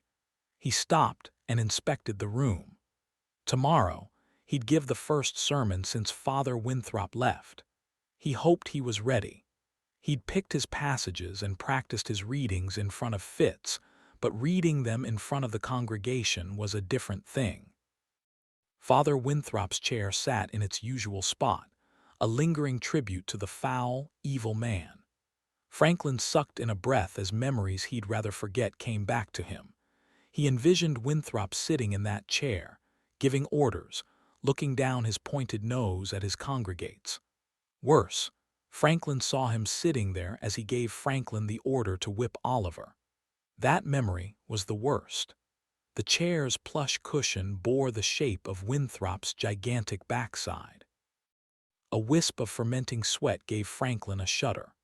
Franklin envisioned hacking that chair to pieces, burning it on the pyre. He clenched and unclenched his fists. Fear of Winthrop's return was the only thing that kept him from acting on that fantasy. Movement in the back of the room distracted him. Startled, Franklin looked up and found Novice Joseph, one of the younger novices, scurrying in the other direction. He was holding a rag and a bucket. It looked like he'd been watching Franklin. "Wait!" Franklin called, loud enough to panic the fleeing boy. Joseph stopped and spun as if he'd been caught digging in the coffers. He stood in place, waiting for a scolding. His eyes were wide.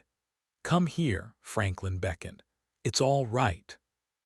Joseph obeyed slowly, carrying the bucket in front of him as if it might save him from a blow. He stopped before the stage. "Come up here," Franklin said, waving him up. Joseph hesitated before following his instructions. "What are the rag and bucket for?" Franklin asked. "I'm cleaning the windowsills, sir. Father Winthrop told me to do it before and after each sermon." Franklin grimaced as he recognized another of Winthrop's petty punishments. "That seems excessive." He paused before adding, "Father Winthrop is gone." "I wasn't sure when he'd be back. I didn't want to disobey," Joseph said, gazing at the floor. "I know the feeling," Franklin sighed. "What offense did you commit?" Sensing that he wasn't going to be beaten, Joseph set down the bucket, his courage growing as he said, "He caught me eating the crust of his bread from the trash. Even though it was being thrown out, he said it was disrespectful to eat the remnants of another's meal." Franklin shook his head. "I know how difficult it is to get enough food around here. Are you hungry?" Joseph looked around the church as if he were being ensnared. He looked back at Franklin. "A little," he admitted. "I'll tell you what. When you collect my meal from the cooks, tell them I'm especially hungry and that I'll eat it in my quarters. I'll split it with you." "You will?" Joseph's eyes showed his disbelief. "Yes, but you need to keep it between us." Franklin knew the ramifications of appearing too generous in front of the other clergymen. He projected a warning into his stare. Joseph nodded eagerly before turning his eyes to the floor. "Thank you, Father Franklin," he said, starting to leave. "Wait," Franklin said, halting him. "Yes. Did you bring that chair in here?" Franklin waved a disgusted hand at Winthrop's plush seat, which was positioned in the spot where the lectern had been. "Yes. Father Winthrop asked me to bring it in here when we aren't performing service. I assumed you'd want to do the same. Take it back wherever it came from. I don't ever want to see it again." "Yes, Father," Joseph said. He set down his rag and bucket. Franklin thought he saw a smile on the boy's face as he hauled the oversized seat away. Chapter 43, Blackthorn. With blood dripping from his blade and his horse sweating as much as he was, Blackthorn felt the weight of his efforts like never before. He spotted Winthrop's band of decorated nitwits, nearly 1,000 of them, in a massive huddle around a bonfire, listening to the bishop wail at the darkening sky, while women and boys ran for their lives past them. Blackthorn's fatigue vanished, and his anger burned bright, refilling his failing body with the strength of his youth. Blackthorn led the cavalry toward Winthrop's blood-bedazzled acolytes. Many of the men on the fringes were blooded, not with Winthrop's handprints, but with fresh red from their comrades and from demons. They'd been in the battle up the road, and they'd run away. If they hadn't run, they wouldn't be so far ahead of the coming horde. Blackthorn hated every single one of them. He slowed the charging horses and ran them around the perimeter of Winthrop's encircled men. He yelled, "Now is the time to take your courage and charge the demons." Few of Winthrop's faithful paid Blackthorn any attention. The horses ran another circuit around the men. "Come, charge," Blackthorn yelled again. "If you stand where you are, you'll die." Not a man moved. Blackthorn looked up the road toward the hill. Another 1,500 militiamen were ahead in their camps.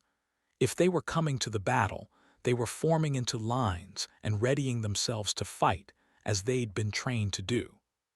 Or they were dallying because, like all the other militiamen, they were afraid and finding excuses to stay in the rear. If not for the women running and crying, Blackthorn would have ridden his cavalry out of the morass and made his stand on the hill and to hell with all of them. But no matter his goal, to lead them all to their extermination, he couldn't overcome instincts hammered into his soul through a life of service protecting the people. He had to fight.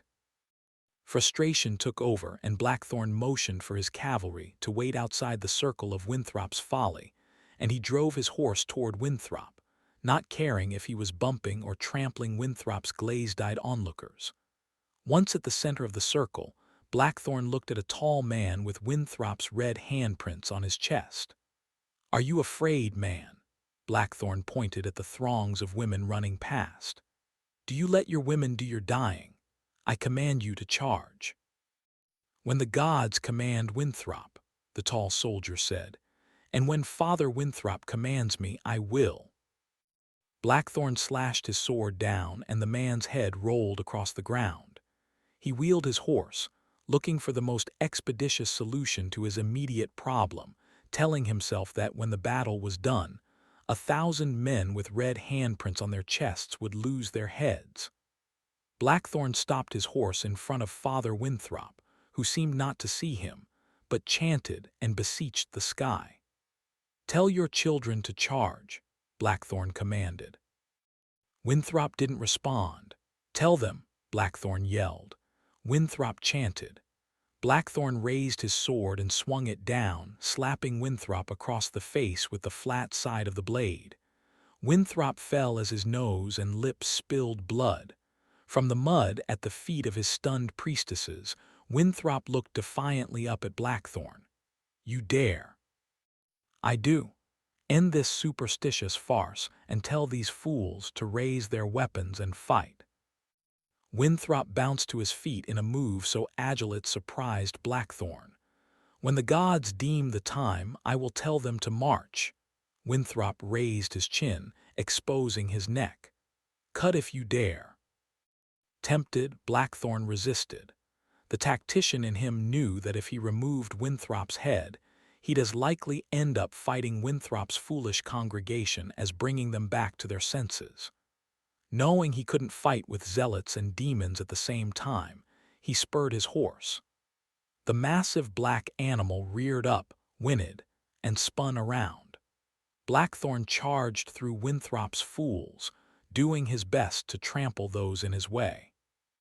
Once out of Winthrop's band, he called the charge and led his cavalry back down the road, back to kill the demons.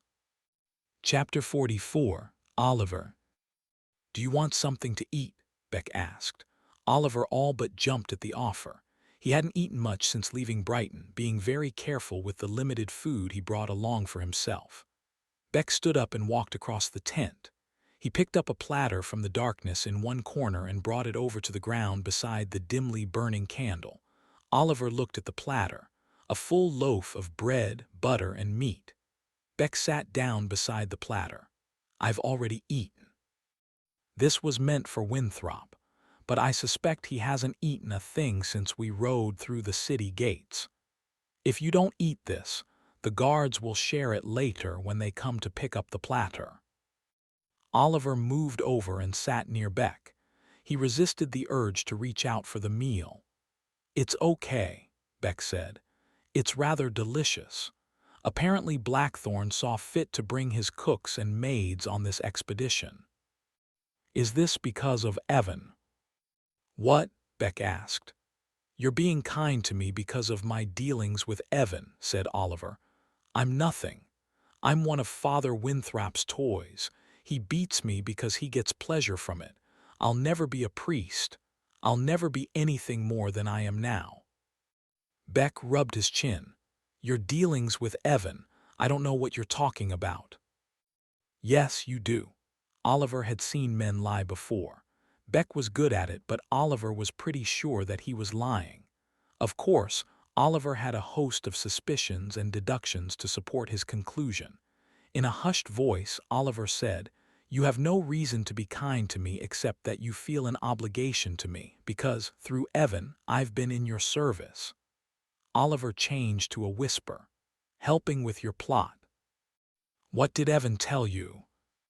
Is that an admission? Oliver asked. It is a question, said Beck, validly asked. If I were allied with Evan in this plot you speak of, or if I weren't, I'd ask the same question. Would I not? Oliver snorted his frustration. Beck was right, and damn him for outsmarting Oliver again. Oliver's clever little traps were not going to work on Beck, as they had always worked on Winthrop.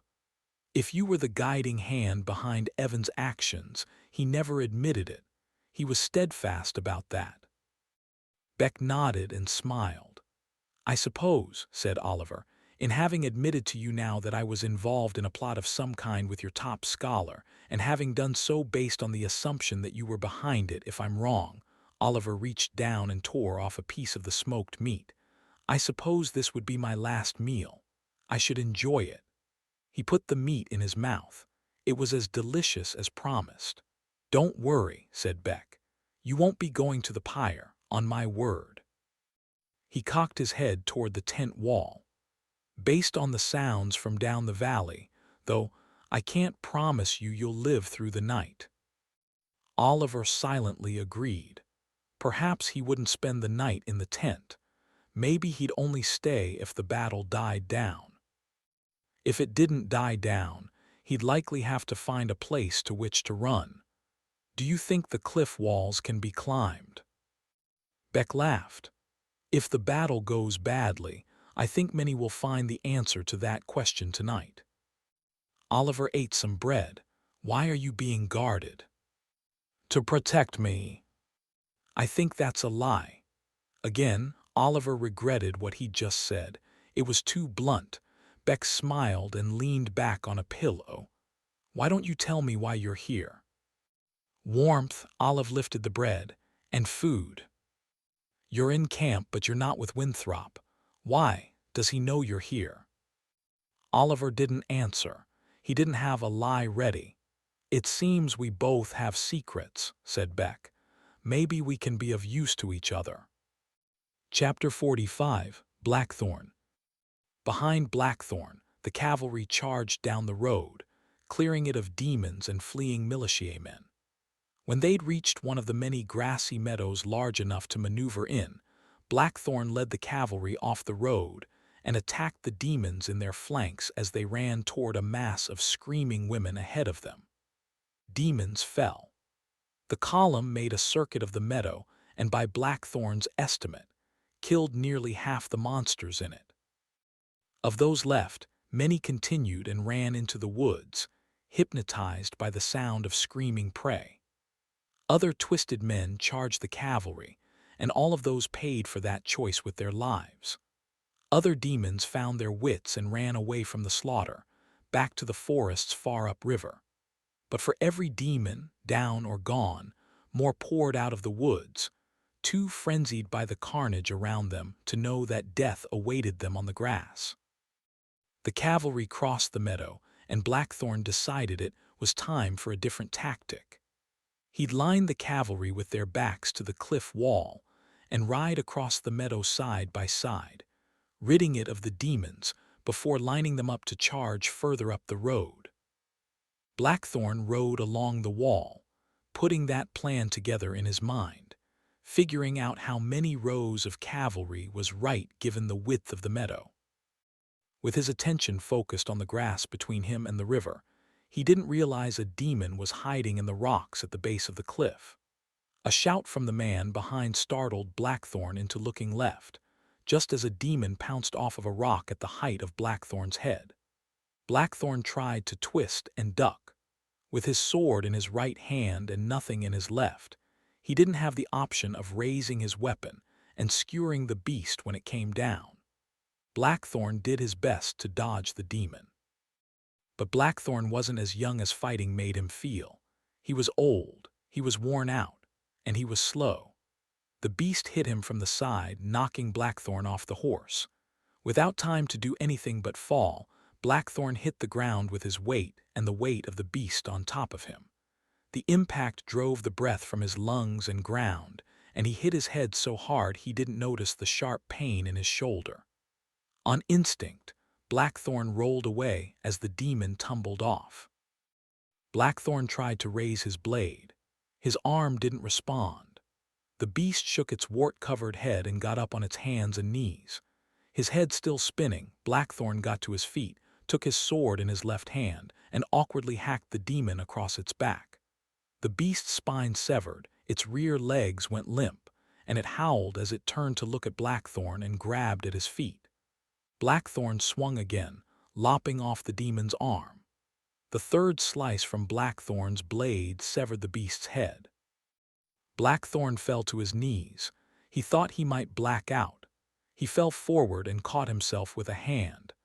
Pain in his right shoulder made him wince.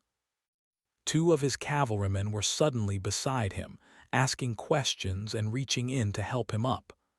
"Back to your horses," he ordered. "Charge the demons." A captain shouted a command and cavalry hooves shook the earth. Still, the two men beside him stayed. Blackthorn straightened up, and with a helping hand under each arm, he got to his feet, swaying and doubting if he could stay upright without support. "Can you ride, General?" Blackthorn nodded. Of course, it was a lie, he could barely stand. "My horse." Another cavalryman appeared with the reins to Blackthorn's mount. One man said, "We need to get the general back to the hill." Another said, "I'll get help." He hurried off, leaving Blackthorn with only one hand to support him. Blackthorn stumbled forward, shrugging off the hand helping to hold him up. He reached out and grabbed the horn on his saddle. His head still swam, but it grew clearer with each breath. His right shoulder was doing him no favors. He tried to raise his right arm, but a severe pain obliterated his will to continue. He dropped the arm and gave up. "Your sword, General." Blackthorn looked at a man holding his sword out. He hadn't realized he'd dropped it, an unforgivable sin. Blackthorn heard his father's voice in his head, telling him he was weak. Blackthorn took a deep breath. "Sir, sir." "I'm fine." "Sir, can you ride?" "I can ride." Blackthorn leaned his head on the saddle. "I need a moment." "We need to get you in the saddle, sir." Blackthorn drew himself up to his height. A half-dozen of his men were around him, 3 mounted, the others standing close. Their orders were to leave a downed man behind. That was the rule in the cavalry. He knew these men had saved his life. He'd remember their faces and find a reason to send them all back to Brighton before the end came to his army. Taking hold of his saddle horn, he planted a foot in the stirrup and heaved himself onto his horse as his right shoulder exploded with pain so severe it threatened to knock him right back off again. "General." Hands reached up to steady Blackthorn on the horse. He took a few more breaths as the pain in the shoulder swept past. He'd have to ride with just one hand, but that was a habit as ingrained as walking. The difference was that he wouldn't be able to swing a sword. The cavalrymen around Blackthorn mounted up. Another 6 showed up. One of the soldiers barked an order, "Back to the hilltop." "No," Blackthorn countermanded. The horsemen looked at him, indecision and concern on their faces. Blackthorn sat up straight in his saddle. What cavalryman leaves the battle when the demons still run? No man in my squadron, not I. A few of the men looked at one another, but most of them smiled grimly and nodded. My right arm is of no use to me at the moment, but who needs a blade to run down demons?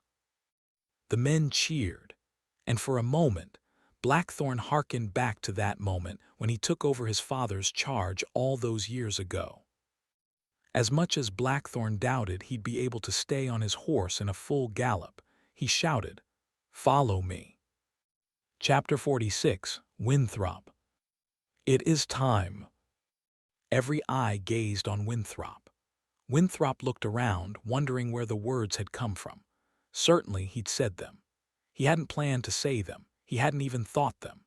He'd been singing the chant that lullabied his fears into submission, when down his tongue and past his lips, those words rolled as if dropped in the back of his throat by a god with a plan.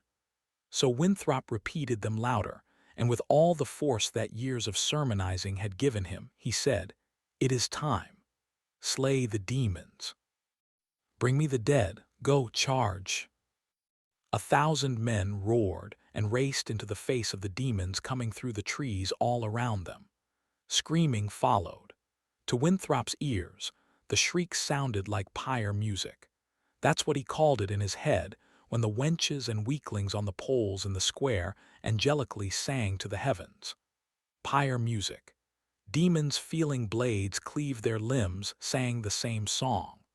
Men with demon teeth tearing their throats harmonized the god's tune.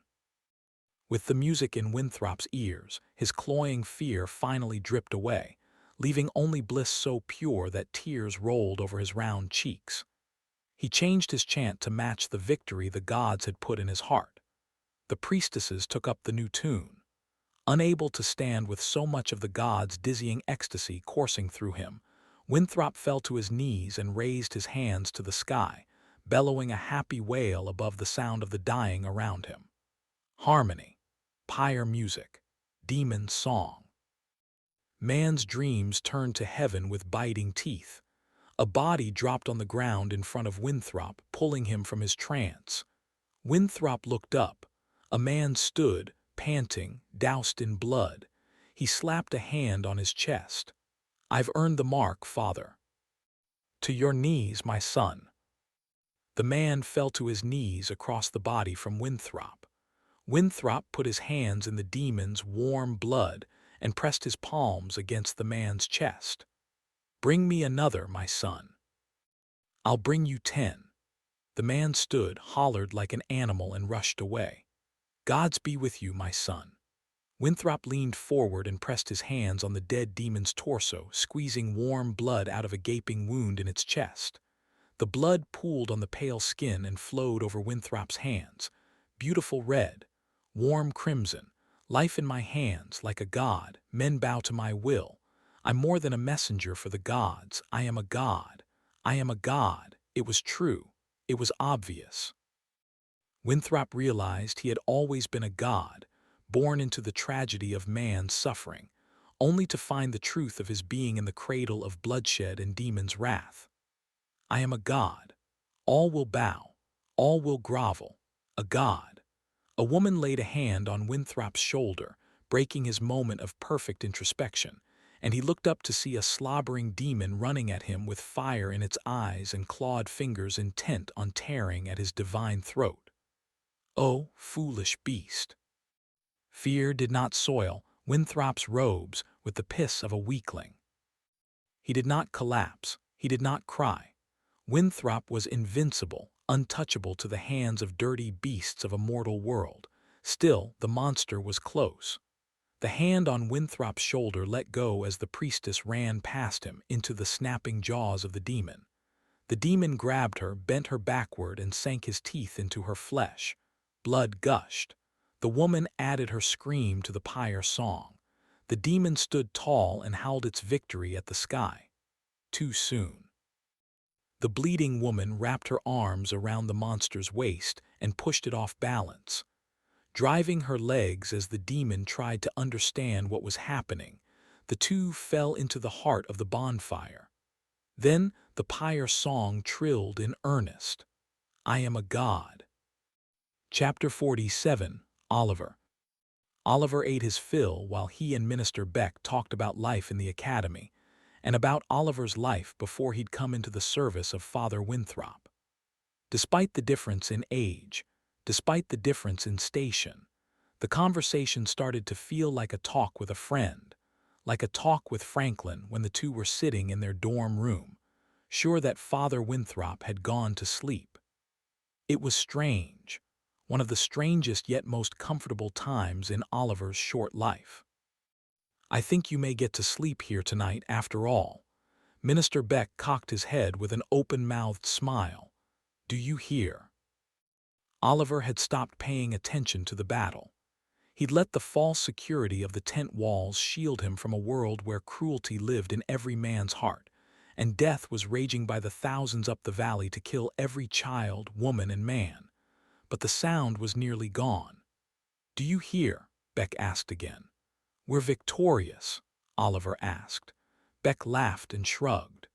Or all the soldiers are dead and the beasts are running up here to slay us as I speak.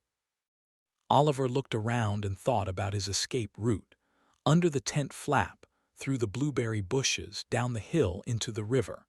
It ran fast around the bend below.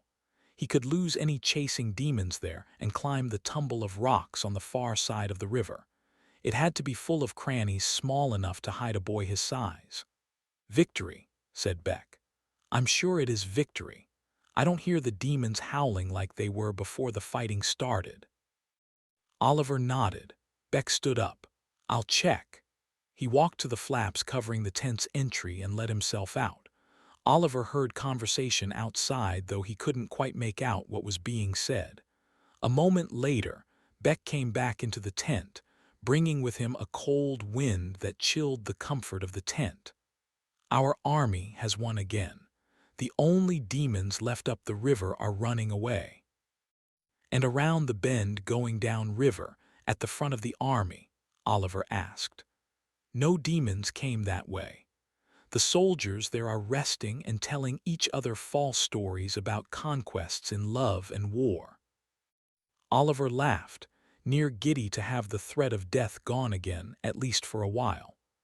Why do men tell lies when the truth is interesting enough? When you get old enough to feel desperate to impress a woman, tell me then. There are no women up there with the army, said Oliver. They're all back with the camp followers. Habit, I suppose. May I ask you a question? Oliver straightened up. Your curiosity has no bounds. I apologize. Don't, said Beck. It was an observation, not a judgment. I wish more people were as curious as you. Really? Truly, what do you want to ask? When Scholar Evan convinced me to join in his conspiracy, he told me that I might one day be able to leave Father Winthrop's service and join the academy. He said I was a smart boy. Was that true, or was Scholar Evan lying to me to get his way? About that, Oliver, he was telling the truth. I've observed you from afar for some time now. You watch me, Oliver figured that had to be a lie. I watch everyone I happen to find myself in a room with. You know, for those times when men tell lies and other men pretend to believe, I only pretend to listen. Instead, I watch others to see what they're doing, how they're reacting, and what they're saying. You came to my attention some time ago. I've known for a long time that you were intelligent. Until tonight, I had no idea how bright you were. I wish I'd have brought you into the academy long ago. I wish on that day when your parents were taken to the pyre, your father had asked me to accept you as a scholar. Unfortunately, he asked Father Winthrop to take you as a novice. Oliver didn't believe Beck. I've seen you on the dais from my place in the square when I was younger. I've heard mothers and fathers make that request of you many times. I may be wrong, but you've never taken any peasant child into the academy. I've taken some, said Beck, but not in a long time. When a parent's dying wish is that I accept their child, I most often agree, but I have to evaluate the child for aptitude before I allow them into the academy. Sadly, most children are mentally capable of nothing more challenging than planting seeds and hauling wheat at harvest time. You're different. I'd have lied to your father that I would accept you, but then after evaluating you, I'd have made that lie into a truth. Oliver smiled, pretty sure the compliment was sincere. Chapter 48, Blackthorn. The sun had long since set. The last of the demons had run back up the canyon with the echo of hoof beats branding terror into their fungal brains. Two fresh cohorts of militia were in place to guard the rear, in case more demons came down the canyon for what remained of the night. The cowards that ran when the demons first attacked, or what was left of them, Blackthorn put to work hauling the bodies of their comrades to the funeral pyres. Those fires would burn through the night, and into the next day, long after Blackthorn marched the army out the other end of the pass. As for the camp followers, Blackthorn could only guess at the number who died. Maybe a third of them. It sickened Blackthorn that the militia could be so weak of heart as to let the demons run past them to slay the wives and mothers of their comrades. Thankfully, that choice had cost most of those militiamen their lives. It would save Blackthorn the trouble of seeing to their early demise. That left Winthrop's blood-bedazzled lackeys. Judging by the number of them walking among the dead, and by the few Blackthorn saw lying dead in the mud, they had not paid much of a price for their insubordination. Blackthorn wanted all 1,000 of their heads on spikes to line the road of the canyon from end to end, a reminder to everyone who passed what price was to be paid for failing your brothers in arms. And that was what they did. When the time came for them to raise their swords and axes to fight the demons as others were fleeing, they did nothing but listen to that Lard Winthrop moan at the fire. They'd finally chosen to enter the battle, once the cavalry had broken the back of the demon charge and half of the demons were fleeing. With overwhelming numbers relative to those demons still in the fight, of course, Winthrop's handprint brothers had lost so few. No wonder they felt victorious. But their victory was a lie. They were little more than wash maids, cleaning up the battlefield after the cavalry had done its work. Of Blackthorn's 2 squadrons, 200 experienced horsemen, 19 were dead, and nearly that many were wounded. Some of those could still ride. Some of those would die of infection in the coming days. The remainder of General Blackthorn's 2 squadrons followed him down the road and trotted into the meadow, where Winthrop's imbeciles were on their knees among the bodies of their kills, dipping their hands in demons' blood and covering one another with handprints. Blackthorn ordered his men to draw their weapons, line up across the end of the meadow, and wait. It angered him that his arm had been injured, and he was unable to unsheath his own sword. With only 20 of his horsemen following him, Blackthorn rode into the morass of bloody, worshipping fools. Some of the fools stood and watched Blackthorn's horses come among them. Some looked at the lethal cavalry lined up across the end of the meadow. Some of Winthrop's worshippers were so enthralled with their work that they didn't notice Blackthorn's horses coming their way. Those mesmerized worshippers paid for inattention when a hoof came down and broke their legs or crushed their skulls. Blackthorn's 20 horsemen, trotting in the chevron formation so favored by his father, were callous toward the fools in front of them. At the center of the meadow, the bonfire had been restocked and cast a flickering orange and yellow light outward. Beside it, Winthrop stood and chanted. His arms were red to the elbows with the blood of the demon corpses surrounding him. Several dozen women knelt in a semicircle behind him, all with bloody handprints on their faces. At the edge of the open ground that was Winthrop's court, Blackthorn raised a hand to halt his cavalry. They formed their own semicircle around the fire. Blackthorn, without a word to Father Winthrop, walked the big horse around the fire and into Winthrop, knocking him down. Winthrop fell onto the bodies of the demons behind him. He huffed and spat and tried to get up. Blackthorn kept his horse moving at a steady walk and knocked Winthrop down again. Winthrop tumbled onto a row of his priestesses who skittered away. When Winthrop tried to get out of the horse's way, Blackthorn turned and bumped Winthrop again, knocking him over, hurting him to the river. All of Winthrop's minions were on their feet. Some had hands on swords, but none had the courage to raise a blade. Blackthorn almost wished one would. He decided he'd like to pit the remains of his cavalry against these 1,000 men. He'd kill them all and spike their heads. Winthrop fell over again, sputtering something about being a god. Blackthorn didn't care. No words Winthrop could utter would make a difference to anything of consequence in Blackthorn's mind. Winthrop was no god. He was a bipedal pig. When Blackthorn's horse bumped Winthrop into the river, Winthrop shrieked with the voice of a startled crone, "It's cold!" He got precariously to his feet to look at the rushing water at his knees. Blackthorn stepped his horse into the water to knock Winthrop onto his butt. Winthrop shrieked again. Blackthorn leaned down, fixing Winthrop with a hateful glare. At that moment, had Blackthorn been able to raise his arm, he'd have cleaved Winthrop in two and watched his intestines and brains float over the rapids as they went downriver. "If your flock ever refuses to fight when I call, I'll stake you to your fire and burn you on the spot." Blackthorn wheeled his stallion and galloped away. Chapter 49. Winthrop.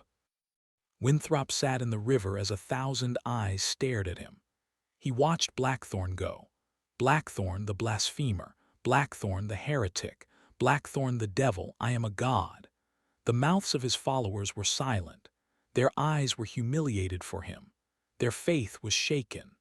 The god fire he put in their souls, the demon blood invincibility he marked on their chests, would fail without faith.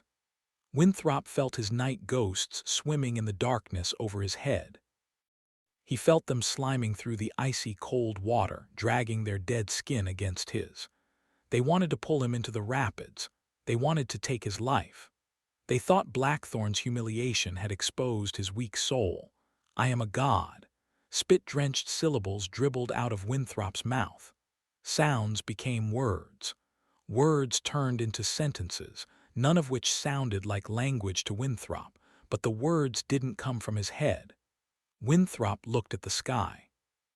Somewhere up there, his god brothers and sisters lived with the stars and the moon, and they were speaking to him. They were speaking through him, but Winthrop wasn't understanding. He'd felt their touch. He'd been one with them. His divinity flowed through him and out to the faithful, and through their faith they'd conquered the demon horde. The water around Winthrop's legs and butt lost its cold. In fact, he felt nothing at all but the pleasant wash of the current on his skin. More sounds came, God speak. He didn't understand it with his head. He had to understand it with his faith. That's where he'd become weak. When Blackthorn's black beast horse had startled him out of his trance, he'd lost the grip on his faith. He'd fallen from God to man. He turned back into the weak, fearful thing he'd been in Brighton before God speak and demon's blood freed him. Winthrop jumped to his feet and raised his hands to the sky. He shouted, "Victory!" The move surprised the onlookers. Winthrop turned and marched farther into the river. He stopped when the water was at his waist and the current threatened to pull him downstream. He dunked himself in the cold, grabbing onto a large rock to hold himself to the bottom, while his face and chest felt the freezing water. He stayed on the bottom while his lungs urged him to surface. They burned. They told him he was no god. He was a man who needed to breathe. He was mortal, and they were going to prove it. But that changed. His skin stopped feeling the cold. He was a god again. Winthrop jumped to his feet, cleansed of dirt and blood by the river's current. I am a god. He started to chant. Victory. Men on the shore joined in, some with enthusiasm, some not. Dozens of the priestesses waded into the water. They dove in around him. When they each surfaced, they stood and braced themselves against the current and sang Winthrop's victory chant. More men on shore took up the song. Winthrop felt the fire of inspiration in his god voice, and he bellowed, "The demon came for us when the moon was high. We killed him. Victory! He came this night in a horde, like the stars in the sky. Victory! Like the grass on the prairie. Victory! We killed him, we killed them all. Victory! Children of the gods. Victory! My children. Victory! Come to the water, wash away your weakness, wash away your fear." Men walked into the water. Wash away the devil's grip on your souls. The river filled with men walking in and dunking themselves in the cold water. Follow me to divinity. Let us be gods together. Winthrop trudged out of the river, dripping and chanting, energized by the faith of his priestesses and men. They love me. I'm a god. When he got to the side of the fire, Winthrop looked down at his robes, cleaner and whiter than he'd seen them in a long, long time. The caked mud was gone. The demon's blood was gone. He looked like a beautiful white god, come to save the weak-minded pig chasers and dirt scratchers, his flock, his worshippers. Victory. But Winthrop was not a white god. He was a god of vengeance and death. He was a war god, a slayer of demons, a killer of devils. Winthrop glared at the hilltop downriver where Blackthorn's tent stood, pristine and apart. Devils must die. Blood me. The priestesses knelt and put their hands on the dead demons at their feet, pushing their fingers into open wounds, squeezing their hands to cover them with blood. They put their hands on Winthrop's flowing white robe, covering it with prints. I am a war god. Blood the clean souls. Blood them all. Chapter 50, Oliver. Oliver slipped out of Beck's tent before the sun rose. He'd had his fill of sleep. He took the rest of the food from the platter and packed it in his bag. The guards didn't see Oliver as he was leaving, though they seemed to be paying more attention to Beck's tent than they were to what might be coming to kill its occupant. It became apparent to Oliver that Beck was Blackthorn's prisoner. A curious circumstance. The politics of Brighton were laced with hidden plots and agendas of which Oliver had only seen the surface. As complex as the politics were, Oliver was going to simplify them by taking Winthrop's life.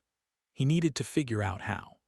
Oliver's first choice for assassinating the loathsome lord had been to sneak into Winthrop's tent and run the dagger through Winthrop's throat. That plan seemed to be off the table. As far as Oliver could tell, Winthrop hadn't slept a wink since they'd left Brighton. Oliver hadn't seen Winthrop take a single bite of food. Neither had he seen Winthrop drink. But surely Winthrop had to be drinking something. Oliver just didn't know what or when. Unfortunately, with Winthrop putting no food in his mouth, he wouldn't be going to the bathroom, which meant Oliver couldn't plant his dagger while Winthrop was privately attending to his personal needs. Frustration. Oliver spent the early morning hours scouting the road, not the road ahead of the army, but the road around which the army was camped. As Oliver walked among soldiers preparing their morning meals and tearing down their tents, he couldn't help but hear the rumors burning through their ranks. General Blackthorn had nearly drowned Winthrop the night before. Winthrop's brigade of the faithful had beaten back a horde 10,000 strong and saved the army from certain death. Winthrop walked on the water across the river, and Blackthorn's horse drowned. Blackthorn's arm had been bitten off by a demon. The cavalry was dead. The camp followers were all dead, but Winthrop had brought most of them back to life. The only piece of certainty Oliver got was that Blackthorn and Winthrop were feuding, and some factions of the militia were choosing sides between them. Those that chose Blackthorn cited his reputation for killing demons since before most of them were born. Those that chose Winthrop argued their faith in the word. Given the feud, Oliver felt certain that Winthrop would not be riding at the head of the column with Blackthorn and Beck. He'd be in the rear with his followers. As Oliver scouted the road, he looked for narrow spots where the trees grew thick on both sides, or the cliffs towered above. He looked for places where he could pounce out and jam his knife through Winthrop's throat before anyone could react. He looked for places from which he could roll down heavy rocks to crush Winthrop. He needed a place that looked promising, but had an escape route. As much as Oliver wanted Winthrop dead, he wasn't willing to trade his life for the pleasure, and he certainly didn't want to stand on a pyre to feel the fire burn his flesh away. No murder was worth suffering that kind of pain. Late in the morning, when the army finally marched, Oliver was near the front, having found no good place from which to stage his ambush. He found a gap between the cohorts and walked alone with ranks of militiamen marching in formation 30 paces ahead and another cohort walking similarly 30 paces behind. He was proceeding quietly when a sergeant yelled at him, "Get to the side of the road. Wait for the other camp followers." Oliver glanced up, wanting to argue but afraid he'd draw attention to himself. To his relief, one of the soldiers leaned into the sergeant's ear and in a voice loud enough to overhear said, "That's not a camp follower. That's Novice Oliver, sir, one of Winthrop's men." That quieted the sergeant. When the army reached the end of the pass, the ground fell away steeply, and the river ran over a fall that rumbled like thunder and threw a mist in the air that glowed with rainbows in the sun. The army crossed a bridge over a deep ravine and started down a road that zigzagged down the front of the mountain all the way to the coastal plain. Oliver climbed on a rock that put him well above the heads of the men marching below. From there he saw the whole of the snaking path back and forth, back and forth. In the curve of the mountain range, he saw the waterfall through a series of pools and cataracts all the way down to the plain, where it formed a lake at the bottom, before flowing east to spread into 1,000 fingers and a marsh. Past the marsh was something Oliver had only heard about in stories. It was the most marvelous sight he'd seen. It was the ocean, blue and endless, stretching across the horizon, merging with the clouds in the distance so far away that Oliver couldn't tell where the ocean stopped and the sky started.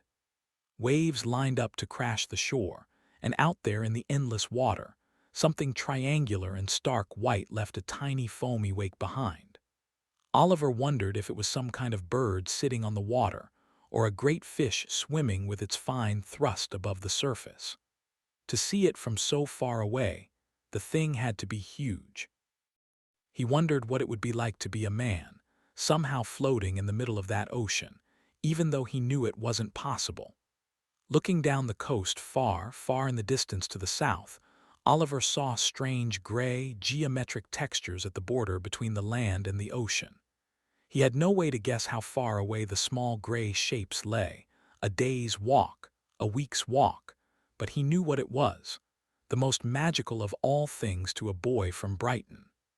The Ancient City. Chapter 51, Franklin.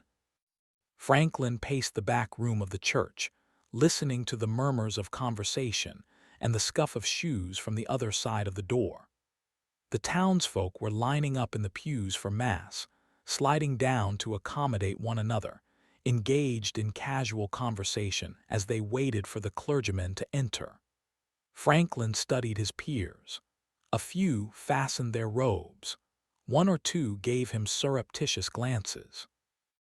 In the back of the room, several novices assisted the elder clergyman, and Franklin had the panicked thought that he'd rather be back there with them, performing a more comfortable role.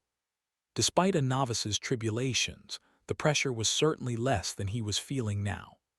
"Ready, Father Franklin?" Clergyman Abbott asked. The man's sizable head glinted in the torchlight. Franklin saw a hint of doubt in the man's eyes. Recalling Blackthorn's words and hoping to keep his respect, Franklin simply said, "Yes." Novice Joseph scurried to open the door, carrying the same look of hope in his eyes that one day he might be the one wearing the robe and walking out to a room full of people. Franklin smiled. Suppressing his nervousness, he waited for the others to line up behind them. The door opened. The melodic tones of harps and woodwind instruments floated through the doorway. Sucking in a breath, Franklin stepped out into the open. His heart thudded. The room was full. All conversation had ceased. The parishioners sat, still and expectant, watching the procession of clergy, watching him. Franklin didn't need to see the individual faces to know people were sizing him up, waiting for him to falter or fail. He strode across the room with a focused gait, afraid that he might trip. Thankfully, he didn't. He didn't realize he was at the pulpit until the music stopped. Out of the corners of his eyes, he saw the other clergymen veer off and take their positions. They were waiting for him. A bead of sweat trickled down his face. Franklin looked over the crowd, a blur of expectant men, women, and children. He felt nauseous. He'd prepared for this role in his head so many times that it hardly seemed like it was happening, and yet it was. This time there was no fits to nod and smile. The room was pin-drop quiet. He needed to say something. The silence felt like it had gone on forever. "Speak."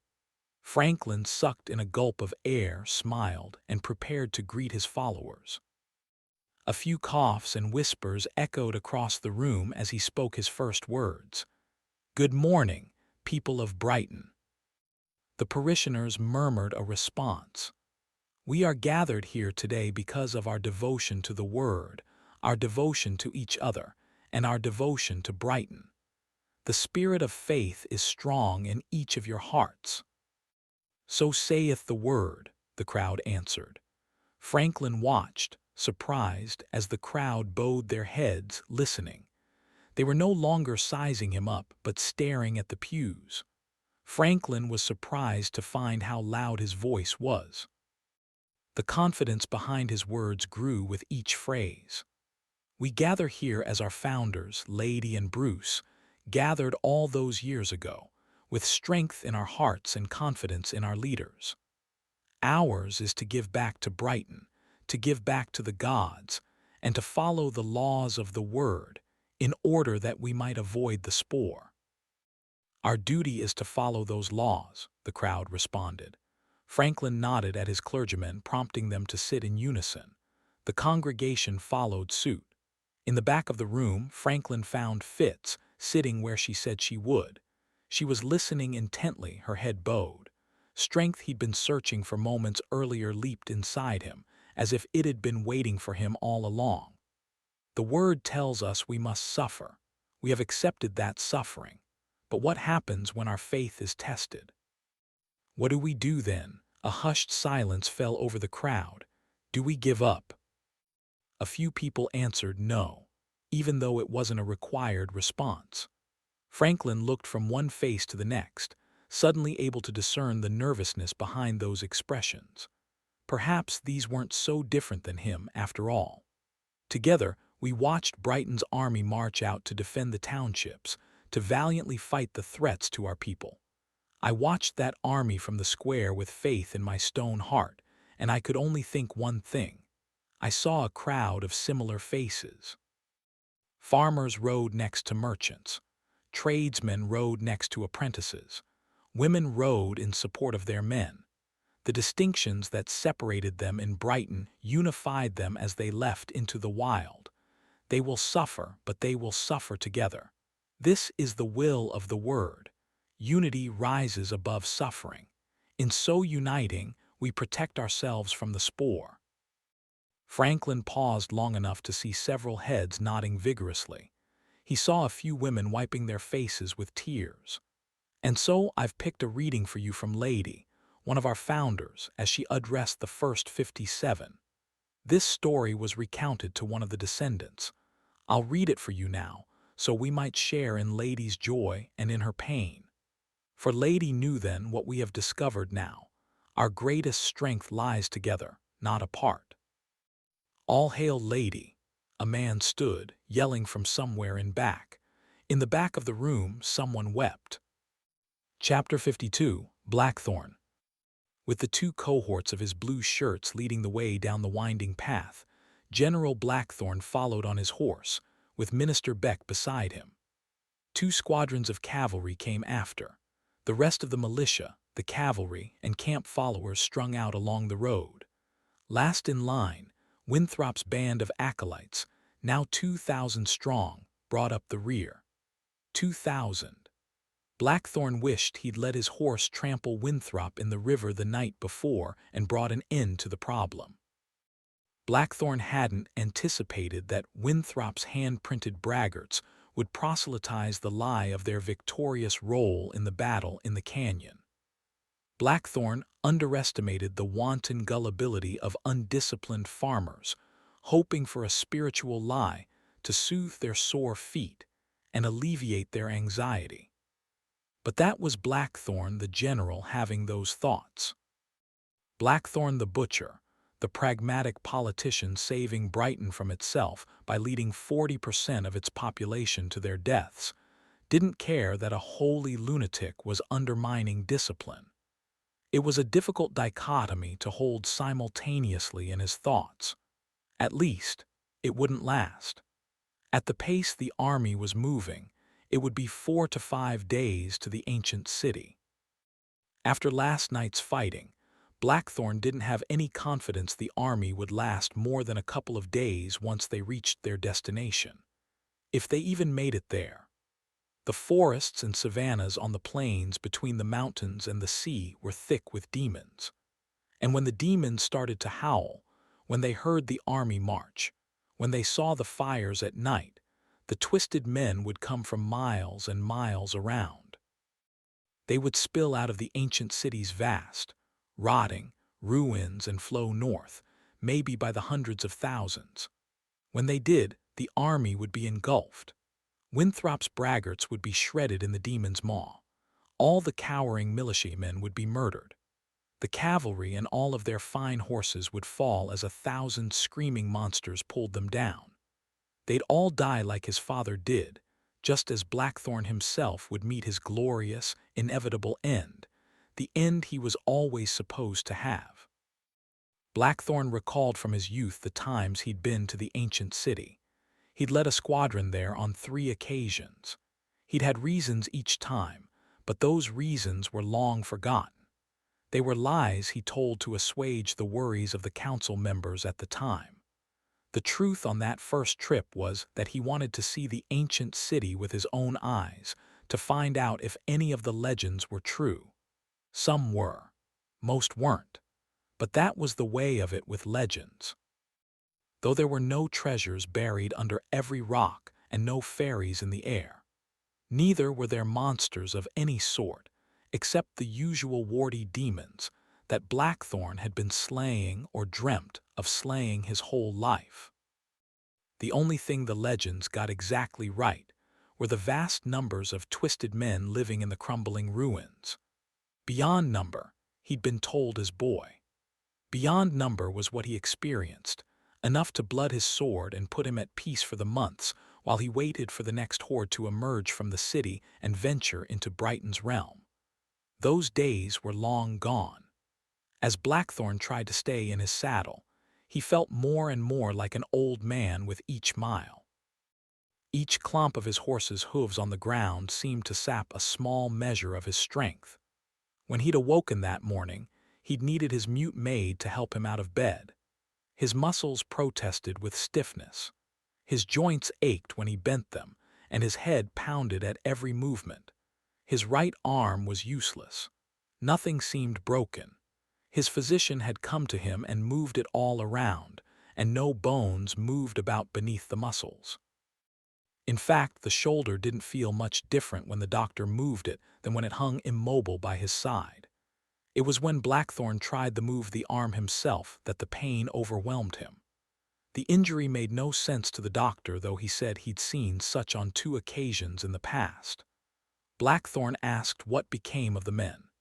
The answer: they eventually regained use of their arms, but they were always weak, never what they once were, and continually had flares of pain. The long-term prognosis did not matter to Blackthorn. He'd only hoped the doctor would do something with the arm to allow for the swinging of a sword for a few more days.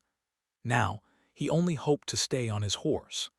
Military matters took his mind off his weakness and aches as he made his plan on a place to camp. Their path would take them near a knoll next to the river.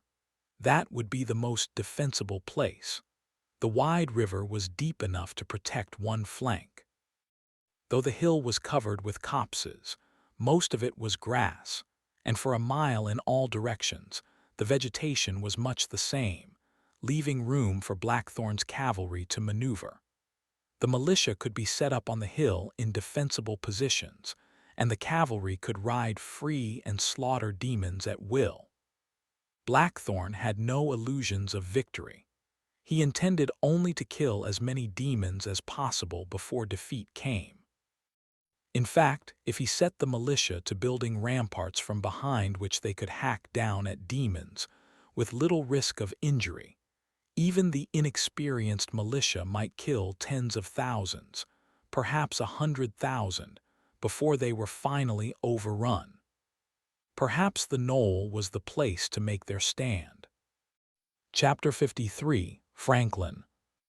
"You were amazing," Fitzgerald said, her face curved into a beautiful smile.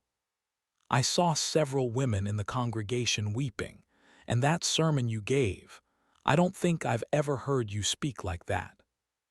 Franklin nodded, unable to suppress a grin of his own. "I'm barely able to understand it myself. I think we picked the right passages, Fitz, especially with what's been happening in Brighton." "We did." Fitzgerald reached out to take his robe from his shoulders. Franklin stopped her. "You don't have to do that.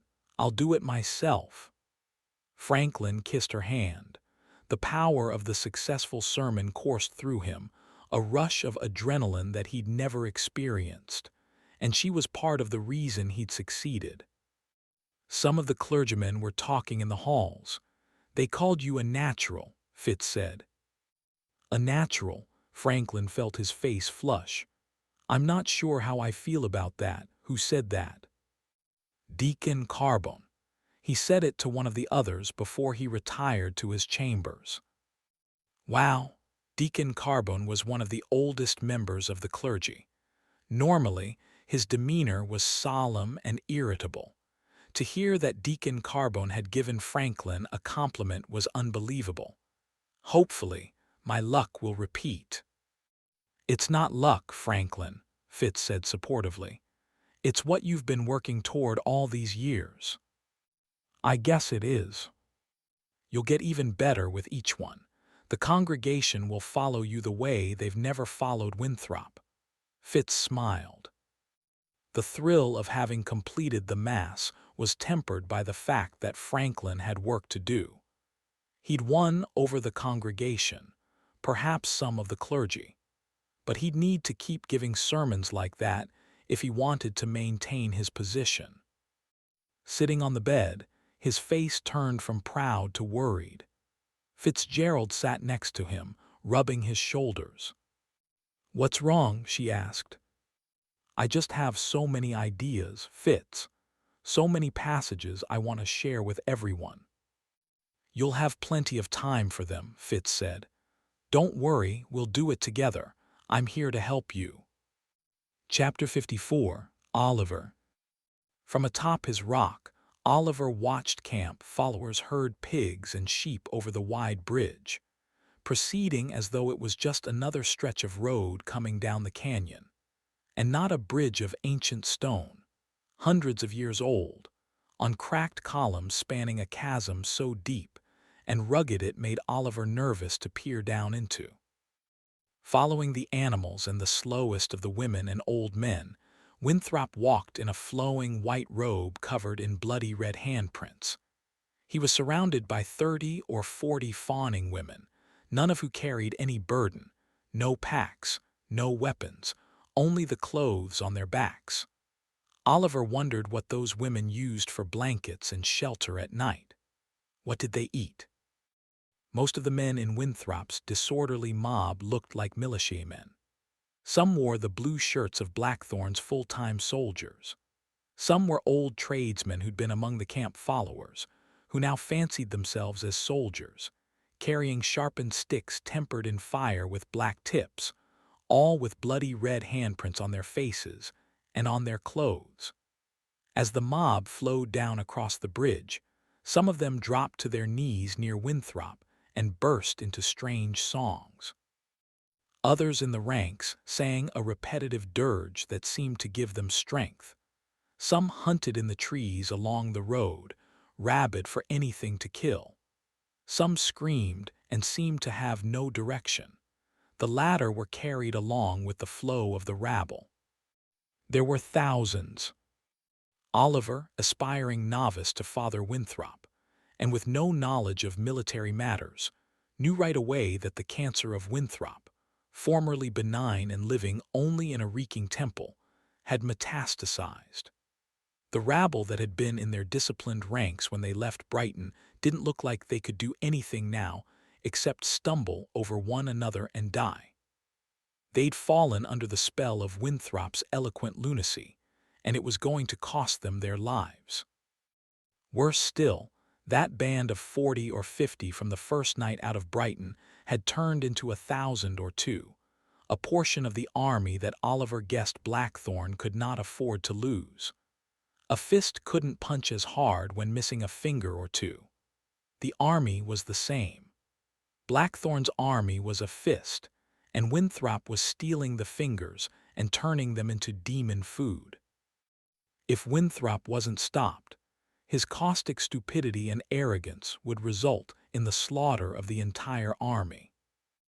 The importance and urgency of Oliver's task took on the added weight of 19,000 lives, or however many were left, after 2 nights of fighting. Oliver needed to kill Winthrop tonight. Chapter 55, Tenbrook. How did Father Franklin do at his Mass? Tenbrook asked, watching Captain Cinco intently. Surprisingly well, Cinco said, averting his eyes. Tenbrook bit his lip, prepared for different news. What do you mean by that? He gave an inspiring sermon, sir. The entire congregation watched him without a whisper. They were judging him, I suspect. Yes, at first. But then he won them over. A few women were weeping in the pews. In fact, the clergymen seemed awestruck. By the end, the entire congregation was talking about him in front of the sanctuary. Many of the farmers stayed outside instead of heading back to the fields, discussing his passages. His style is very different than Winthrop's, indeed, but he seems to have a real way with the people, and he can read. I'm surprised, Tenbrook said, clenching his fist around the pen in his hand. Tenbrook liked to think he was a good judge of character, especially when it came to detecting threats. Perhaps Franklin's humble demeanor had all been an act. Perhaps he was in on the plan. Tenbrook would watch Evan and see if he met with Franklin. Is there anything else, sir? Cinco asked. Keep after Scholar Evan. Make sure to report back to me on wherever he goes, and let me know if you catch wind of any of his conversations. Will do, sir. Chapter 56, Evan. Evan nervously paced his room in the academy. He hadn't touched his books in days. His room was disheveled, his bed unmade. He'd been falling asleep at odd hours, napping when he could. He dismissed the servants that knocked on his door to clean up after him. He couldn't think about anything but his meeting with the Dunlows. That meeting gave him a mixture of trepidation and relief. Tommy and Timmy seemed nervous but forthright. He couldn't imagine they'd mingle with the other deserters if they were guilty. But that question begged another. If it wasn't the Dunlows, who was it? He'd been chewing on that thought ever since his meeting. He already knew it was no one else at the clergy or the academy. At least, no one he had recruited.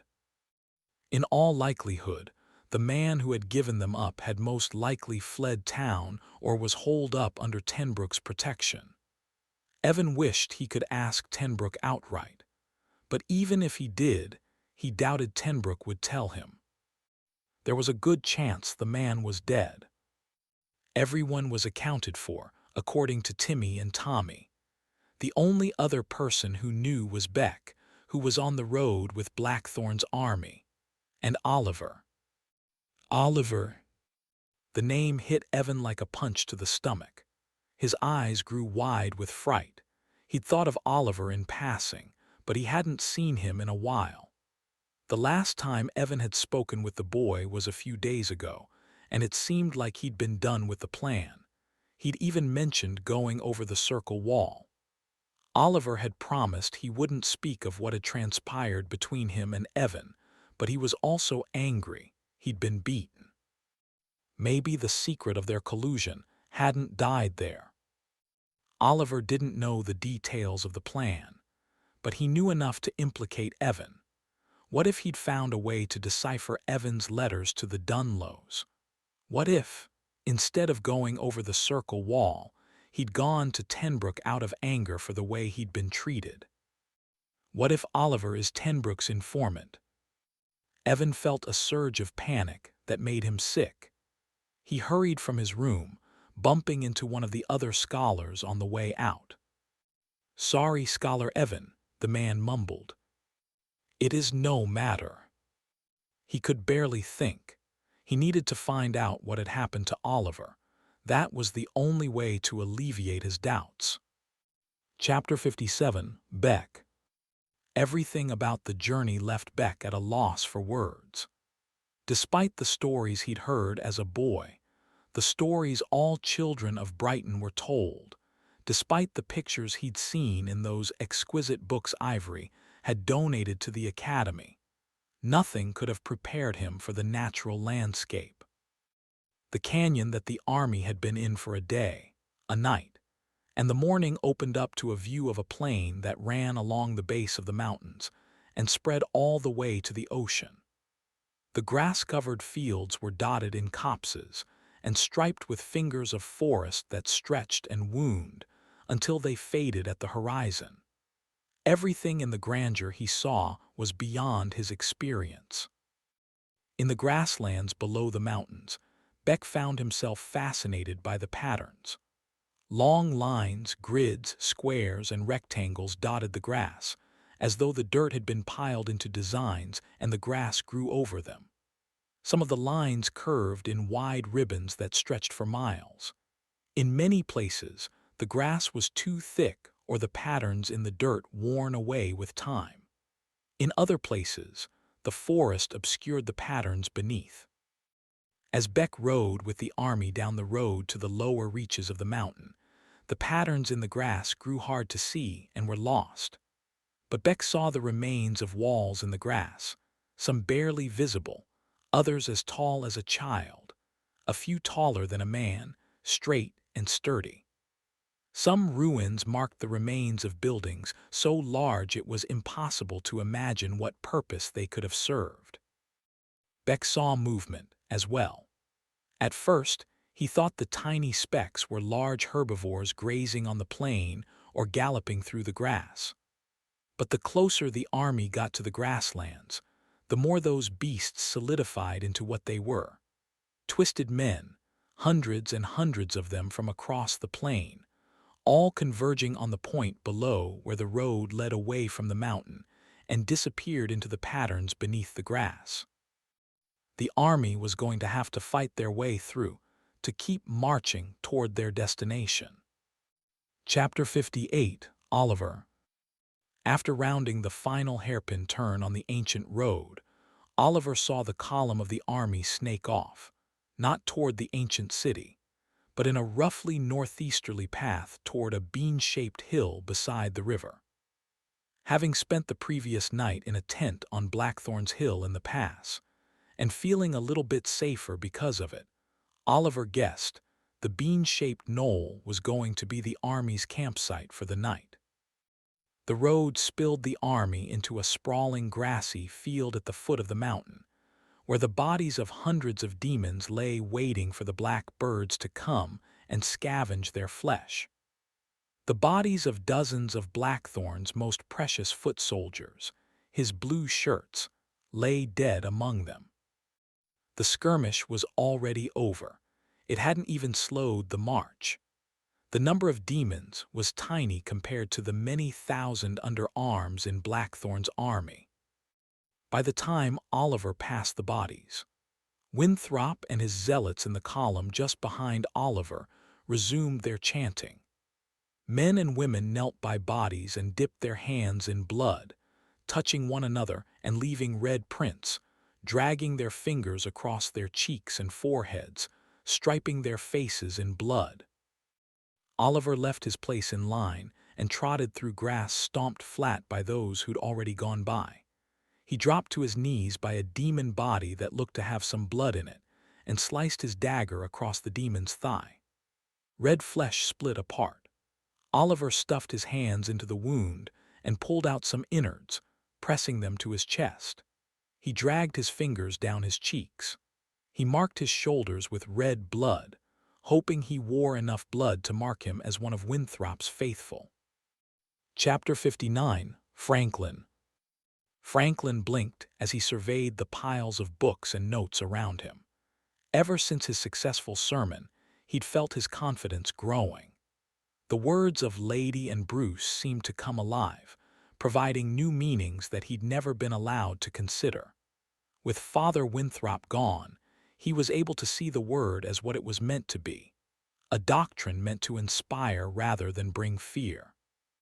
He smiled as he found a relevant passage in one of his reference books, underscoring the need to provide assistance to neighbors in times of famine and hardship. He reached for a piece of paper, bent on jotting down some notes. A knock on the door distracted him. He leaned back in his chair, setting down his pen. "Who is it?" he called. Joseph peered into the room. "You have a visitor, Father." "Who?" "Scholar Evan." "Is he behind you?" "No, he's in the sanctuary. Should I fetch him and send him in? I didn't want to bring him into your quarters." "I could use a break. I'll meet him there. Tell him I won't be long." Franklin listened as Joseph's footsteps retreated in the hallway. He stood, shaking the stiffness from his legs, and tried to clear the sermon he'd been working on from his head. He walked from his room and down a long corridor, navigating his way to the main sanctuary room. What could Evan want? He realized that he hadn't seen the scholar since their induction at the square. He assumed that, like him, Evan had been busy performing the duties of his new role. It'd be good to catch up with his friend. Opening the door, he found Scholar Evan standing in between the front row of benches. "I'm sorry to disturb you so soon after the sermon, Franklin," Evan said, rubbing his hands together. "That's quite all right," Franklin said. "How are things going?" "I just wanted to congratulate you on your successful Mass the other day." Evan's eyes roamed from the pulpit to Franklin. "I wish I could have attended." "It is no matter. I know you have your people at the academy to look after." "I heard a group of merchants talking outside in the market. They couldn't believe the succinct delivery of your words. Several of the farmers said it was the best sermon they'd heard in years, better than Winthrop's. Of course, they said the last part thinking no one else would hear." Franklin blushed, unable to help himself. "Thanks." "I have no doubt that they're right," Evan said. "How are things at the academy?" "I'm doing my best," Evan smiled.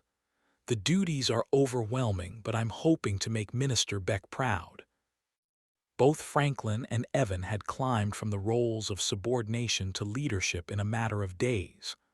Franklin imagined it was as much a shock to Evan as it was to him.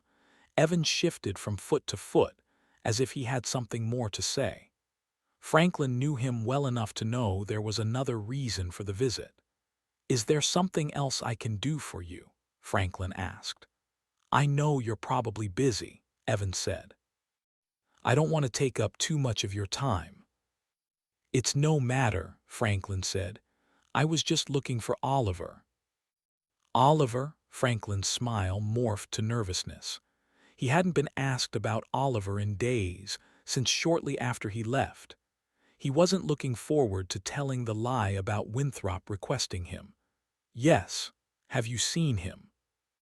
"He left a few days ago," Franklin said. "Left?" Evan's face went white. "Did he tell you that?" "Yes, he went with Blackthorn's army." Franklin paused, then added, "He went to assist Father Winthrop." Composing himself, Evan said, "I didn't know about that. Depending on what you need, I might be able to lend you another novice. Is your back hurting you again? Do you need help at the market?" "No, it's a matter of little importance." "Are you sure?" "I'm sure. I just wanted to answer a question he had about the academy. He asked me when we went to the market last week. I said I'd look up the answer and get back to him." "Oh, I see. Congratulations again on your successful sermon. I know what a challenge that must have been. I'll be there for the next one." "Thanks for the—" Franklin started. Without another word, Evan scurried through the doorway, his footsteps echoing off the cavernous ceiling. Chapter 60. Beck. Minister Beck and General Blackthorn sat on their horses on the crest of the hill. From there Beck saw most of the top of the large hill and a good share of the gently sloping sides, not the back side facing the river with its near vertical cliffs, but the ones that were approachable from the savanna in front of them. All over the hill, men were busy. "Pardon me for saying so," said Beck, "but you don't look well." Blackthorn said nothing. "Perhaps it would be better to leave the construction of the defenses to your captains. Rest would do you good. An army needs a healthy general." "Rest is for weak men," Blackthorn spat. Blackthorn turned and looked at Beck. "Scholars." He shook his head and looked back at the goings-on below. "Merchants, clergy, farmers, harlots, and orphans. Children have their stories about glory on a horse, but nobody knows the reality. Cavalrymen know suffering like no fat resident of Brighton ever will. They sit by their fires when the cold rains come while we cavalrymen ride. Farmers stay inside when the snows are deep while we go out and do battle. When a scholar nicks his finger with a quill, what does he do, minister? Does he rest in his bed until he is well? A cavalryman does not. When his bones are broken and his blood is flowing over his horse, a cavalryman raises his blade. Beyond the circle wall there is no rest, no mercy. Out here you kill the demons or you die, so go rest if you want." Blackthorn pointed to the tents. "Your quarters are ready." Beck wanted to shoot back with something snide, but another part of him found admiration in the general's little diatribe. The cavalry did sacrifice a great deal, and the people in Brighton lived in the comfort of their duty. "General," Beck had a hard time making the words come. "Speak, man," ordered Blackthorn. "I apologize." Blackthorn laughed. "Another game of words. What do you try to bait me with now? Do you ever tire?" "No," said Beck. "I mean it. I apologize. You're wounded. You can't raise your arm. I've been riding in your company all day. More than once I thought you'd fall from your horse, but you surprised me. You sat tall. I appreciate the sacrifice you and the cavalry make, even what the blue shirts do for the safety of us all. I am sincere." "But—" "Why should there be a but?" Beck asked. "We've shared the council too long. I know you, Beck." "I'd planned to say no more, General. I appreciate what you do. I would not be able to do it. If I were to say anything, I would say that I hope one day you will appreciate what the scholars do, as different as it is from what you and your men do. But I was not going to add that. I am learning as this venture continues that the two are not the same. Allow me that. Accept my appreciation at face value." Blackthorn turned and gave Beck a hard stare. "I will. You're a more complex man than I'd thought." Beck let his gaze wander over the activity on the slopes of the hill. "I see men are digging trenches and piling the dirt only on one side." "Defenses," said Blackthorn. "The men can stand atop the mound of dirt. Charging demons will fall into the trenches and will have to climb the side defended by the militia. Men chopping down at demons whose heads are at the soldiers' knees are not likely to be injured. They can't be overrun no matter how many demons come at them. The trenches and the earthen ramparts stop them." "Why here?" asked Beck. "The slope of the hill adds to the advantage of the defenders." "I see," said Beck. "But what I was asking is, why are we building defenses here, and why have we not done so at our other campsites? The twisted men in the plain between the mountains and the sea are more numerous than any other place I know of, besides the ancient city." "Is this where the demon horde you spoke of is?" Beck asked. "The one we came here to annihilate?" "It is in the city," said Blackthorn, "but we cannot engage it until we deal with the demons on the plain." "Are we staying here then?" asked Beck. "On this hill?" "For a time," answered Blackthorn. "The demons will come to us. They might all come. We'll fare better in battle if we give our militia the advantage of defenses. It'll be like our circle wall, only here, instead of around Brighton." "Not as formidable," said Blackthorn, "but yes." "With the earthen ramparts," asked Beck, "will we have a chance to live through this?" "More than without." "Will we live through this, General, honestly?" Blackthorn turned to look at Beck again. "Perhaps out here, where life is simple, we can live without the lies that life in Brighton seems to require of us." "I would like that," said Beck. "Men don't like the truth when it is hard," said Blackthorn. "They'll do anything to pretend the truth is false. They'll lie to themselves. They'll believe the lies of others. That is the nature of men. And the truth about our chances of living through this. You're a smart man, Beck. You've known the truth all along. You chose to hide from it because it was too brutal to accept. We are here to die so that Brighton will have enough food to live through the winter. We will kill as many demons as we can so that future hordes coming through the canyon to seek out Brighton's innocent souls will be smaller.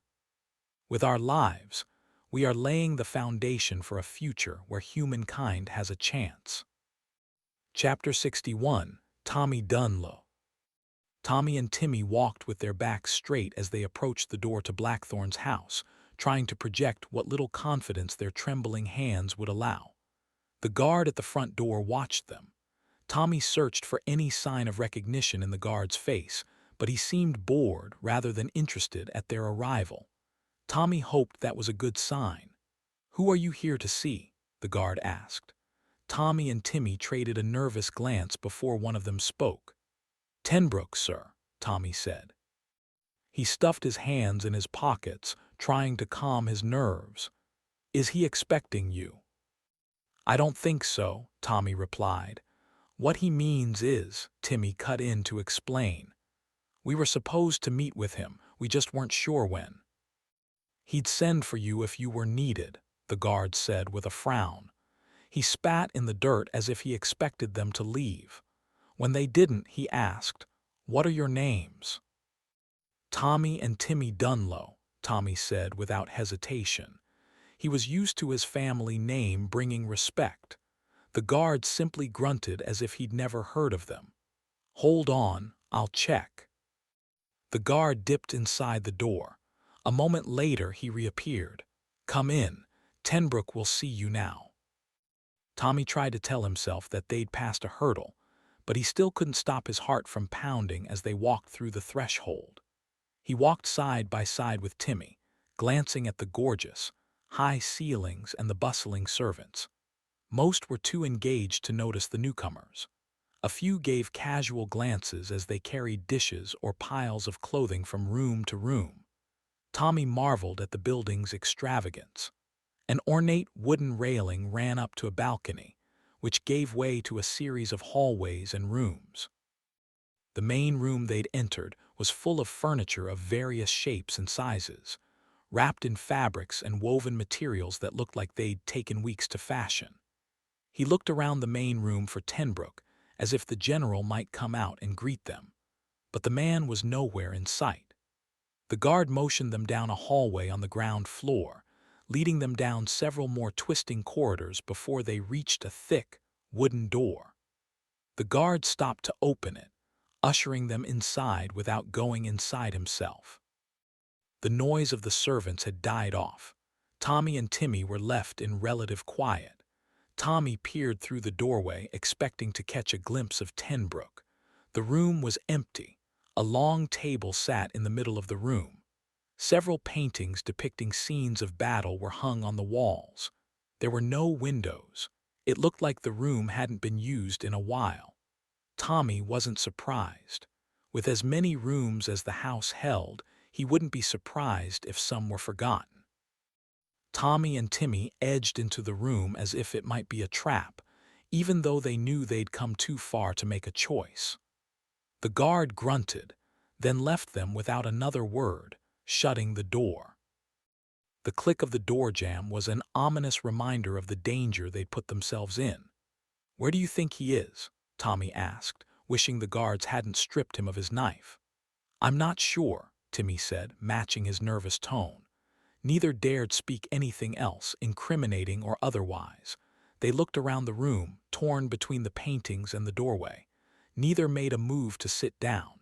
They remained that way in silence for several minutes. Footsteps in the hall startled Tommy. He strained to hear how many people were approaching. Several pairs of footsteps meant there were guards, but heard only one pair of boots. The footsteps ceased. The doorknob turned. Tommy gulped. Tenbrook walked in, a half-smile on his face. He greeted Timmy and Tommy, shaking their hands, insisting they take seats at the table. Tommy breathed a sigh of relief. Tenbrook's casual demeanor assuaged some of his doubts, but he knew better than to trust the man. He pulled up a chair next to his brother and waited for Tenbrook. "I bet you're wondering what kind of room this is," Tenbrook said, waving at the paintings on the wall. In truth, Tommy wasn't, but he knew better than to disagree. "Of course. We call this the war room. We have a few rooms like this, many much larger and used more often. This particular room was used by General Blackthorn's father during the planning of the Great War. Because of that, it has historical importance. We've heard stories of that war." Timmy nodded eagerly, as if that fact might increase Tenbrook's respect of him. "Our great-uncle fought in it." Tenbrook ignored him and patted the table. "Unfortunately, that war had its costs. They all do. As you're probably aware, General Blackthorn's father died during the Great War, and because of that, the general hardly visits this room. I only know this because I inquired with one of the servants. I wanted to make sure the room was available so that I could use it." Tommy nodded. "That makes sense. I wanted a room that would make me feel at home here in Brighton, since I consider the wild my home most of the time. The pictures remind me of my battles." Tenbrook paused. "And because Blackthorn won't mind if I mess it up." Tommy laughed nervously, hoping there wasn't an implied threat in that statement. He looked around the room, noticing a few closed doors but didn't see any guards. He had the brief thought that he and his brother might be forced into a battle with Tenbrook. Even if they managed to win, they'd never get past the doors. "You're probably wondering what took me so long to call you here," Tenbrook said. Tommy frowned. "Called us here." He wanted to ask why Tenbrook had never sent for them. They had come of their own accord. Perhaps Tenbrook's plethora of new duties had him confused. Nodding, Tommy said, "Yes, we wanted to make sure you had all the information you needed." "And to ensure we're protected, of course," Timmy said, a little too hastily. "Of course." Tenbrook sighed and leaned back in his chair. "As you can imagine, the information you provided was very useful. I'm sorry I didn't send for you earlier. We've already identified the deserters of whom you spoke, and I've been keeping a close eye on Evan. I've had my men following him since shortly after we talked." "That's good news," Tommy said. "I'm glad we could be of service to you. He came to visit us once, but we didn't tell him anything, of course. I knew you could be trusted. We're just glad to play our part in keeping Brighton safe." "I appreciate that." Tenbrook nodded as if they all shared a sacred duty. "When will the deserters be brought in?" Timmy asked. Another hasty question in Tommy's opinion, but he didn't say anything to correct his brother. "I'm not sure we'll bring them in at all." Tenbrook sat back and smiled, making Tommy wonder what sort of strategy he'd devised. He waited for the answer. "As you know, both the pyre and the occasional spiking go a long way toward keeping Brighton safe. With those measures in place, most men don't stray too far beyond the rules. It takes intelligent leadership to turn whispers in an alley into an organized mob." "We wouldn't know much about that," Tommy said nervously, "but we'll take your word. It takes even more than that to overthrow a government entirely." "That makes sense." Tommy chewed his lip as he followed Tenbrook's logic. "I don't need to burn everyone involved to halt the coup." Timmy leaned forward. "What you're saying is that now that we've told you Scholar Evan is behind the plot, you can bring him in and dissolve it. That sounds easy enough to me." "Yes, if I were convinced he was the only ringleader," Tenbrook said with a shrug. "That's why I've been having him followed, to determine if that is the case." Timmy swallowed audibly as he considered their meeting with Evan might have been watched. "If you don't think we're telling you the truth, I can assure you that." Tommy grabbed his brother's arm. "I'm sorry for my brother's tone," Tommy said apologetically. "We just want to assure you that we've told you everything you know. Scholar Evan is the one behind it. We told you everything." "I mostly believe you." "Mostly?" Timmy asked, his voice wavering. "I want you to know that I appreciate the information you've given me," Tenbrook said with a solemn nod, "even though it won't save you from what needs to be done." "What do you mean?" Tommy's blood froze as he watched Tenbrook's expression. "I've been speaking with your father, mother, and sister. Sadly, I don't think they know any more than you do. They've convinced me of that." Timmy leaped from his chair. "What are you talking about?" Tenbrook pounded the table. The thick wooden doors in the back of the room opened, unleashing several guards. Tommy shouted as his brother was pulled from his seat. Soldiers pinned his arms. They pulled the kicking, screaming Tommy and Timmy from the war room, dragging them into a dimly lit corridor. Tommy struggled to see, but the frantic commotion made him lose his bearings. Suddenly they were in a dank, musty room with devices on the wall. Tommy saw his mother, father, and sisters hanging from chains.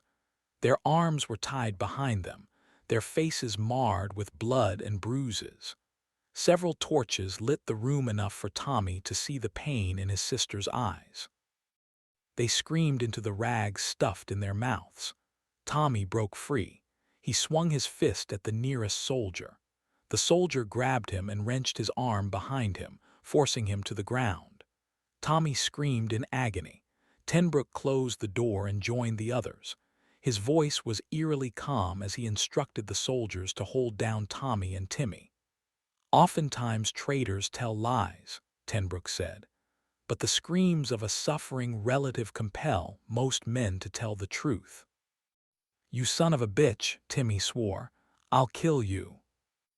If you resist me, your family will die. If you cooperate, I might consider letting them live, but it won't save you from death." "We've already told you everything," Timmy screamed frantically. "Then this will set my mind at ease." Chapter 62. Jeremiah. Jeremiah didn't realize he'd slept until the cry of a bird woke him up. He sat up in the chair, knocking the empty flask to the floor. The clatter exacerbated the growing pain in his skull. He squinted, groaned, and looked around him. The books were in the same place as he'd left them. Several were on the floor. He vaguely remembered looking through them, laughing at the ridiculous pictures. He'd even set a few aside to look at later. The sun was gone. It was almost dark. How long had he slept? He'd had too much snowberry, he grunted.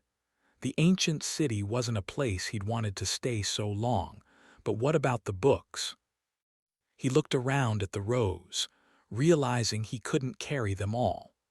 Beck had wanted him to count them using lines on a paper. "Fuck." Jeremiah snorted. Between his headache and the volume of books, he had no interest in counting. He'd take a few books back. If that wasn't good enough, then Beck could find the damned stash himself. Jeremiah bent over, scooping up the book with pictures of the strange contraption he'd seen. He'd take that one, for sure. That should entice Beck enough to make him pay any amount of coin Jeremiah demanded. He recalled Ivory and the strange demon man. Had they returned? If they had, he hadn't heard them. They probably fled to some distant shore, terrified that I'd catch them. Jeremiah laughed. He glanced out the window but saw only the dark blue ocean. No sign of Ivory or the demon man. He packed as many books as he could carry in his bag and sealed it, flinging it over his shoulder. Then he walked toward the door.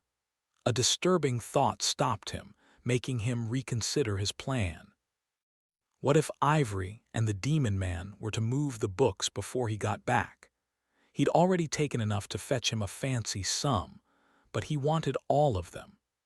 Jeremiah couldn't take the chance that the boy and his shit-ridden friend might steal the rest of his riches. "I'll do one last check to see if they returned. If I don't find them, I'll hide the books where they can't be found. Then I'll head back to Brighton." Satisfied with his plan, Jeremiah headed for the door. Chapter 63. Beck. By the time it was full dark, all of Blackthorn's cavalry squadrons had come to the top of the grassy hill and set up camp. Blackthorn and Beck still sat on their horses, with two cohorts of Blackthorn's blue shirts camped around their position.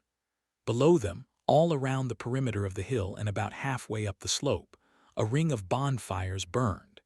In front of those fires, men toiled in trenches, digging and moving dirt. Uphill from the ring of fires, men worked on another row of trenches. More fires burned on top of the hill. On the back side, the one that faced the river, no one worked. The slopes dropped too steeply down to the river to worry about building additional defenses there. As Blackthorn explained to Beck, that side was naturally defensible. A few hundred men could hold it against any number of demons attacking across the river. "You've been silent longer than I've ever seen," said Blackthorn without turning away from the men at work. "I have." "Are you surprised by what I told you?" Beck sighed. "I suppose you're right. I knew. I didn't want to accept it. I'm not ready to die." "Perhaps you won't." "I thought lies were in our past," said Beck. "It is often as difficult to speak the truth as it is to hear it." "I need to understand how this defense will work," said Beck. "Are you planning to assassinate me and take over?" Blackthorn turned and gave Beck a wicked grin. "You might get away with it. You know better than anyone I can't raise my sword arm. As you said, I'm barely keeping myself in the saddle." Beck laughed. "Honesty is an interesting territory to live in. I may learn to like it, I think. But no, I have no plans to kill you. No man is more competent to lead this army than you.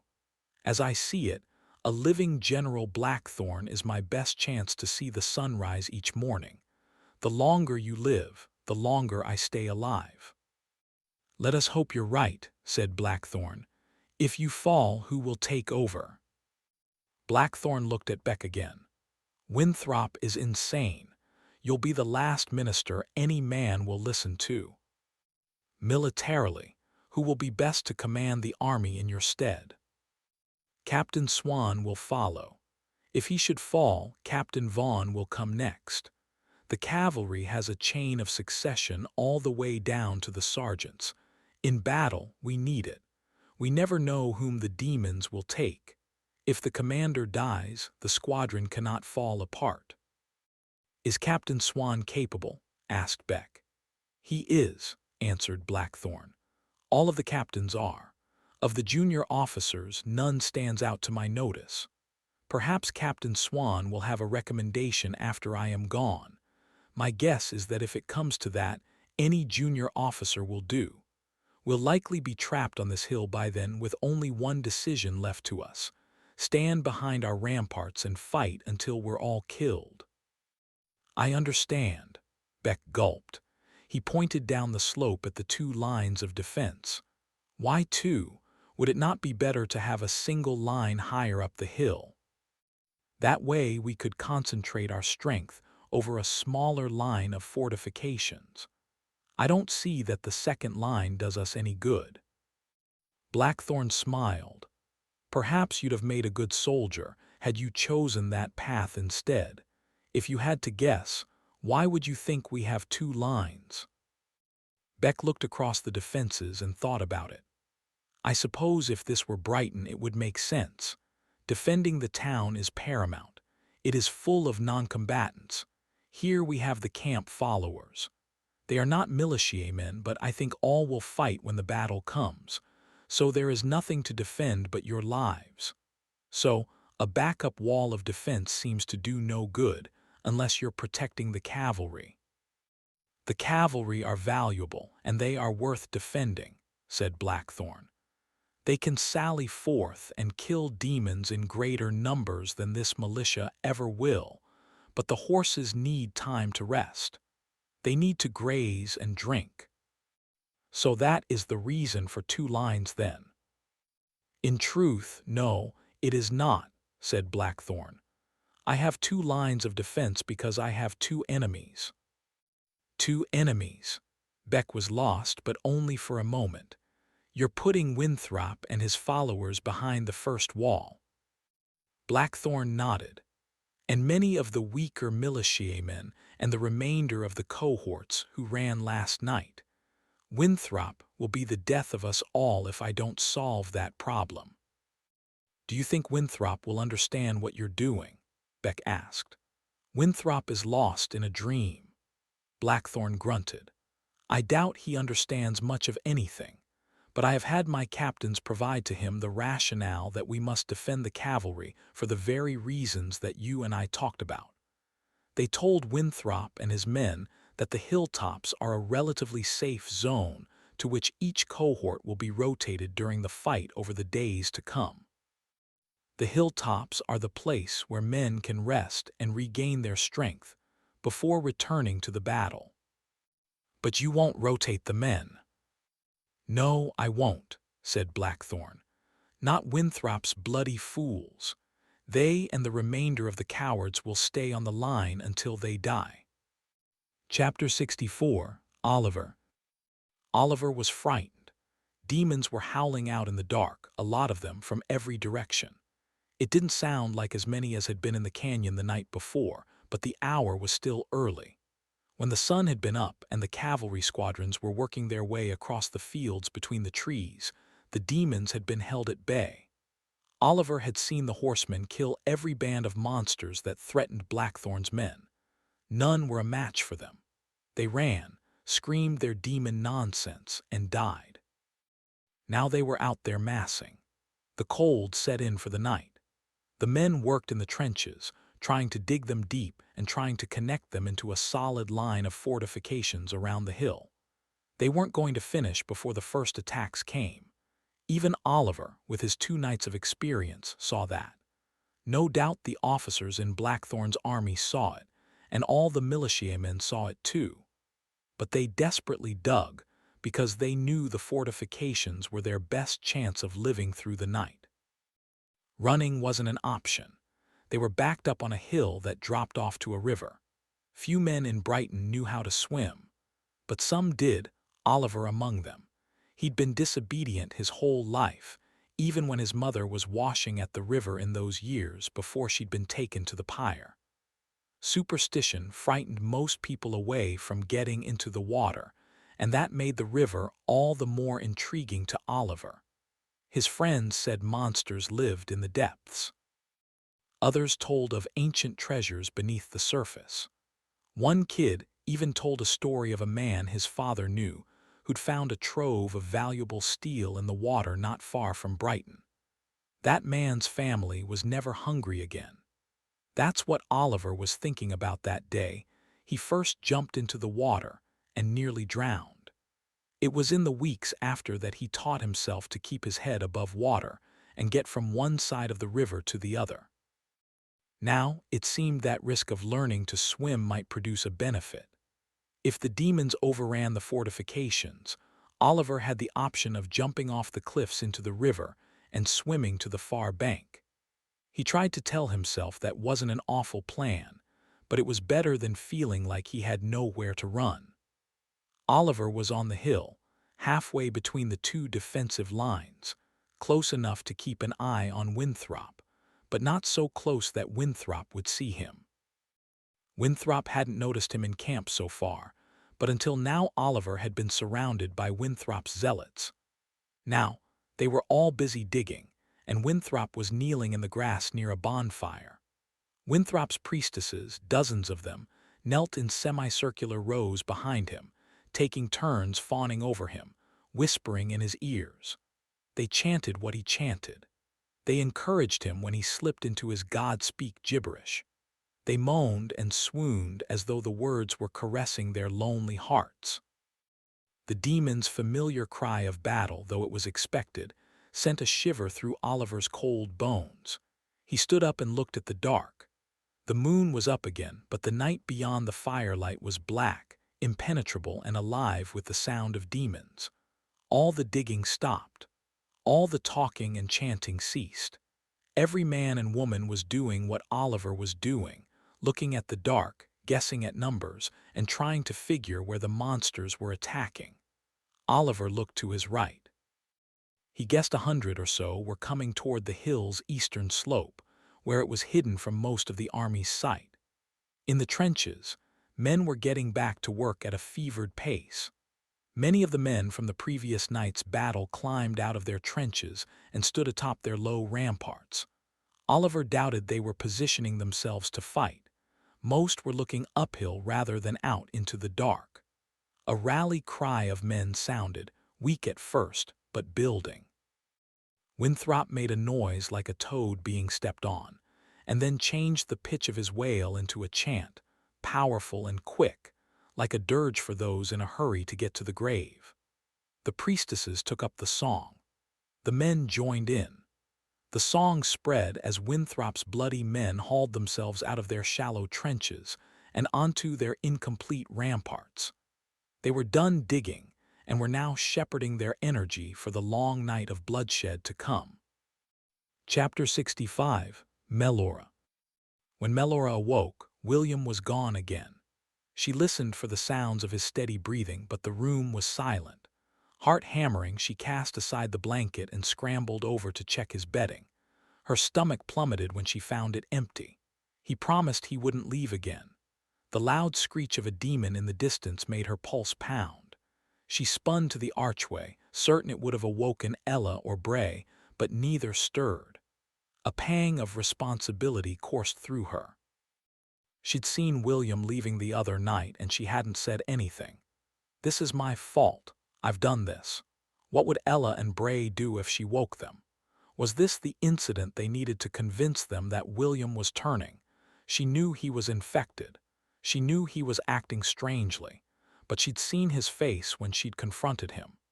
The look of guilt and shame wasn't a reaction a demon would have. He didn't need to die yet. On top of that, he hadn't been acting strangely when they'd been exploring the ancient city. Maybe he's just outside the door. She'd collect him. She'd bring him back before anyone noticed. Scurrying for the other side of the room, Melora treaded quietly into the hallway. Pale moonlight seeped through a crack in the ceiling, illuminating her path as she avoided divots in the stairs. She envisioned William sneaking down the same steps. When had he left? Had it been minutes? Hours? She tried to convince herself he hadn't been gone long, but her uncertainty led to panic. Crossing the main room downstairs, she weaved around the ancient platforms, careful not to brush into any. A rustle made her tense. Or was she hearing things? "William," she hissed, loudly enough so that he might hear her. No answer. Reaching the entrance, she noticed some of the rubble had been moved. He must have done it quietly enough that she, her mom, or Bray hadn't heard it. That fact did little to assuage her guilt or her conscience. Turning sideways, she slipped through the entrance, as William must have done, biting her lip as the rubble scraped her.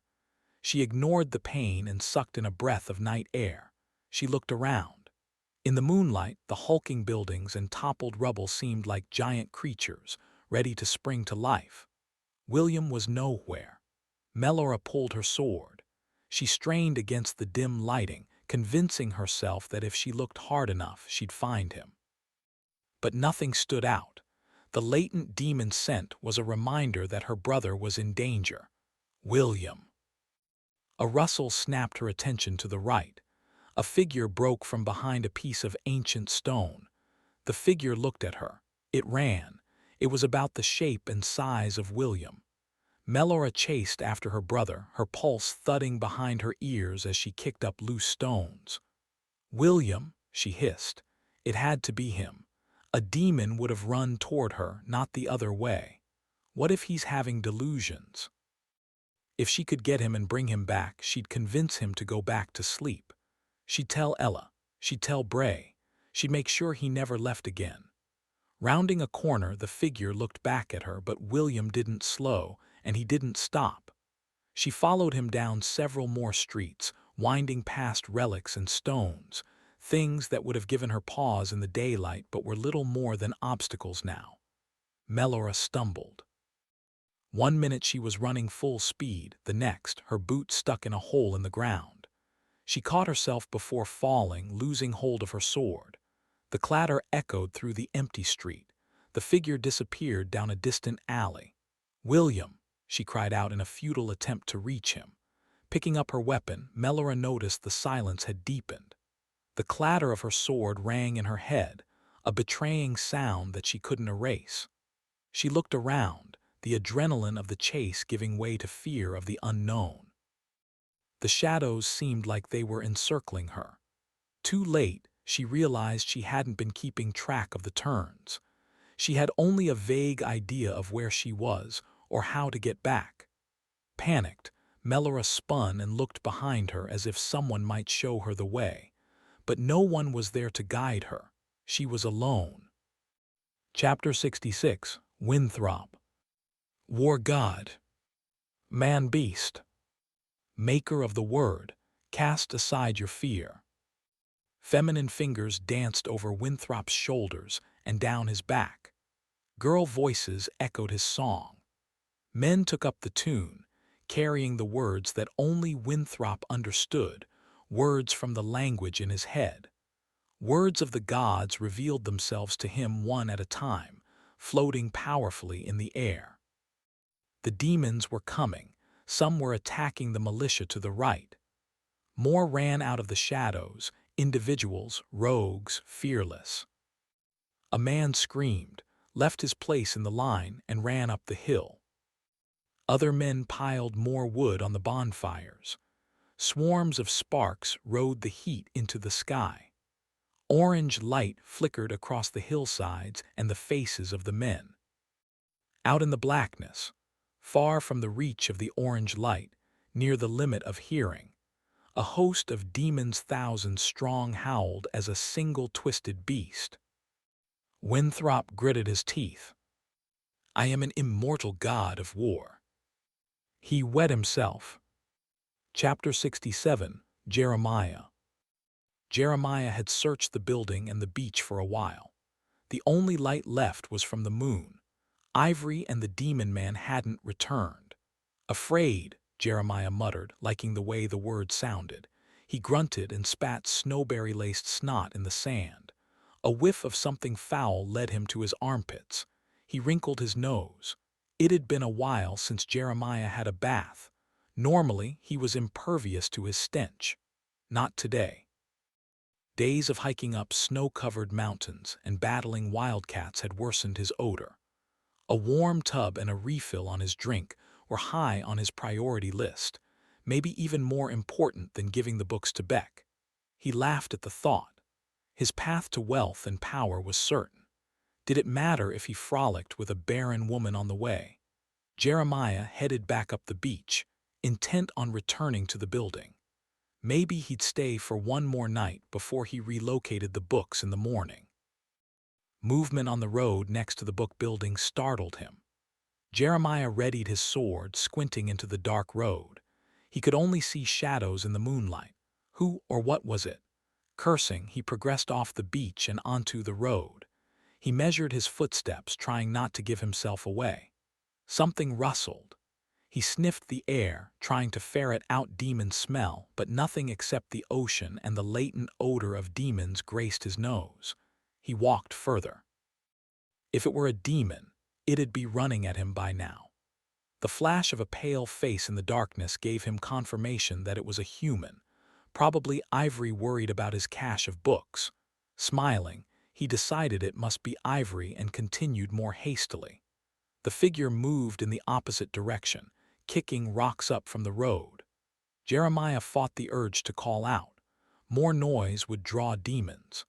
The moon glistened off errant pieces of metal and cast a dull sheen over the streets.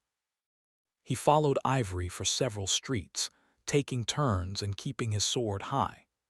The pain in his arm returned, as if it had come to claim penance for what Ivory had done earlier. He didn't see the demon man, which meant he'd already fled or was waiting for Ivory somewhere. Either way, Jeremiah would get more information from Ivory. He'd force it out of him using whatever methods he needed. Jeremiah's body shook as he charged up the street. Regardless of how things had turned out, he wasn't happy with being forced to run. He was delighted when Ivory took a turn down another street and promptly halted. The moon revealed an alleyway with buildings on either side, a large mound of rubble at the end. Ivory feinted in several directions, caught between poor choices. Jeremiah smiled. Ivory was trapped. Finally caught you, eh? Ivory didn't answer. His winded gasps were proof that he was contemplating escape. He was probably running on adrenaline, unwilling to give up. But Jeremiah would beat the fight out of him until there was nothing left. As Jeremiah got closer, he realized something. The figure was too small to be Ivory, probably by a foot or so. That meant another young person. A boy was wandering the demon-infected streets alone. Whoever it was, Jeremiah could exploit him. "Lost, are you?" Jeremiah asked with a grating chuckle, guessing that the boy was part of a pack of settlers. The boy said nothing at first. If Jeremiah had encountered him in the woods, he might have put away his sword. "Can you speak, boy?" he asked. The boy didn't answer. "What's your name?" Growing agitated, Jeremiah waved his sword. He took an intimidating step forward. He didn't have time to babysit frightened settlers. The boy managed a frightened response. "William." "Are you alone, William?" No, at least the boy was being honest. He'd probably already pissed his trousers. "Who are you with?" "My family." "Where are they?" "Further in the city. Are you going to hurt them?" Jeremiah hesitated. "No, I'm just going to talk to them." Probably a lie. Jeremiah advanced a few more steps, cornering William. He pushed him up against the wall. The screech of a distant demon made Jeremiah spin and study the alley behind him, but he saw nothing. "Where are they?" Jeremiah asked again, gruffly this time. He took hold of William's shirt and shook him. The boy struggled. Jeremiah's neck bulged as he thought of how he'd lost Ivory and the demon man. He wouldn't let this boy escape. He couldn't have settlers running through the streets, catching sight of him moving the books. Another screech of a demon startled Jeremiah. Closer. He looked over his shoulder but saw nothing.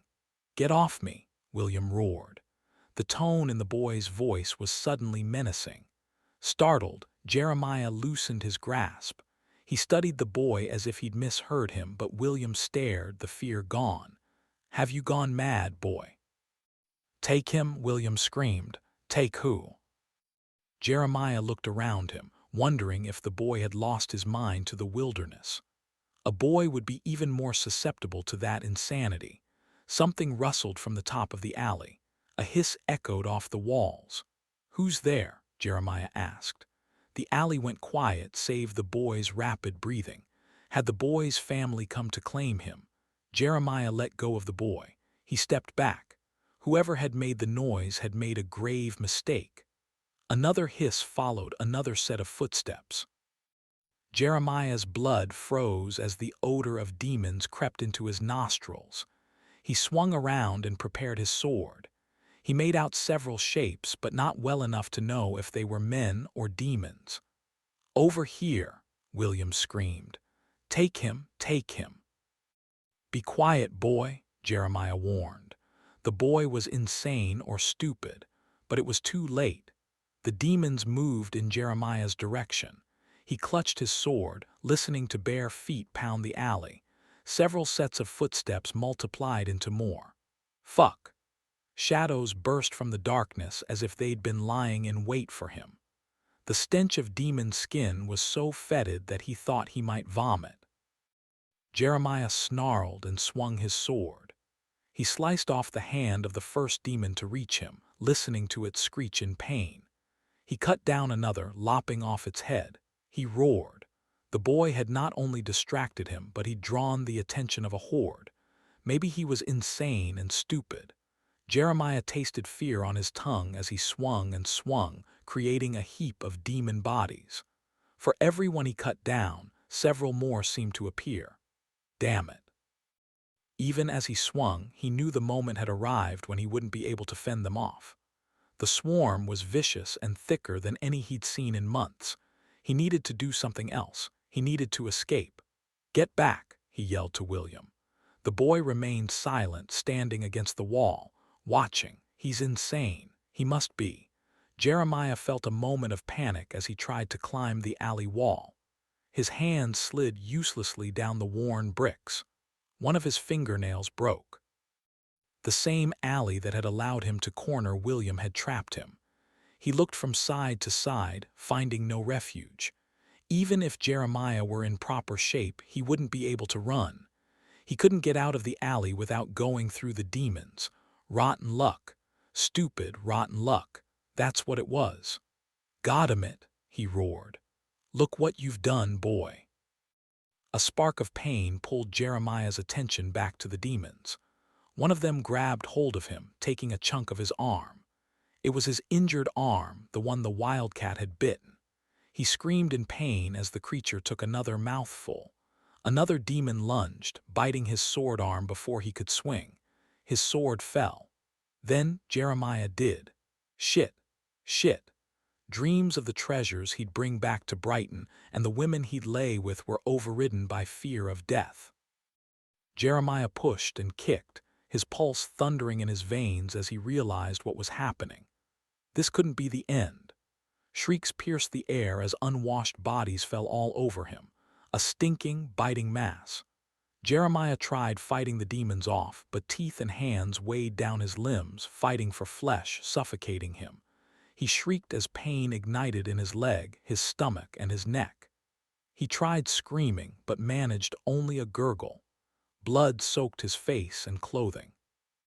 Somewhere over the commotion of the demons, Jeremiah heard William's voice, yelling as he urged the demons on. "Take him, take him." The boy isn't stupid after all. He's controlling them. That final thought lingered in Jeremiah's mind as he tried screaming an angry response. His world went black before he managed a sound. Chapter 68, Blackthorn. Fools! Blackthorn watched the onslaught from his vantage. Men ran away from the line, and though it was dark and he couldn't see their faces, Blackthorn knew in his heart they were the same cowards from the night before. There were still thousands of men down there who believed tenuously in the glorious fantasy of their bravery, but with men beside them dropping their weapons and shovels and running, the good men would crumble and flee as well. Blackthorn wheeled his horse around, ignored Beck, and faced his captains. "I'll lead a squadron down to rally the troops on the East Hill. Captain Vaughn, take your squadron down to the West Hill and ride between the defensive lines. Let the men hear the thunder of hooves. 200 brave horsemen will stiffen them." "Yes, sir." Captain Vaughn turned his horse and galloped away. "Captain Swan," said Blackthorn, "any man who retreats from the defense below can dig in the trenches of the second line. Any man who tries to cross behind it, take his head." "Yes, sir." "It's imperative you finish the ramparts before the first line falls." "Sir," said Captain Swan, "allow me to lead the squadron below." He looked at Blackthorn's swordless hand. "If the demons break through the line, I can fight." "It is not the demons that need to be fought," said Blackthorn. "It is the fear of them that needs to be battled. If I rally the militia, they'll stand and fight the demons for us. The defenses are far from complete, but with the advantage of the hill, they are enough. If these men do not hold, they deserve what they get. You needn't worry about my sword. I won't waste my squadron to give weaklings a chance to flee another day. If they do not stand, I'll return, and we brave men will make our stand together against fat, slow demons with bellies full of coward flesh."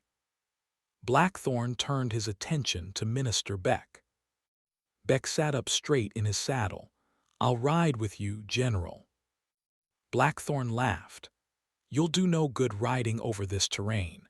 You'll as likely fall as stay in the saddle. You remain here. This is the high point. If the battle goes badly down the hill, the men up here will need a leader. Be that leader." Chapter 69, Melora. Melora took a step forward. The screech of a demon in the distance gave her fear that not only had she been heard, but she was also being hunted. She'd lost William a while ago. She crept back in the direction she'd traveled, hoping the excessive quiet might make up for the noise she'd made earlier. But the demons were getting closer. She smelled the putrid scent on the wind, intensifying as the bloodthirsty creatures drew near. Blood racing, she took a guess at where she was going. She could only hope that William had gotten away. In the dim moonlight, the monoliths all looked the same, as if they were bent on tricking her. She didn't recognize any as ones she'd already passed. She held her sword tight in her fist, certain any moment she'd have to use it soon. Where was she? A footstep slapped the cement. Not a running, frightened boy, but a monster in the shadows. She swallowed and kept going, taking a turn, hoping she was choosing the right direction. One of the buildings groaned.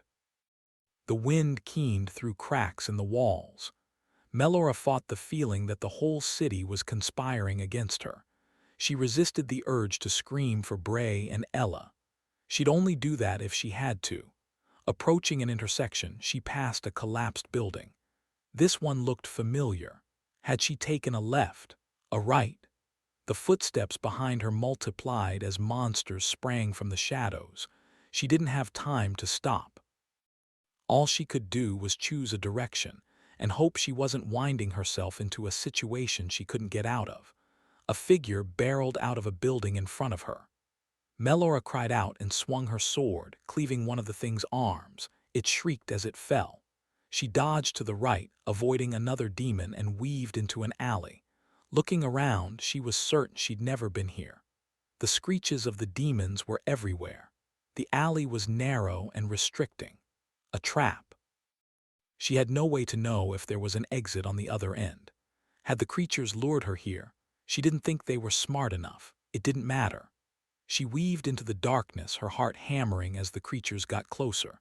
Soon, she'd have to stop and fight. No matter how many there were, she couldn't let them take her down, not without swinging her sword. She felt the walls around her, searching for an opening that would admit her. The walls were hopelessly solid, and then they weren't. Arms grabbed her and pulled her through a doorway. A hand stifled Melora's scream. She writhed and struggled, realizing only when she heard a human voice that she wasn't being attacked. "Stop fighting and follow me. Hurry." The hands let her go. She followed the insistent pull of someone tugging her shirt sleeve, leading her further into a building she could hardly see.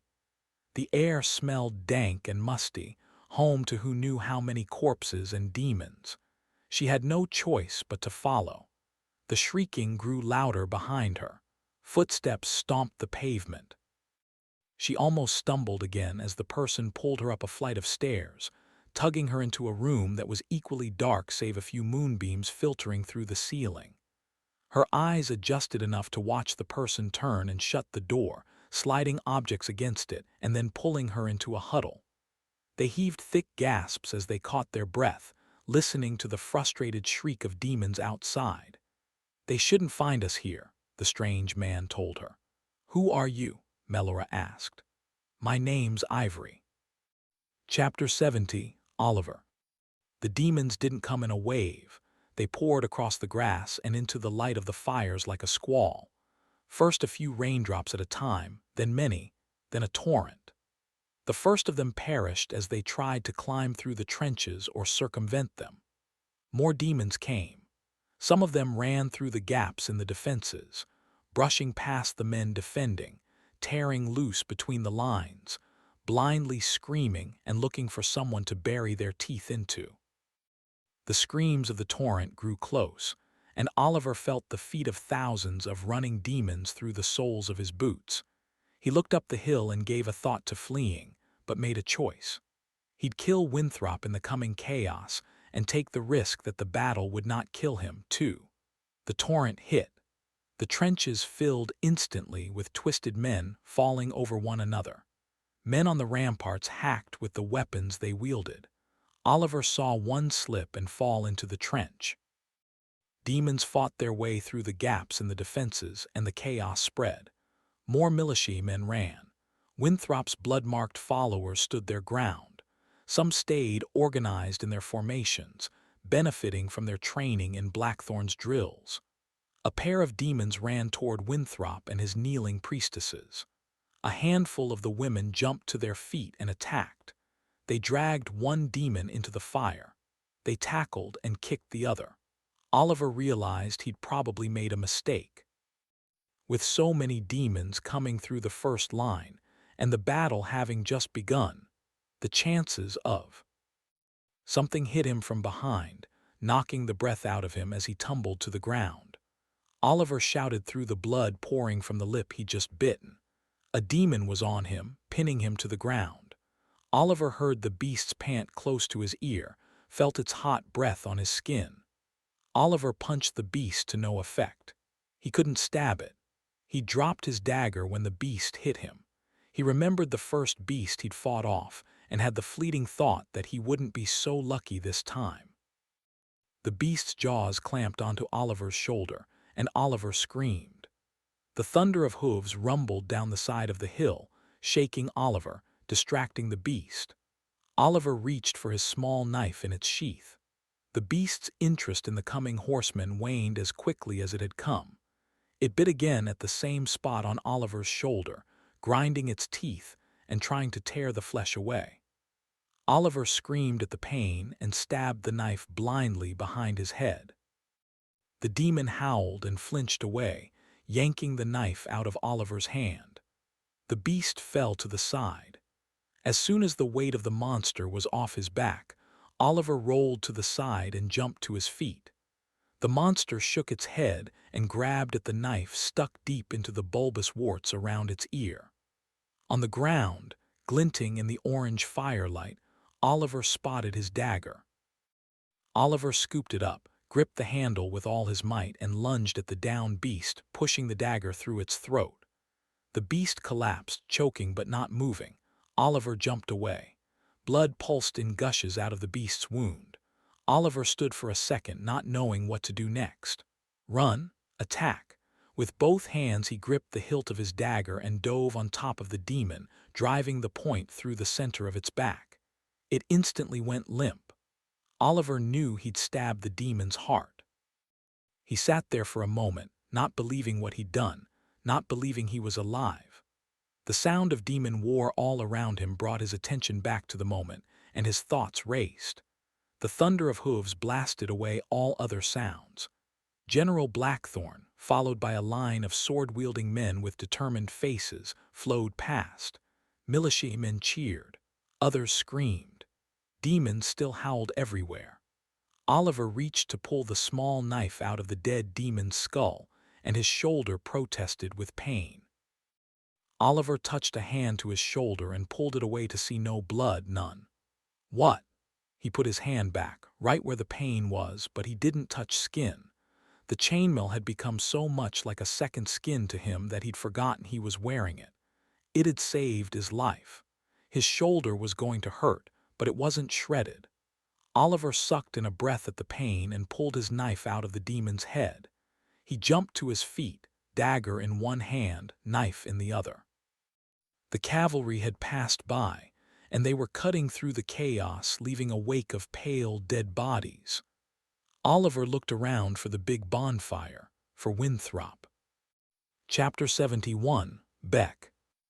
Like the first line lower on the hill's slopes, the second line of trenches and ramparts was incomplete.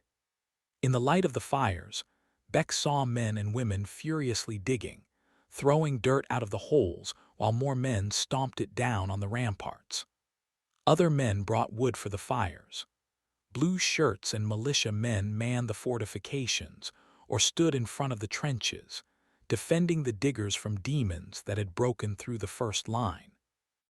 Of everyone in the army, only Beck, his 8 guards, and the cavalry, most of whom were on the hilltop, were not actively engaged. The cavalry saw to their horses and rested.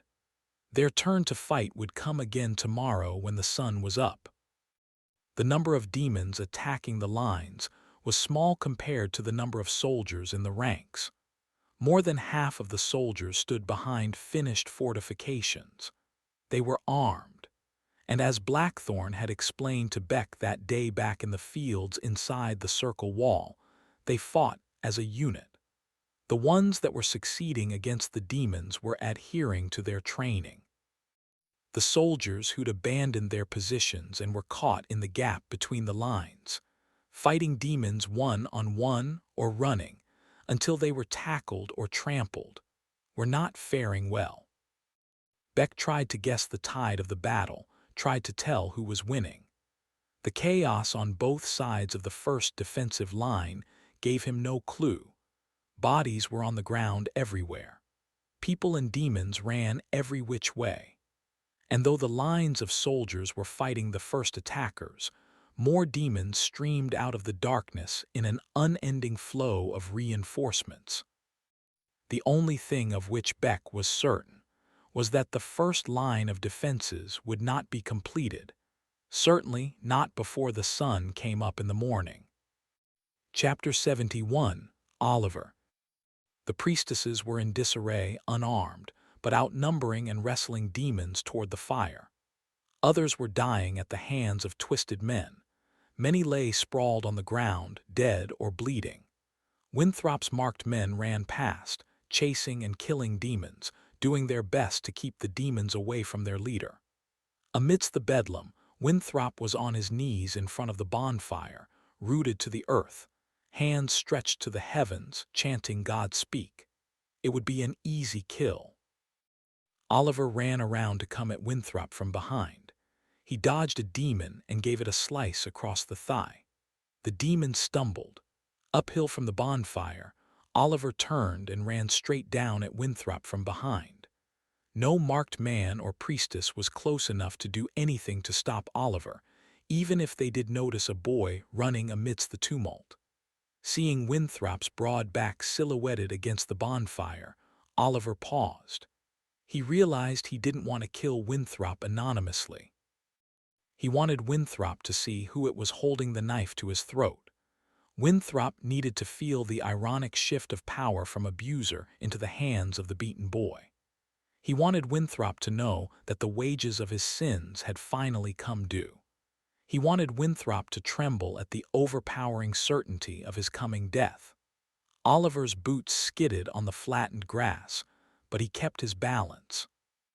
He slipped beneath Winthrop's upstretched arm, came around in front of him, and tucked the point of his dagger under one of Winthrop's chins.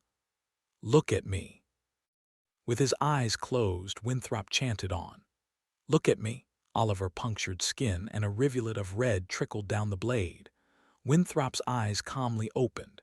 His face didn't change. That angered Oliver. He wanted to see fear. He certainly smelled it in the form of Winthrop's piss, but Winthrop looked serene despite the blood. His hands didn't shake. His vile, chanting voice stayed strong. "I'm going to kill you," said Oliver, "for all you've done and all you're going to do." "My son," said Winthrop, "I'm so pleased. You wear the mark. You're one with your God." Oliver willed his arm forward, but the dagger didn't move. Guilt stopped it. Morality stopped it. Humanity stopped it. Oliver cursed. He'd dreamed of this moment. He'd prayed for it. He'd lusted for it. "I've loved you like a son," said Winthrop. "I've loved you as part of myself. I hate you. You wear the mark of blood. Your spirit will grow to love your God." Damn Winthrop's soothing voice. Damn his inexplicable strength. Why couldn't he whimper and beg? "I was like you, weak from my fears, tempted to sin, but I'm showing you the path. Embrace me, my son. Transcend the horror. Feel the love of war. Feel the power. I am a god." Oliver looked at his blade, still drawing blood from Winthrop's throat. Oliver couldn't bring himself to kill the bishop.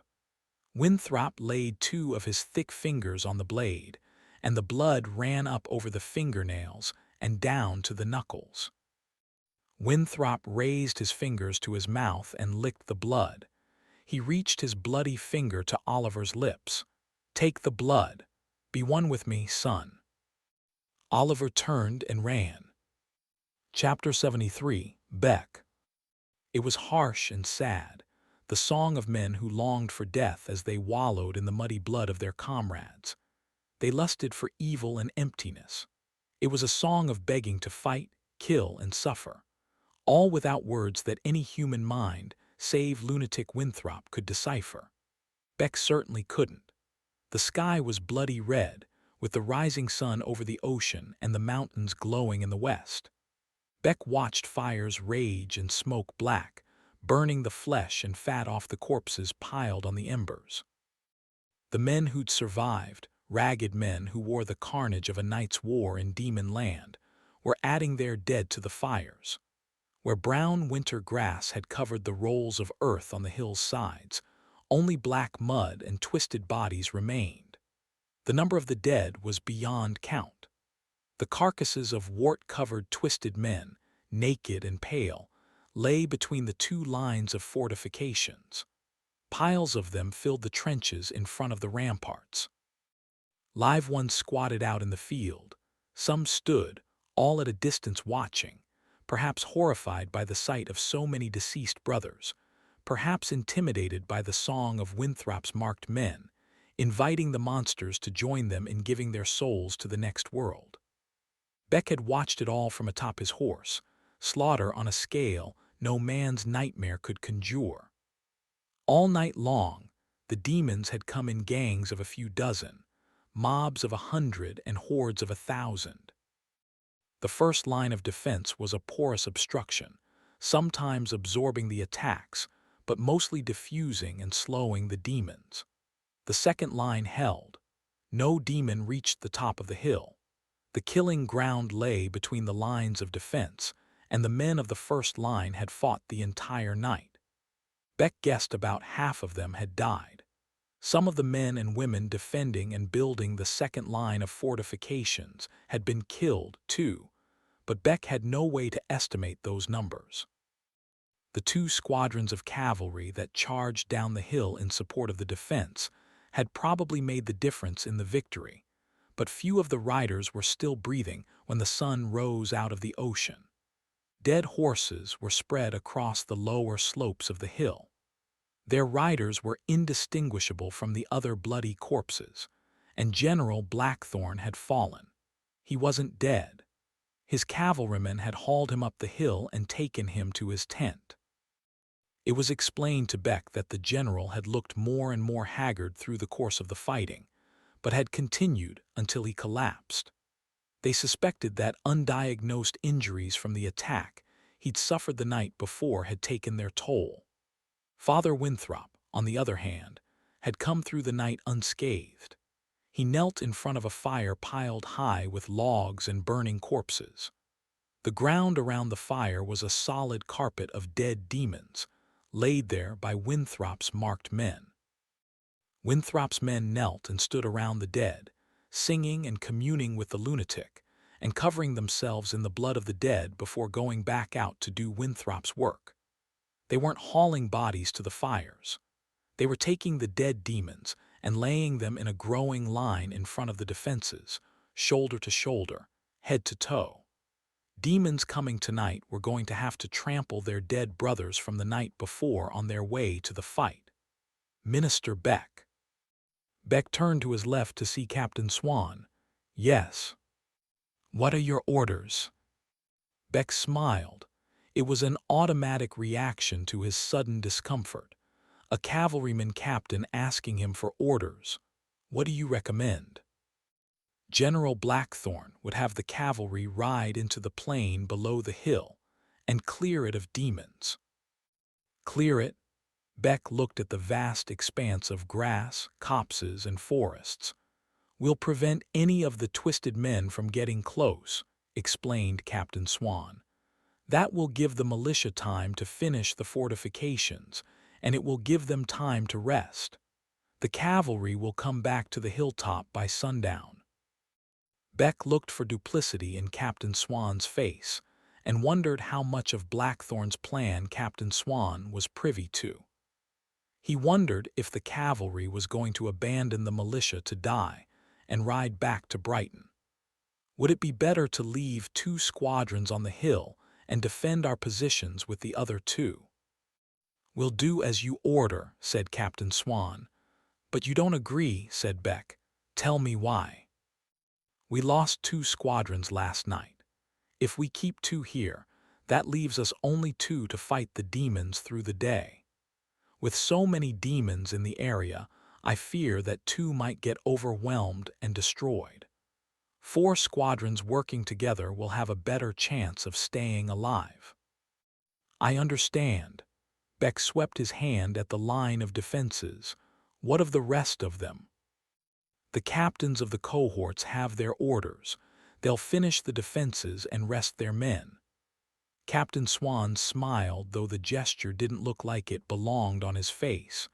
"Ride by and inspect them if you wish, but let them work. They'll not need further guidance." "And when the demons attack?" asked Beck. "After sunset the demons will come again. I'll be back by then." "General Blackthorne told me you were capable of leading the army. Shall I promote you to general?" "Not while General Blackthorne lives." Captain Swan kicked his horse and started away. "I'll return by sunset." "Thank you, Captain." Chapter 74. Beck. Beck walked into the dimly lit tent, glancing at a tray with breadcrumbs and smears of greasy meat. As his eyes adjusted to the light, he spotted Oliver sitting with his arms folded around his legs on Winthrop's bedding. "Are you all right?" "I'm a coward." "A coward?" Beck stepped closer and looked at the blood on Oliver's clothes and the bruises on his face. Looks like you've been in a fight. Oliver nodded. Is that your blood? Oliver looked at his sleeves and trousers. Demon blood. Did you get attacked? Yes. Are you hurt? Oliver shook his head. Bruises. He rolled his left arm around at the shoulder. I'm sore. You know you're a kid, right? Beck squatted down. Running away from demons is okay. Oliver drilled Beck with a hard stare. I didn't run. Beck sat himself down. Sorry, One jumped on me from behind. Oliver put a hand on his shoulder. He tried to bite me. Oliver pulled his shirt aside to show Beck the chainmail. He never broke the skin. Fascinated, Beck couldn't contain his curiosity. He reached forward and touched the mail with his fingers. This is chainmail, said Oliver. The blacksmith said he saw it in a book. In a book I sold to Cruz, Beck asked. I guess. He said Cruz had the book. Beck caressed the flexible mail again. I saw that same picture in the book. Amazing. Beck leaned back. It's a long-sleeved shirt. Under your clothes. Beck smiled knowingly. So no one would see it. Wearing that much metal, people will think you're rich. How did you convince the blacksmith to make it for you? Oliver pursed his lips. He looked away. Never mind, said Beck. I'm impressed. He laughed. I wish I had the same for myself. You say the demon bit you, but its teeth couldn't penetrate. Neither will a knife or a sword, said Oliver. We tested it at the blacksmith's. Amazing. Beck looked himself up and down, running his arms over his sleeves as he thought about how to get a coat of chainmail for himself. How long did it take to make? I don't know, answered Oliver. He was already working on it when I came into his shop. He finished it to fit me. Well, it saved your life. That's the important thing. Tell me, how did you get away from the demon who bit you? I killed it. I may have killed another as well, said Oliver. I cut it. Oliver stretched a leg out and dragged his hand across it mid-thigh. Deep. It probably bled to death, but I didn't stay to see. 2 demons, Beck laughed. And look at you. You're half the size of those beasts and you think you're a coward. Your standards are much too high, young man. Oliver shook his head and looked at Beck with a question hidden behind his expression. What are you not telling me? Oliver looked away again and his eyes glazed. His voice caught in his throat. Take your time, said Beck. It's been a hard night on all of us. Are we all going to die here? It was Beck's turn to look away. He avoided the answer with a question of his own. Are you afraid of dying? Of course I am. As you say, I'm just a boy. Oliver looked disappointed. He paused and spent a moment thinking about what he was going to say next. I ask because I think we are going to die. The general had the men build fortifications. He plans for us to stay. So many soldiers were killed last night that I don't expect the rest of us will last more than a week. But with the fortifications finished. It won't matter, said Oliver. More demons will come. Father Winthrop will sow too much chaos. General Blackthorn is injured. We'll all die. Beck wanted to argue, to save the boy from despair, but he couldn't bring himself to spread a lie over so much insightful truth. I didn't come here to die, said Oliver. I didn't come here to fight. But now that I know I'm going to die, now that I've failed at what I came here to do, I guess it won't matter that I tell you that I'm an assassin. An assassin, Beck was taken aback. I came here to murder Father Winthrop. Why? Oliver's look told Beck his question was stupid. I had the opportunity last night. I held my knife at his throat. His blood ran down the blade and onto my hand. Oliver raised his palm and showed Beck the dried red. He called me his son and told me he loved me. I couldn't do it. I let him live. I ran away. I'm a weakling. Chapter 75, Beck. Choosing not to kill Winthrop does not make you a weakling, said Beck. It makes you a human, and that's a rare thing for a denizen of Brighton. Putting a fairy tale ending on my cowardice may work with the young pantspissers at the academy, Minister Beck, but I know what I did. You're a tough boy, said Beck, raising his hands to keep Oliver from arguing. And don't tell me I'm patronizing you. Look at what you've done. You've marched with the army and you've fought the demons. You were brave enough to put your blade to a minister's throat and even braver to choose humanity over hatred. Believe me or not, just think about it. I hope one day you see that I'm right. None of it matters, said Oliver. I'll die before that day comes. You won't die, said Beck. Tomorrow morning, a handful of messengers will ride to Brighton. If they leave at first light and ride hard, they'll make it before sunset. I have an urgent letter for Scholar Evan that I'll need you to hand-deliver to him. You'll ride out with them. Oliver laughed. You're making that up. I know a lie when I hear it. Smiling and shaking his head, Beck said, I can make it true. You're a good boy, Oliver. You don't need to die on this hill with the rest of us. Will you go home if I can make the arrangements? Oliver thought about it for a moment and nodded. Why don't you come too? I can't. Why? Beck laughed. That answer is much different than I'd have thought yesterday. How so? Asked Oliver. It was my intention to escape this expedition as soon as the opportunity arose. That's why the soldiers outside are guarding you. Beck nodded.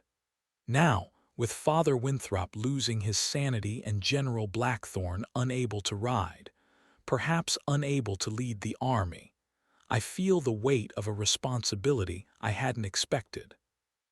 You're in charge of the army. Oliver didn't believe it. So it seems, said Beck. The lives of all of these men are in my hands. But they're all going to die. Beck nodded. Why not march away from this place at first light tomorrow and go back through the pass? Beck shook his head. There are too many demons in the grasslands now. If the army leaves its fortified position on the hill, I'm afraid they'll get slaughtered. So it's a fight to the death right here, Oliver asked.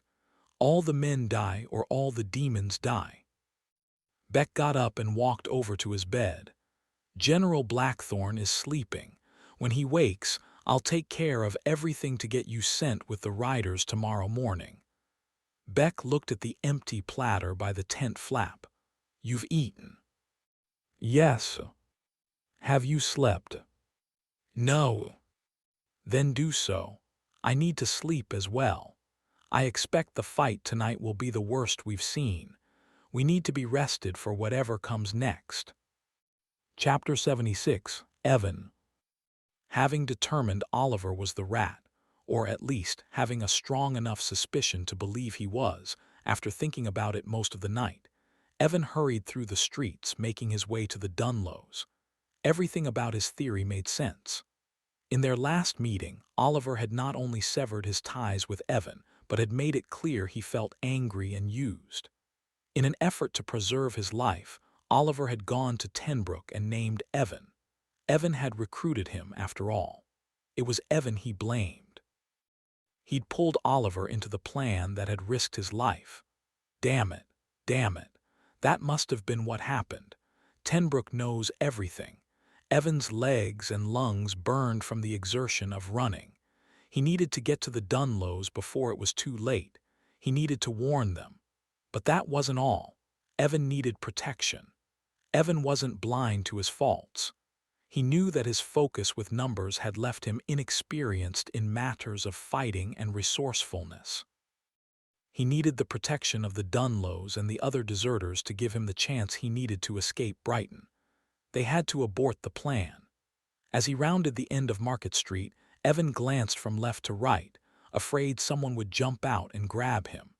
He approached the last cluster of houses preceding the house on Market Street. A few people glanced out the windows, watching him.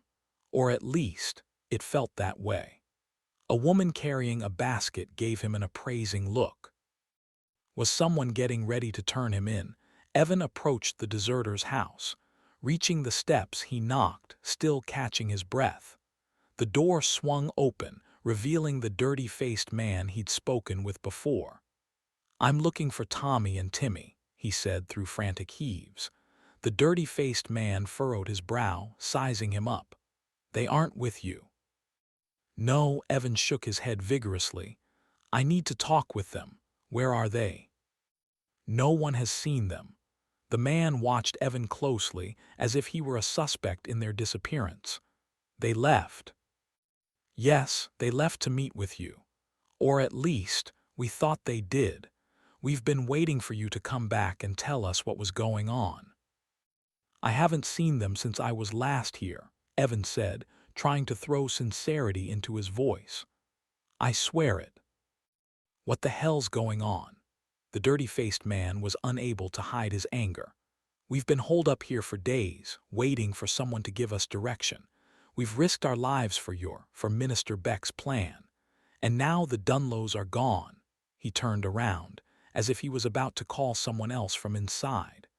A noise up the street drew their attention.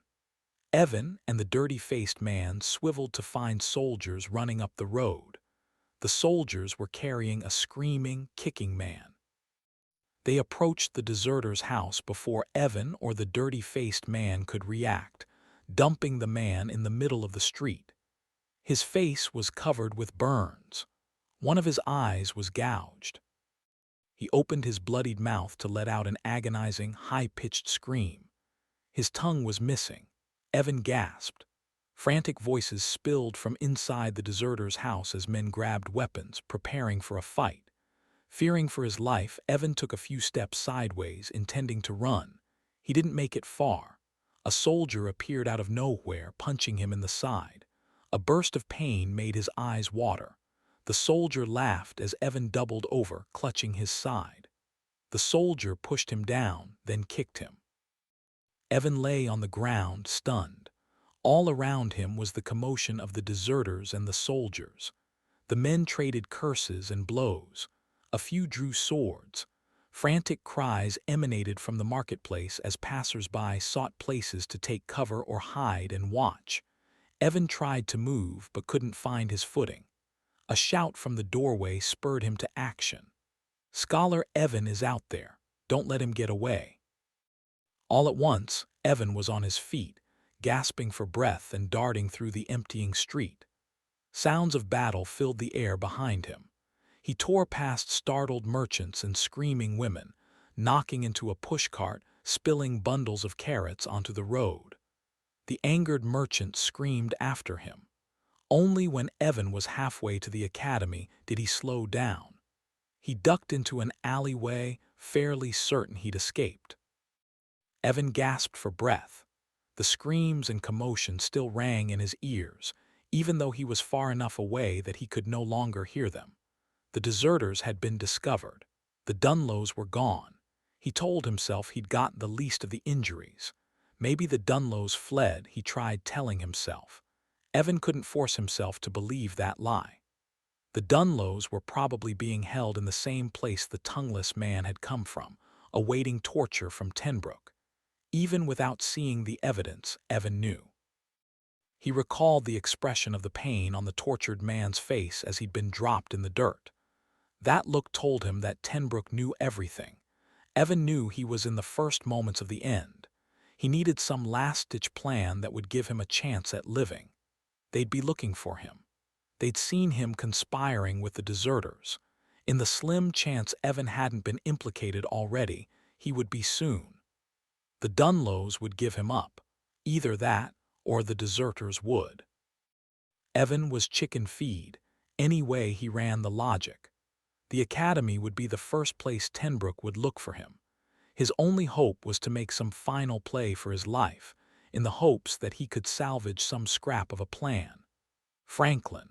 Without realizing it, Evan was already running in the direction of the sanctuary. Thoughts of Franklin's successful sermon gave him the hopes that the new bishop might wield enough power to effect some change. Maybe Franklin could save his life. Even if Evan was to be killed, he needed someone to know the truth about the torturous monster that had taken over Brighton. He couldn't leave this world without doing that. Chapter 77, Winthrop. Winthrop had been walking most of the morning, carrying the message of his God's song to the good soldiers who stood behind their piles of dirt.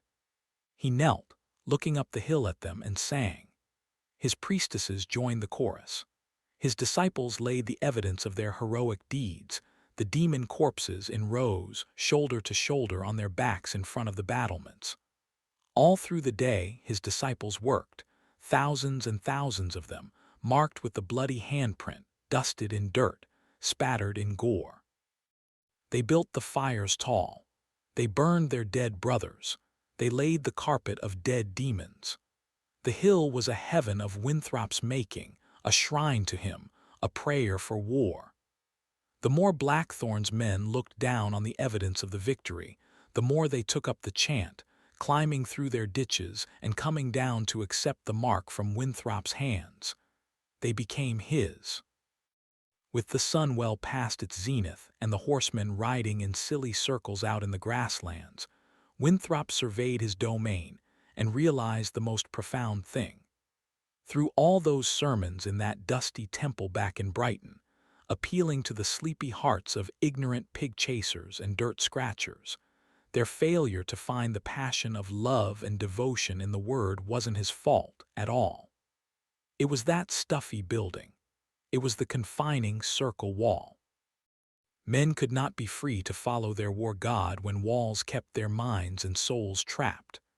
Out here in the demon's realm, surrounded by the carcasses of the unworthy and the unclean, a man's heart opened, and Winthrop's words found fertile soil.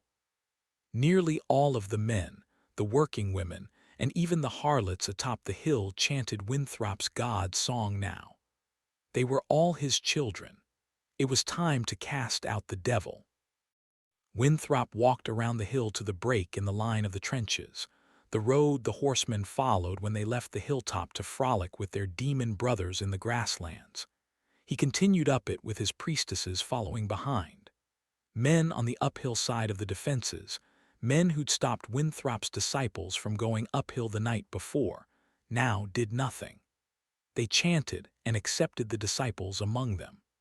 They were all brothers and sisters now, children of a new God. Winthrop crossed the hill, walking toward the highest mound on the otherwise flat hilltop. He passed through the blue shirts arrayed around the ministers' tents. Scuffles broke out behind him, as many of the blue shirts resisted the passing of his priestesses and disciples. Winthrop paid them no mind. His followers would soon resolve their differences. From the top of the hill, Winthrop felt the cold wind flap his robes and clean air blow through his lungs. Behind him, the mountains towered and glistened under the halos of snow blowing off their peaks. In front of him, the ocean spread out to the edge of the world. Around him, the brown grasses and green trees painted patterns among which little horsemen and demons ran, making pretty, living art that reminded Winthrop of flower vines growing and dying, disintegrating and reforming. Unlike the lowest slopes of the hill, where Winthrop and his children slaughtered the demons in the mud, the hilltop was covered in tall grass that swayed with the breeze around two tents, giant and aloof. One was bigger than the other, larger than any in camp, clean, without a hole to let the rain and cold come in, surrounded by a dozen stern-faced men. It was the home of the devil. Winthrop strode up to the devil's guardians. A stern man planted himself in Winthrop's path and put his mouth to work on a language that Winthrop didn't care to know anymore. It was the talk of mortal simpletons. Winthrop put a soothing hand on the man's shoulder and eased the man's soul with God-speak as he stepped around.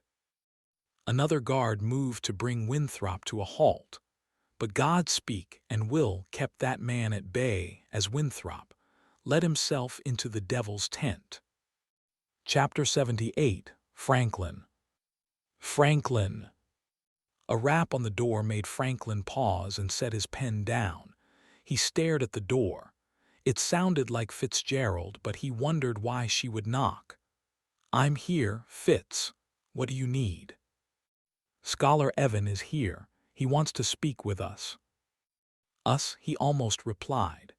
Franklin was used to Fitz's company, but he was aware that most people would prefer to dismiss her, at least when discussing matters of importance.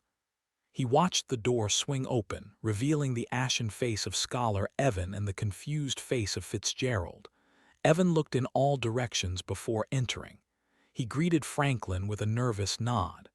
"We need to talk," Evan said, as if that weren't already apparent. "Sure, come on in." "I'm sorry to disturb you in your quarters," Scholar Evan started. "It's no matter," Franklin said, exchanging a glance with Fitz. "I pride myself on being perceptive when it comes to matters around me, although it might not always seem like it. As such, I knew that the subject of this meeting would be of importance to both you and Fitzgerald." Evan glanced from Franklin to Fitz. His gaze showed that he'd guessed the details of their relationship. Franklin didn't bother to ask how. "I appreciate your speaking to both of us, if that is the case," Franklin said, neither confirming nor denying anything. "Are you sure we can talk safely in here?" Franklin glanced at the thick wooden door on his quarters. "It should be safe. Just keep your voice low all the same. What I have to tell you might be a surprise, or it might not," Evan said, pulling in a nervous breath. "My hope is that I've chosen the right people to whom to give this information. If not, my body might be burning on the pyre before the day is out." Franklin swallowed at the gravity of Evan's tone. "We're both newly appointed elders. We've always been friends. I promise it won't leave this room unless you want it to," he said. Fitz bit her lip. "I won't say a word either. My hope is that we can work together on some pressing matters." Franklin and Fitz remained silent as they waited for whatever Evan had to say. Evan's voice was low and nervous as he began his story. He recounted a string of logic and numbers that had led to the conclusion that Blackthorn had inadvertently caused a famine. Before he could go any further, Franklin interrupted. "I've heard these calculations," Franklin said. "I was in a meeting with Blackthorn and Winthrop when Minister Beck presented your findings, but I wasn't sure whether to believe them." "Oh, they're accurate," Evan said with a nod. "But that is not the entirety of it. As a result of these calculations, Beck and I were tasked to give a hypothetical number of people that needed to be eliminated so the rest could be sustained during the suspected oncoming famine. This number, 19,000, was delivered to General Blackthorn directly. That number exactly matches the number that Blackthorn took on his expedition." Franklin's eyes widened as he pieced together what Evan was saying. "Wait a minute. So Blackthorn called up the army not to fight the demons, but to die so a famine could be avoided." Evan nodded gravely. "That is what Minister Beck and I suspect.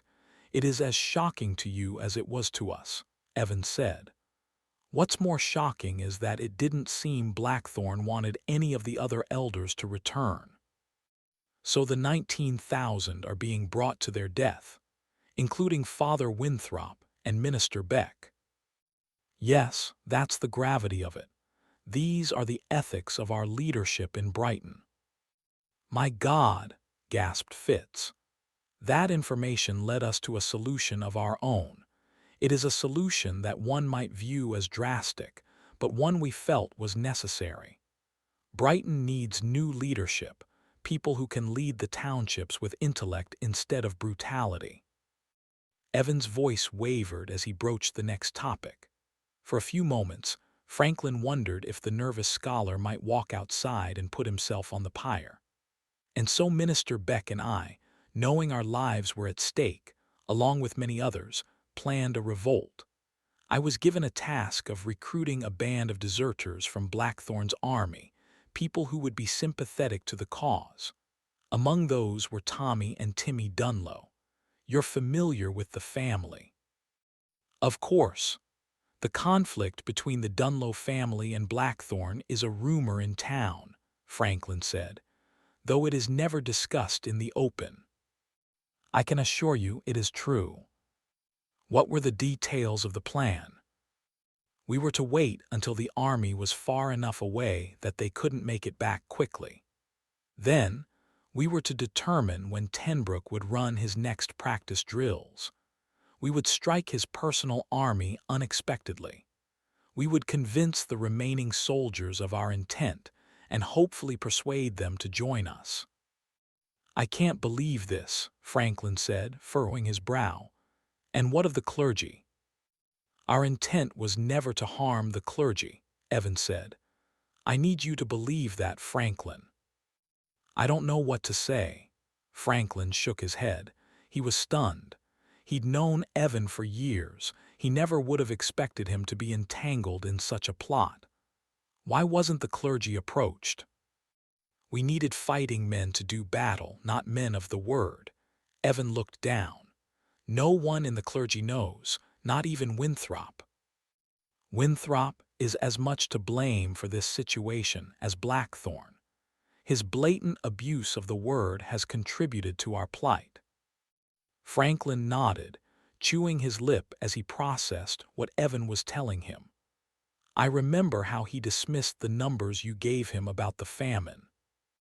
Evan nodded grimly.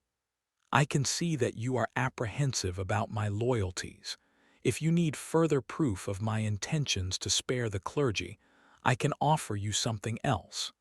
Someone you are close with was involved in this plot. Franklin furrowed his brow as he tried to make a guess. I thought you said no one in the clergy knew about this. No one you'd suspect. Who then? Novice Oliver. Fitzgerald gasped. Oliver, why would he be involved in this? Fitz jumped from her chair.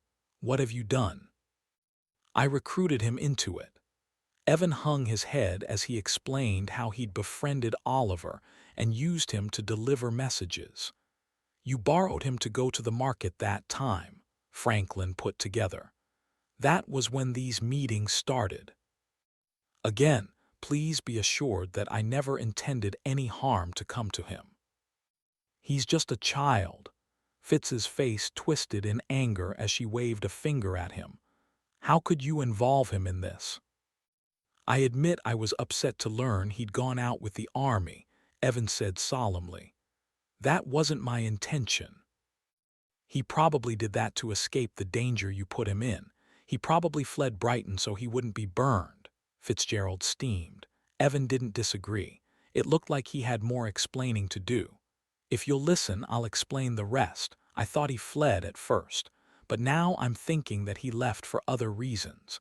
Reasons for which I might also be responsible. Evan bit his lip. A few days ago, Tenbrook called me to his house for a meeting. According to Tenbrook, a confidential source revealed that a plot had been hatched to overthrow the government. He asked me to find out what was going on. In hindsight, I think Tenbrook already knew. I think Oliver told him before he left with the army. Franklin felt a surge of panic and anger. Fitz opened her mouth but couldn't formulate any words. You think Oliver gave you up? Franklin shook his head in disbelief. But that might explain why Oliver had been so insistent on going out with the army. It's possible. Evan explained how he'd visited the Dunlows and how the Dunlows had disappeared. He described how one of the deserters had been tortured and dropped in front of the house without his tongue. He went on to explain how he'd been injured and how he'd escaped. In essence, I believe Tenbrook has uncovered our plan. His face beaded with sweat as he said, Tenbrook is a violent, vicious man, maybe even more cruel than Blackthorn. A revolt is more necessary than we knew. That is why I've come to you for help. As two of the three elders, we need to work together and strike at Tenbrook before he comes at us." The room fell silent for a moment. "You mean comes at you," Fitz spat. "That's the only reason you're here, to save your life." "I won't lie that my life is at stake, but that isn't the primary reason. If Tenbrook is allowed to rule, I think Brighton will see the darkest age it has ever seen. Quite frankly, I'm not sure anyone will survive." Having finished his story, Evan sat with his hands folded. It looked as if he'd expended the last of his energy in telling his tale, and was waiting for a final pronouncement of life or death. "I don't know what to say." Franklin shook his head. "These things you've told me are horrific. But how do we know what's true and what isn't? How do we know this isn't part of some scheme to overthrow the clergy? My assurances are all I can give. That, and my guarantee that if you decide not to help me, I will never repeat this information." "What about Oliver? How will you make right what you've done?" Fitzgerald's face still burned with anger. "What if Tenbrook killed him?" "My guess is that he's safe." "How do you know that?" Fitz demanded. "I saw him leave with the army," Franklin said. "I'm pretty sure he's gone." "That doesn't mean he's safe," Fitz countered. "Not in the wild, even if Tenbrook didn't take him." They fell into an uneasy silence. Evan's story was a demon in the room, snarling and swiping, preparing to pull them down and feast on their innards. A knock sounded on the door. Franklin, Fitzgerald, and Evan jumped. "Who is it?" Franklin asked, unable to hide the fright in his voice. "It's Novice Joseph, father." "Come in." Joseph peered through the door. "Tenbrook has called a meeting." "With the elders?" "No, a meeting in the square." "What's it about?" "I don't know. He only said that the entire town should be there, and that it should happen right away. That's the only explanation I got. Soldiers are outside to escort all of us." Franklin stared at Joseph, as if the boy might produce some more answers, but there were no more answers left to give. Franklin dismissed him, watching the novice hurry down the hall, disappearing around a corner and knocking on the next batch of doors. Franklin, Fitzgerald, and Evan stared at each other, panic burning in their eyes. No one had to speak to know what this might mean. "We need to get out of here," Franklin said desperately. Evan looked like he might wet his frock. "We'll never make it." "They're waiting for us. We have no choice but to go." Franklin swallowed, knowing Evan was right. Chapter 79, Winthrop. Winthrop stood over General Blackthorn's bed, listening to Blackthorn breathe. Blackthorn didn't look like a piece of iron in the form of a man. He was on his back with his mouth open, his face slack. His fierce eyes were wrinkled shut in dark sockets. His breath rattled through his rickety chest. His big hands were bony, with bulbous knuckles that looked like they might shatter as soon as bend. Blackthorn was just an old man with discolored skin and brittle gray hair. He'd made a life of looking handsome, with a straight back and wiry muscles, sitting atop a horse, gazing down on peasants. He had a baritone voice that always seemed to threaten, a chiseled face that was the kind of ugly that women wanted to love. He was a weakling pretending divinity whose mortality had finally come to the surface. "What are you doing in my tent?" Blackthorn uttered. Winthrop jumped back. The Blackthorn thing was awake. "What do you want?" it asked. Winthrop slinked forward, his conditioned dread getting the best of him. He blessed Blackthorn's ears with God-speak. "Stop jabbering, man," said Blackthorn, in a thin voice Winthrop could barely hear. "What news do you have?" Winthrop gathered his courage and extended a slow, trembling hand. He laid it on Blackthorn's bony chest. "What foolishness is this?" Blackthorn's anger sounded impotent. Winthrop mumbled a sing-song prayer in the god tongue. Blackthorn had been a formidable enemy. He deserved a blessing. Blackthorn snorted. "You've lost your senses. Get out of here." Winthrop disobeyed. He reached over and put his other hand on Blackthorn's forehead, kneeling beside the bed. Winthrop bowed his head and let the words roll into a new tune as he followed the muse of his divinity. Blackthorn stopped protesting. "You're praying for me? Don't waste your time. I assure you, I'll live longer than you." Winthrop finished his prayer and stood up. He looked down at the weak Blackthorn thing with bewildered eyes. It was time to ascend. Winthrop deliberately turned around. Blackthorn moved on the bed behind Winthrop, probably trying to get up. Winthrop looked around the dim tent for what he required.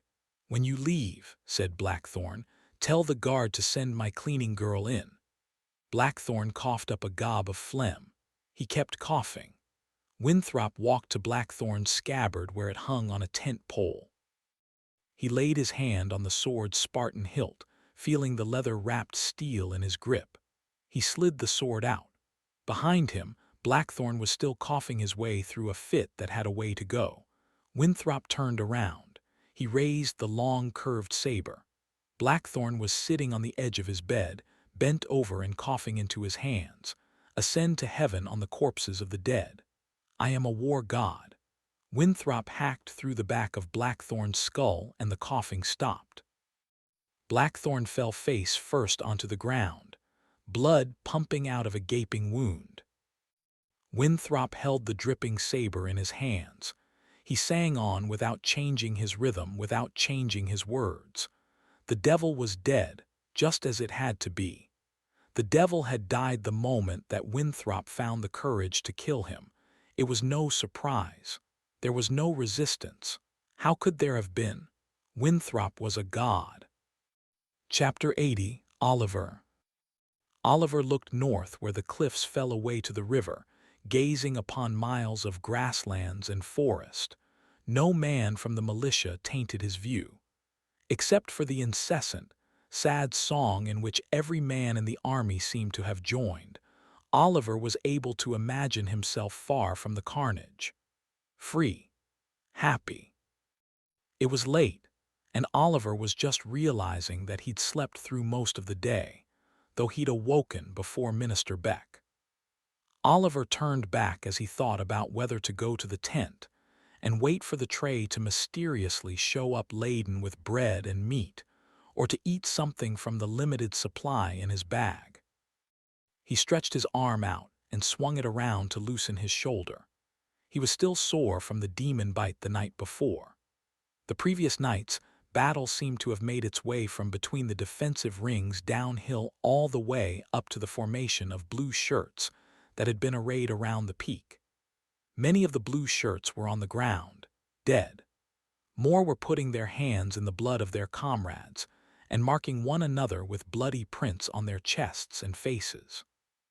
They all sang Winthrop's senseless song, and hundreds of militiamen from downhill, men who'd fought through the night, sang with them. Oh. Oliver walked past Beck's tent to a point where he was able to see down the front slopes and the prairie beyond. The cavalry formations were riding back toward the defenses. Men all over the hills were watching the cavalry come. Most were close by, watching General Blackthorn's tent, silently waiting. Oliver looked too, feeling as though he'd missed something important or was about to. The flaps on Blackthorn's tent bulged out and then peeled away. Father Winthrop, his face shimmering with blood, emerged from the tent with a naked, bloody old man with a split skull in his arms. Oliver had seen Winthrop and his disciples move around so many bodies, reveling in their blood, that the body in Winthrop's arms didn't alarm him.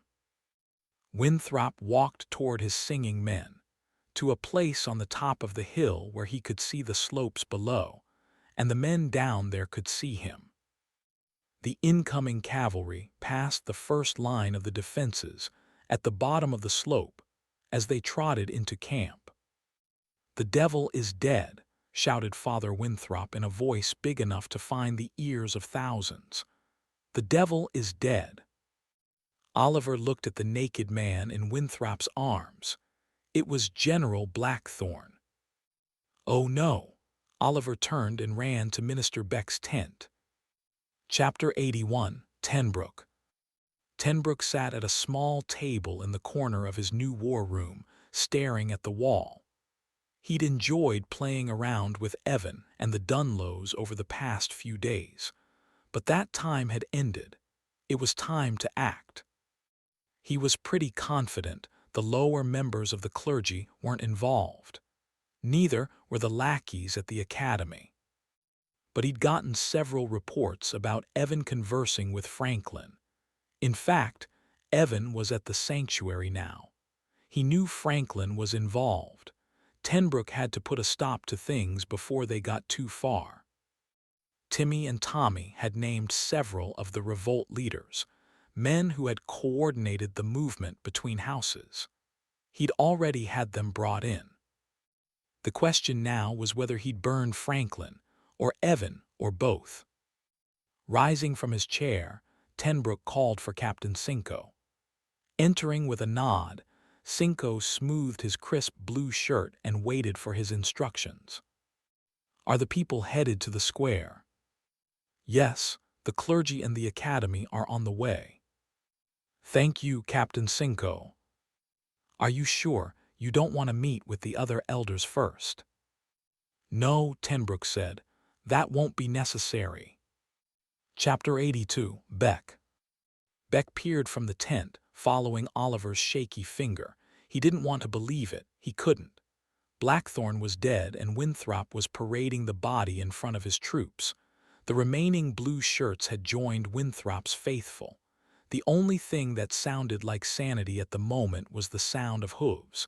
The cavalry was coming back. Beck looked back at Oliver. "What are you doing?" asked Oliver. "I'm going out." "What? You can't go out there now. Stay in the tent until dark, then escape."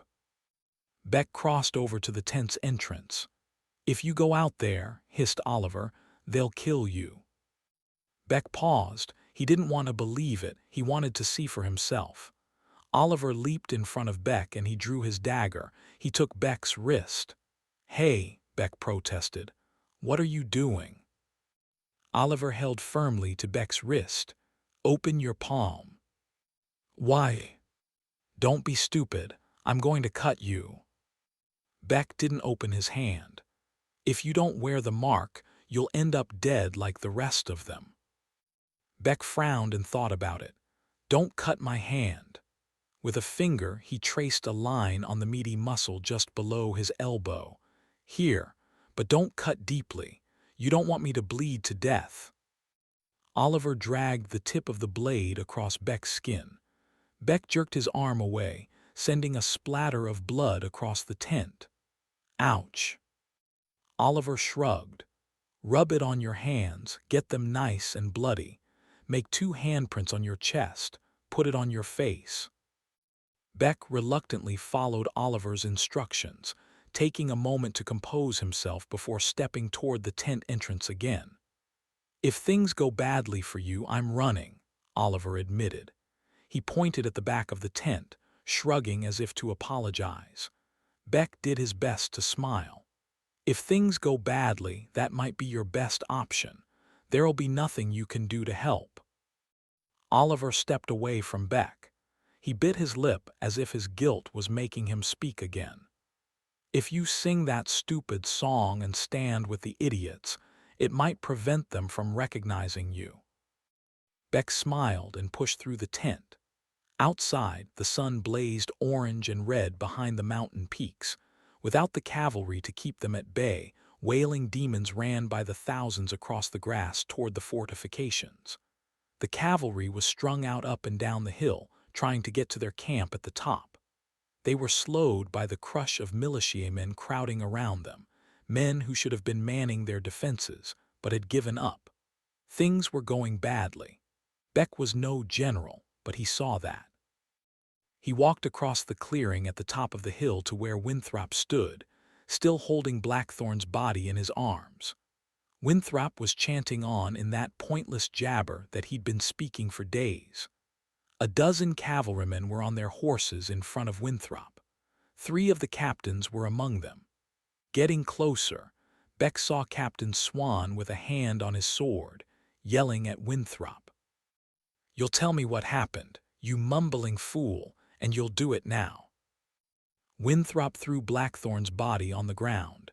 He put a foot on Blackthorn's chest. Captain Swan's eyes burned with fire as he drew his sword. "Wait!" Beck shouted as he came close. Captain Swan looked at Beck with disgust on his face. "You, too, wear the mark." Beck said, "Father Winthrop, was it demons? Did they attack? Did they kill the general?" "There was no attack," said Swan, inching his horse toward Winthrop, ready to swing his sword. Winthrop sang and stared at the sky. Beck raised a hand to halt Captain Swan. "Wait." He walked up to Father Winthrop and put a hand on his shoulder. "Father Winthrop, what happened?" Winthrop's eyes snapped open. He looked at Beck as though he'd never seen another human, then something clicked in his mind. He said, "My son, you wear the mark." "Yes," Beck's eyes flicked to his chest. Then he pointed at Blackthorn's body. "What happened? Tell me, man, what happened?" Winthrop looked at the body. For a moment he seemed sad. Tears filled his eyes as he said, "The devil is dead." "Yes, the devil is dead," reiterated Beck. "What happened to him?" "The sword." "What sword?" Winthrop spun in a circle and looked up at the sky. He howled some musical nonsense, and then he set his eyes on Captain Swan.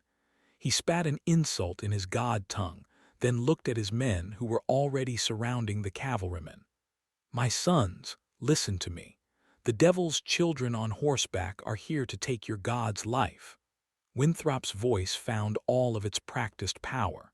"Slay them." Without a moment's thought, without any hesitation, the militiamen attacked the horsemen. Beck recoiled. He retreated a few steps. "What are you doing, Winthrop?" "I killed the devil. I killed him with his sword."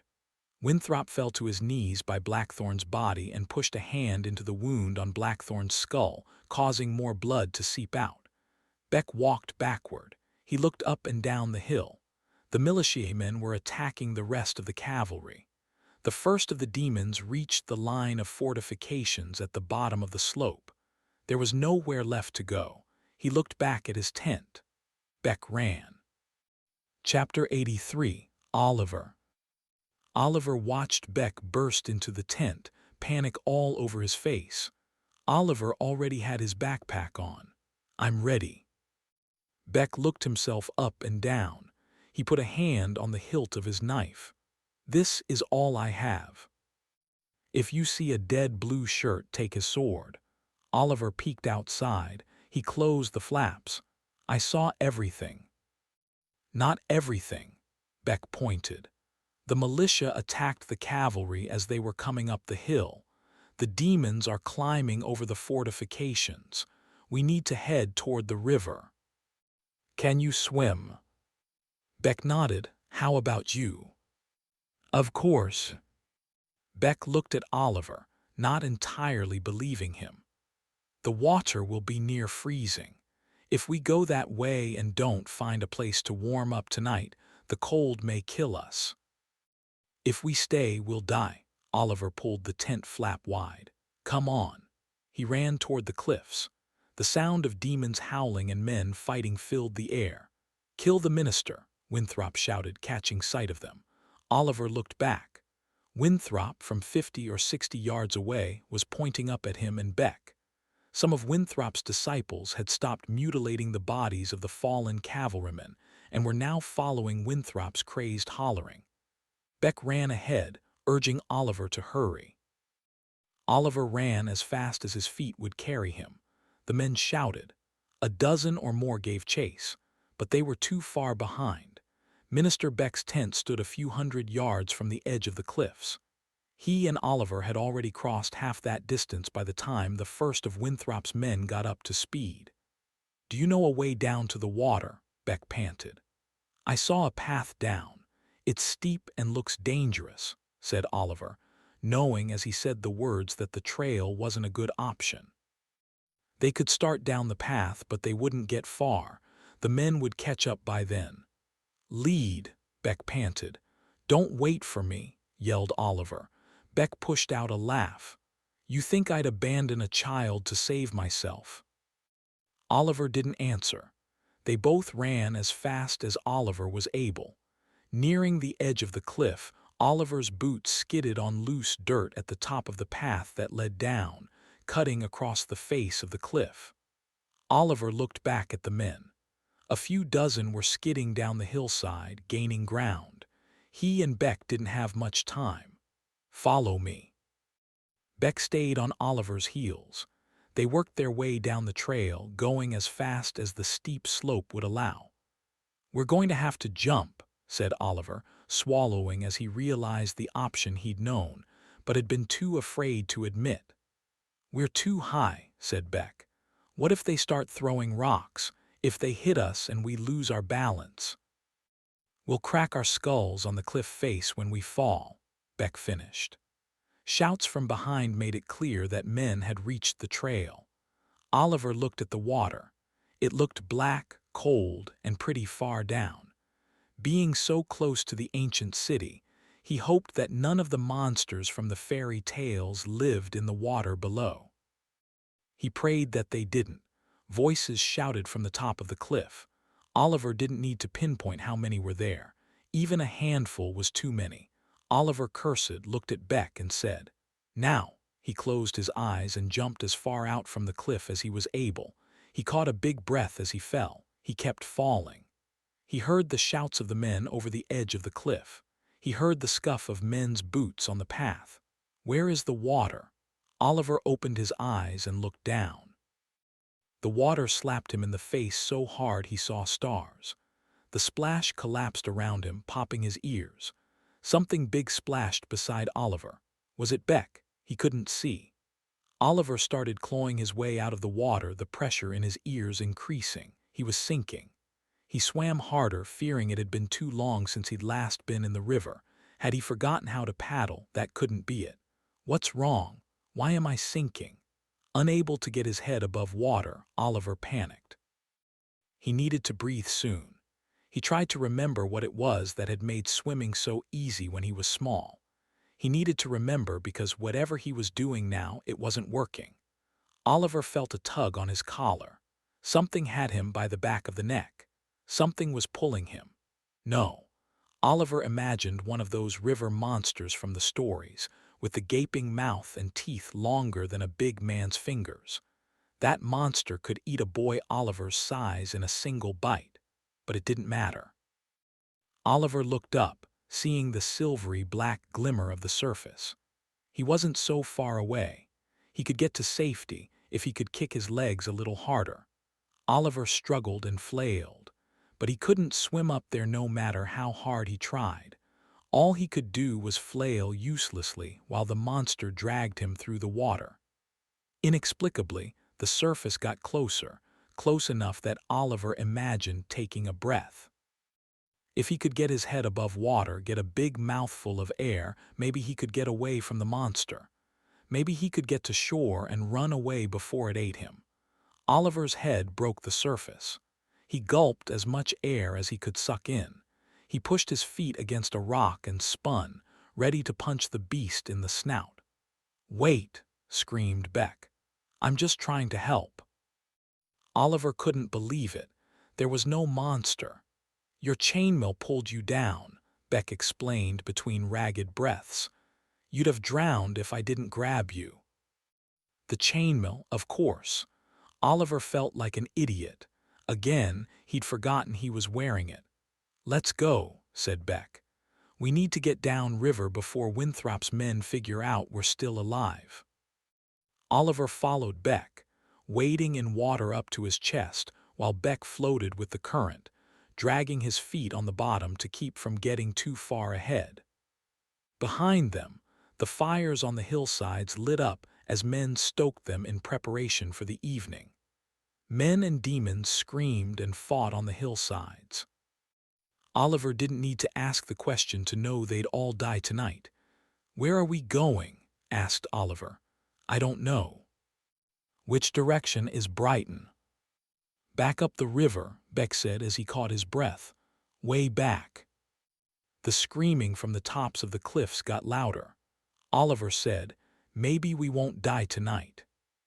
"Sunrise is a long time away. Don't get too optimistic." Beck smiled grimly. Chapter 84, Tenbrook.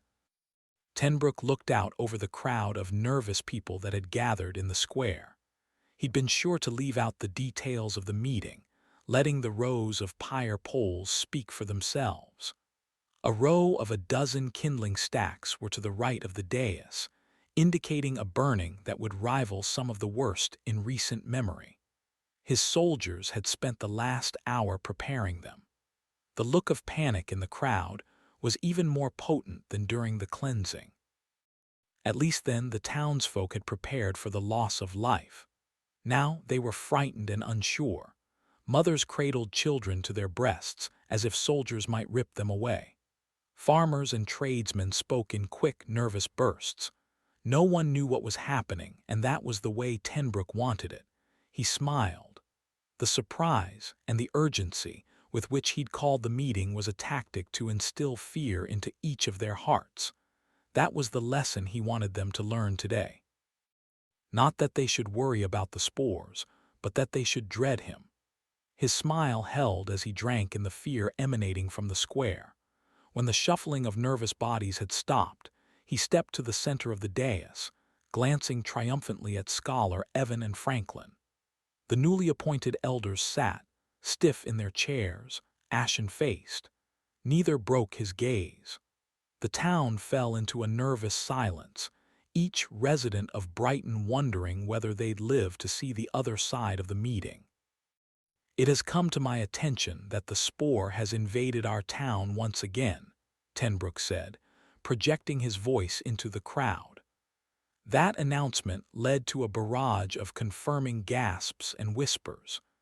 "We need to dispose of the unclean ones before it spreads further." The crowd grew unusually still, as if he might pick out the afflicted from among them. They averted their eyes. "The only way to protect Brighton is to be swift and decisive.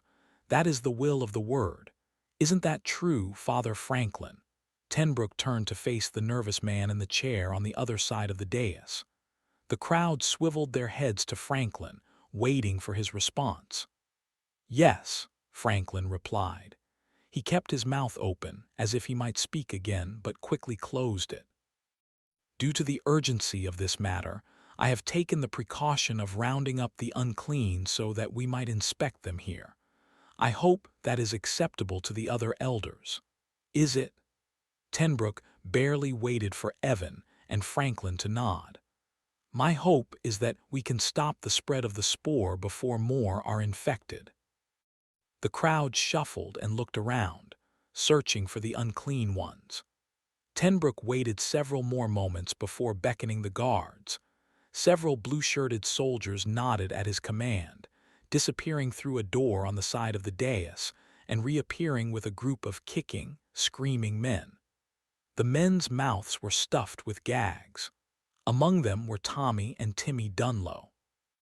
10 others, the most prominent leaders of the rebellion, were pulled out next to them, looking as if they'd been plucked from the middle of an evening dinner.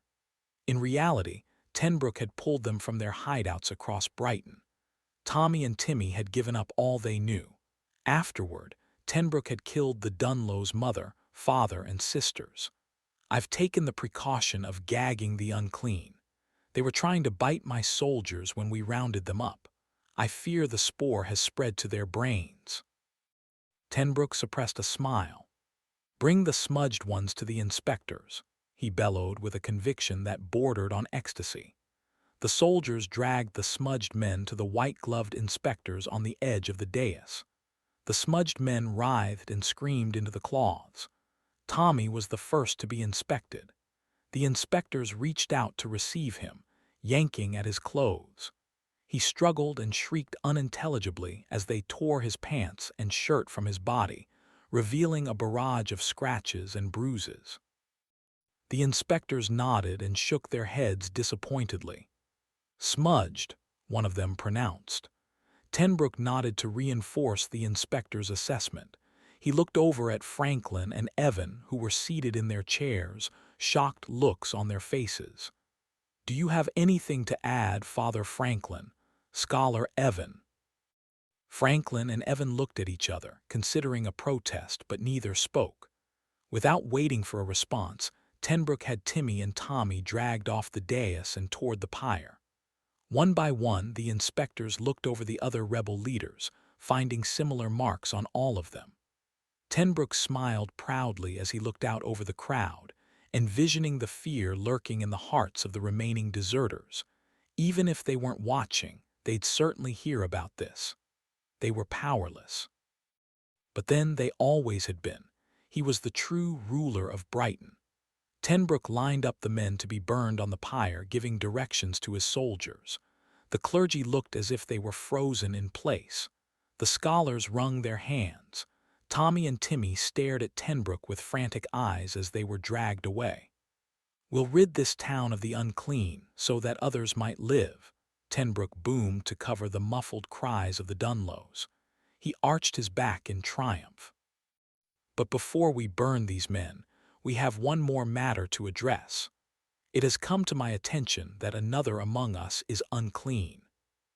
The crowd waited silently.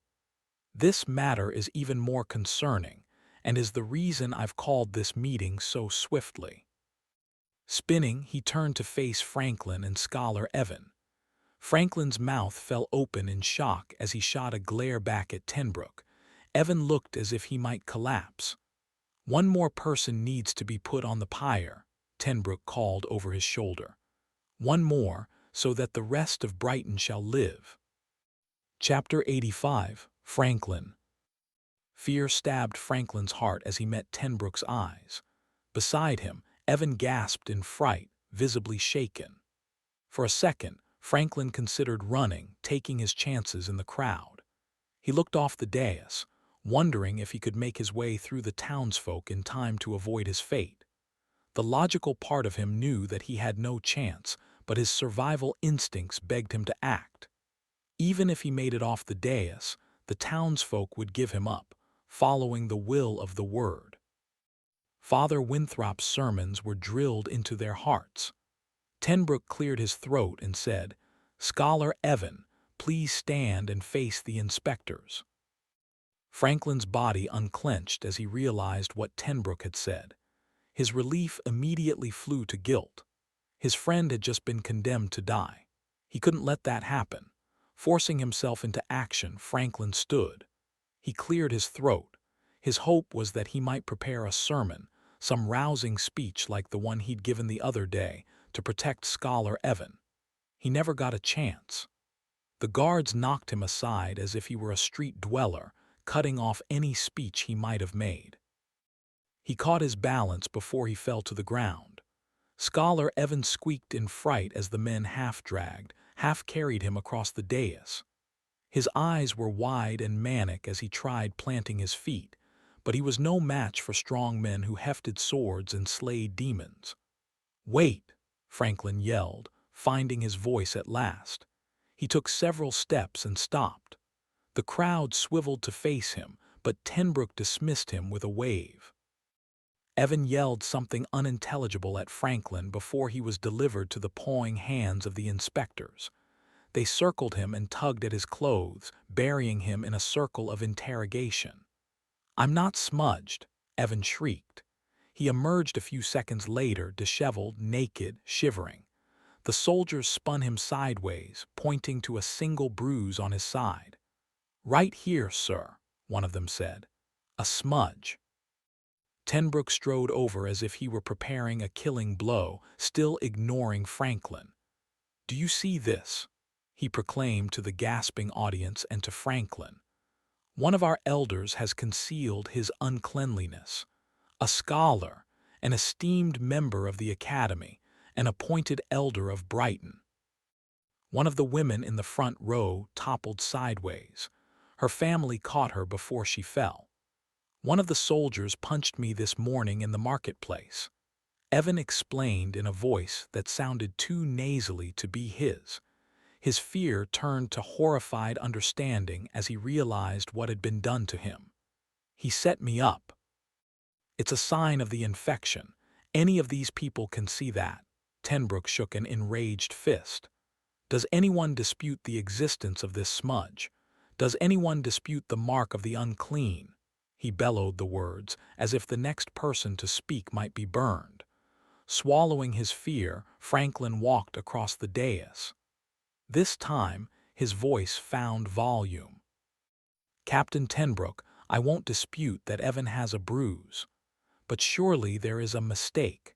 There might be some other way this was received, some manner of. There is no other way, Tenbrook roared, his voice turning to anger. The insistence in his voice might as well have been a clenched hand, strangling Franklin into silence. This temptation to lie must end. We will not have our own elders turning a blind eye to the truth. Franklin's desire to defend Evan was trumped by the very real fear that he'd be thrown on the pyre. His eyes welled up as he appraised his helpless friend, a man with whom he'd shared meals and stories, a man who was going to die. Franklin, please stop him. Evan's mouth bubbled with spit as he begged for mercy. Tenbrook lowered his hands to his scabbard. For a second, Franklin feared he might pull his sword and end the pleading scholar's life if he spoke another word. Instead, he stepped back and appraised the audience, the maniacal look in his eyes fading when he realized Franklin wasn't going to speak. This man hasn't earned the right to the blade. He's concealed his uncleanliness. By doing that, Scholar Evan has earned the pyre. Franklin made the walk to the square in silence. The clergy followed. The walk reminded him of the one he'd made when he followed Father Nelson, only this one required his silence, not his action. He contemplated running at the guards, doing what he could to free his friend. But that act would be brash and ineffective. If Franklin were killed, he'd leave Tenbrook as the only remaining ruler in Brighton. Burn one today, save 12 tomorrow. Damn those words. Franklin's silence was a trap of guilt. Either way, he lost. He watched helplessly as the soldiers bound the screaming men, including Evan, to the poles. The crowd watched with a single, held breath as the first man, a black-haired man with stubble, screamed into his gag, trying to get the soldiers' attention. The soldiers ignored him. The women in the crowd were too shocked to sing the fire dirge. The soldiers surrounded him and held up the torch. They lit the kindling, watching with stone hearts and faces as the flames rose, licking the condemned man's boots, then his pant legs. A baby cried, wailing in unison with the first man's agonizing screams into the cloth over his mouth. Immobilized by the ropes and unable to speak, the man wagged his head back and forth, as if that might somehow free him from the pain. It didn't. The soldiers walked to the next man in line, a deserter with long, scraggly hair. They lit him up only when his predecessor had stopped moving, ensuring he'd watched the previous man burn. It was a heartless tactic that Franklin had never seen, not even under Blackthorn's rule. He shuddered with fear. The gagged screams of the burning men died down as the soldiers lit up the Dunlows. Timmy was first. His face contorted in agony as he let out a muted shriek. Franklin felt a cold pit in his stomach as Timmy's muted shriek became Tommy's. Evan burned last. Even though he wasn't gagged, the scholar remained silent, as if he was thinking up a logical plan to escape. But there was no logic behind brutality. They all knew it. Once a person's feet and hands were bound, they were halfway to the grave. Evan had been right. So had Minister Beck. Evan found Franklin's eyes and opened his mouth, as if he might issue a final warning. Instead, he shouted a string of disconnected, illogical phrases. His mind had given way to fear. His brain was numb with terror. Franklin's legs buckled as Evan twisted and flailed on the pier pole, his shouts turning to screams. Franklin found Fitz in the crowd. She stood rigid, waiting behind the clergy, her helpless look mirroring his own. She met his eyes.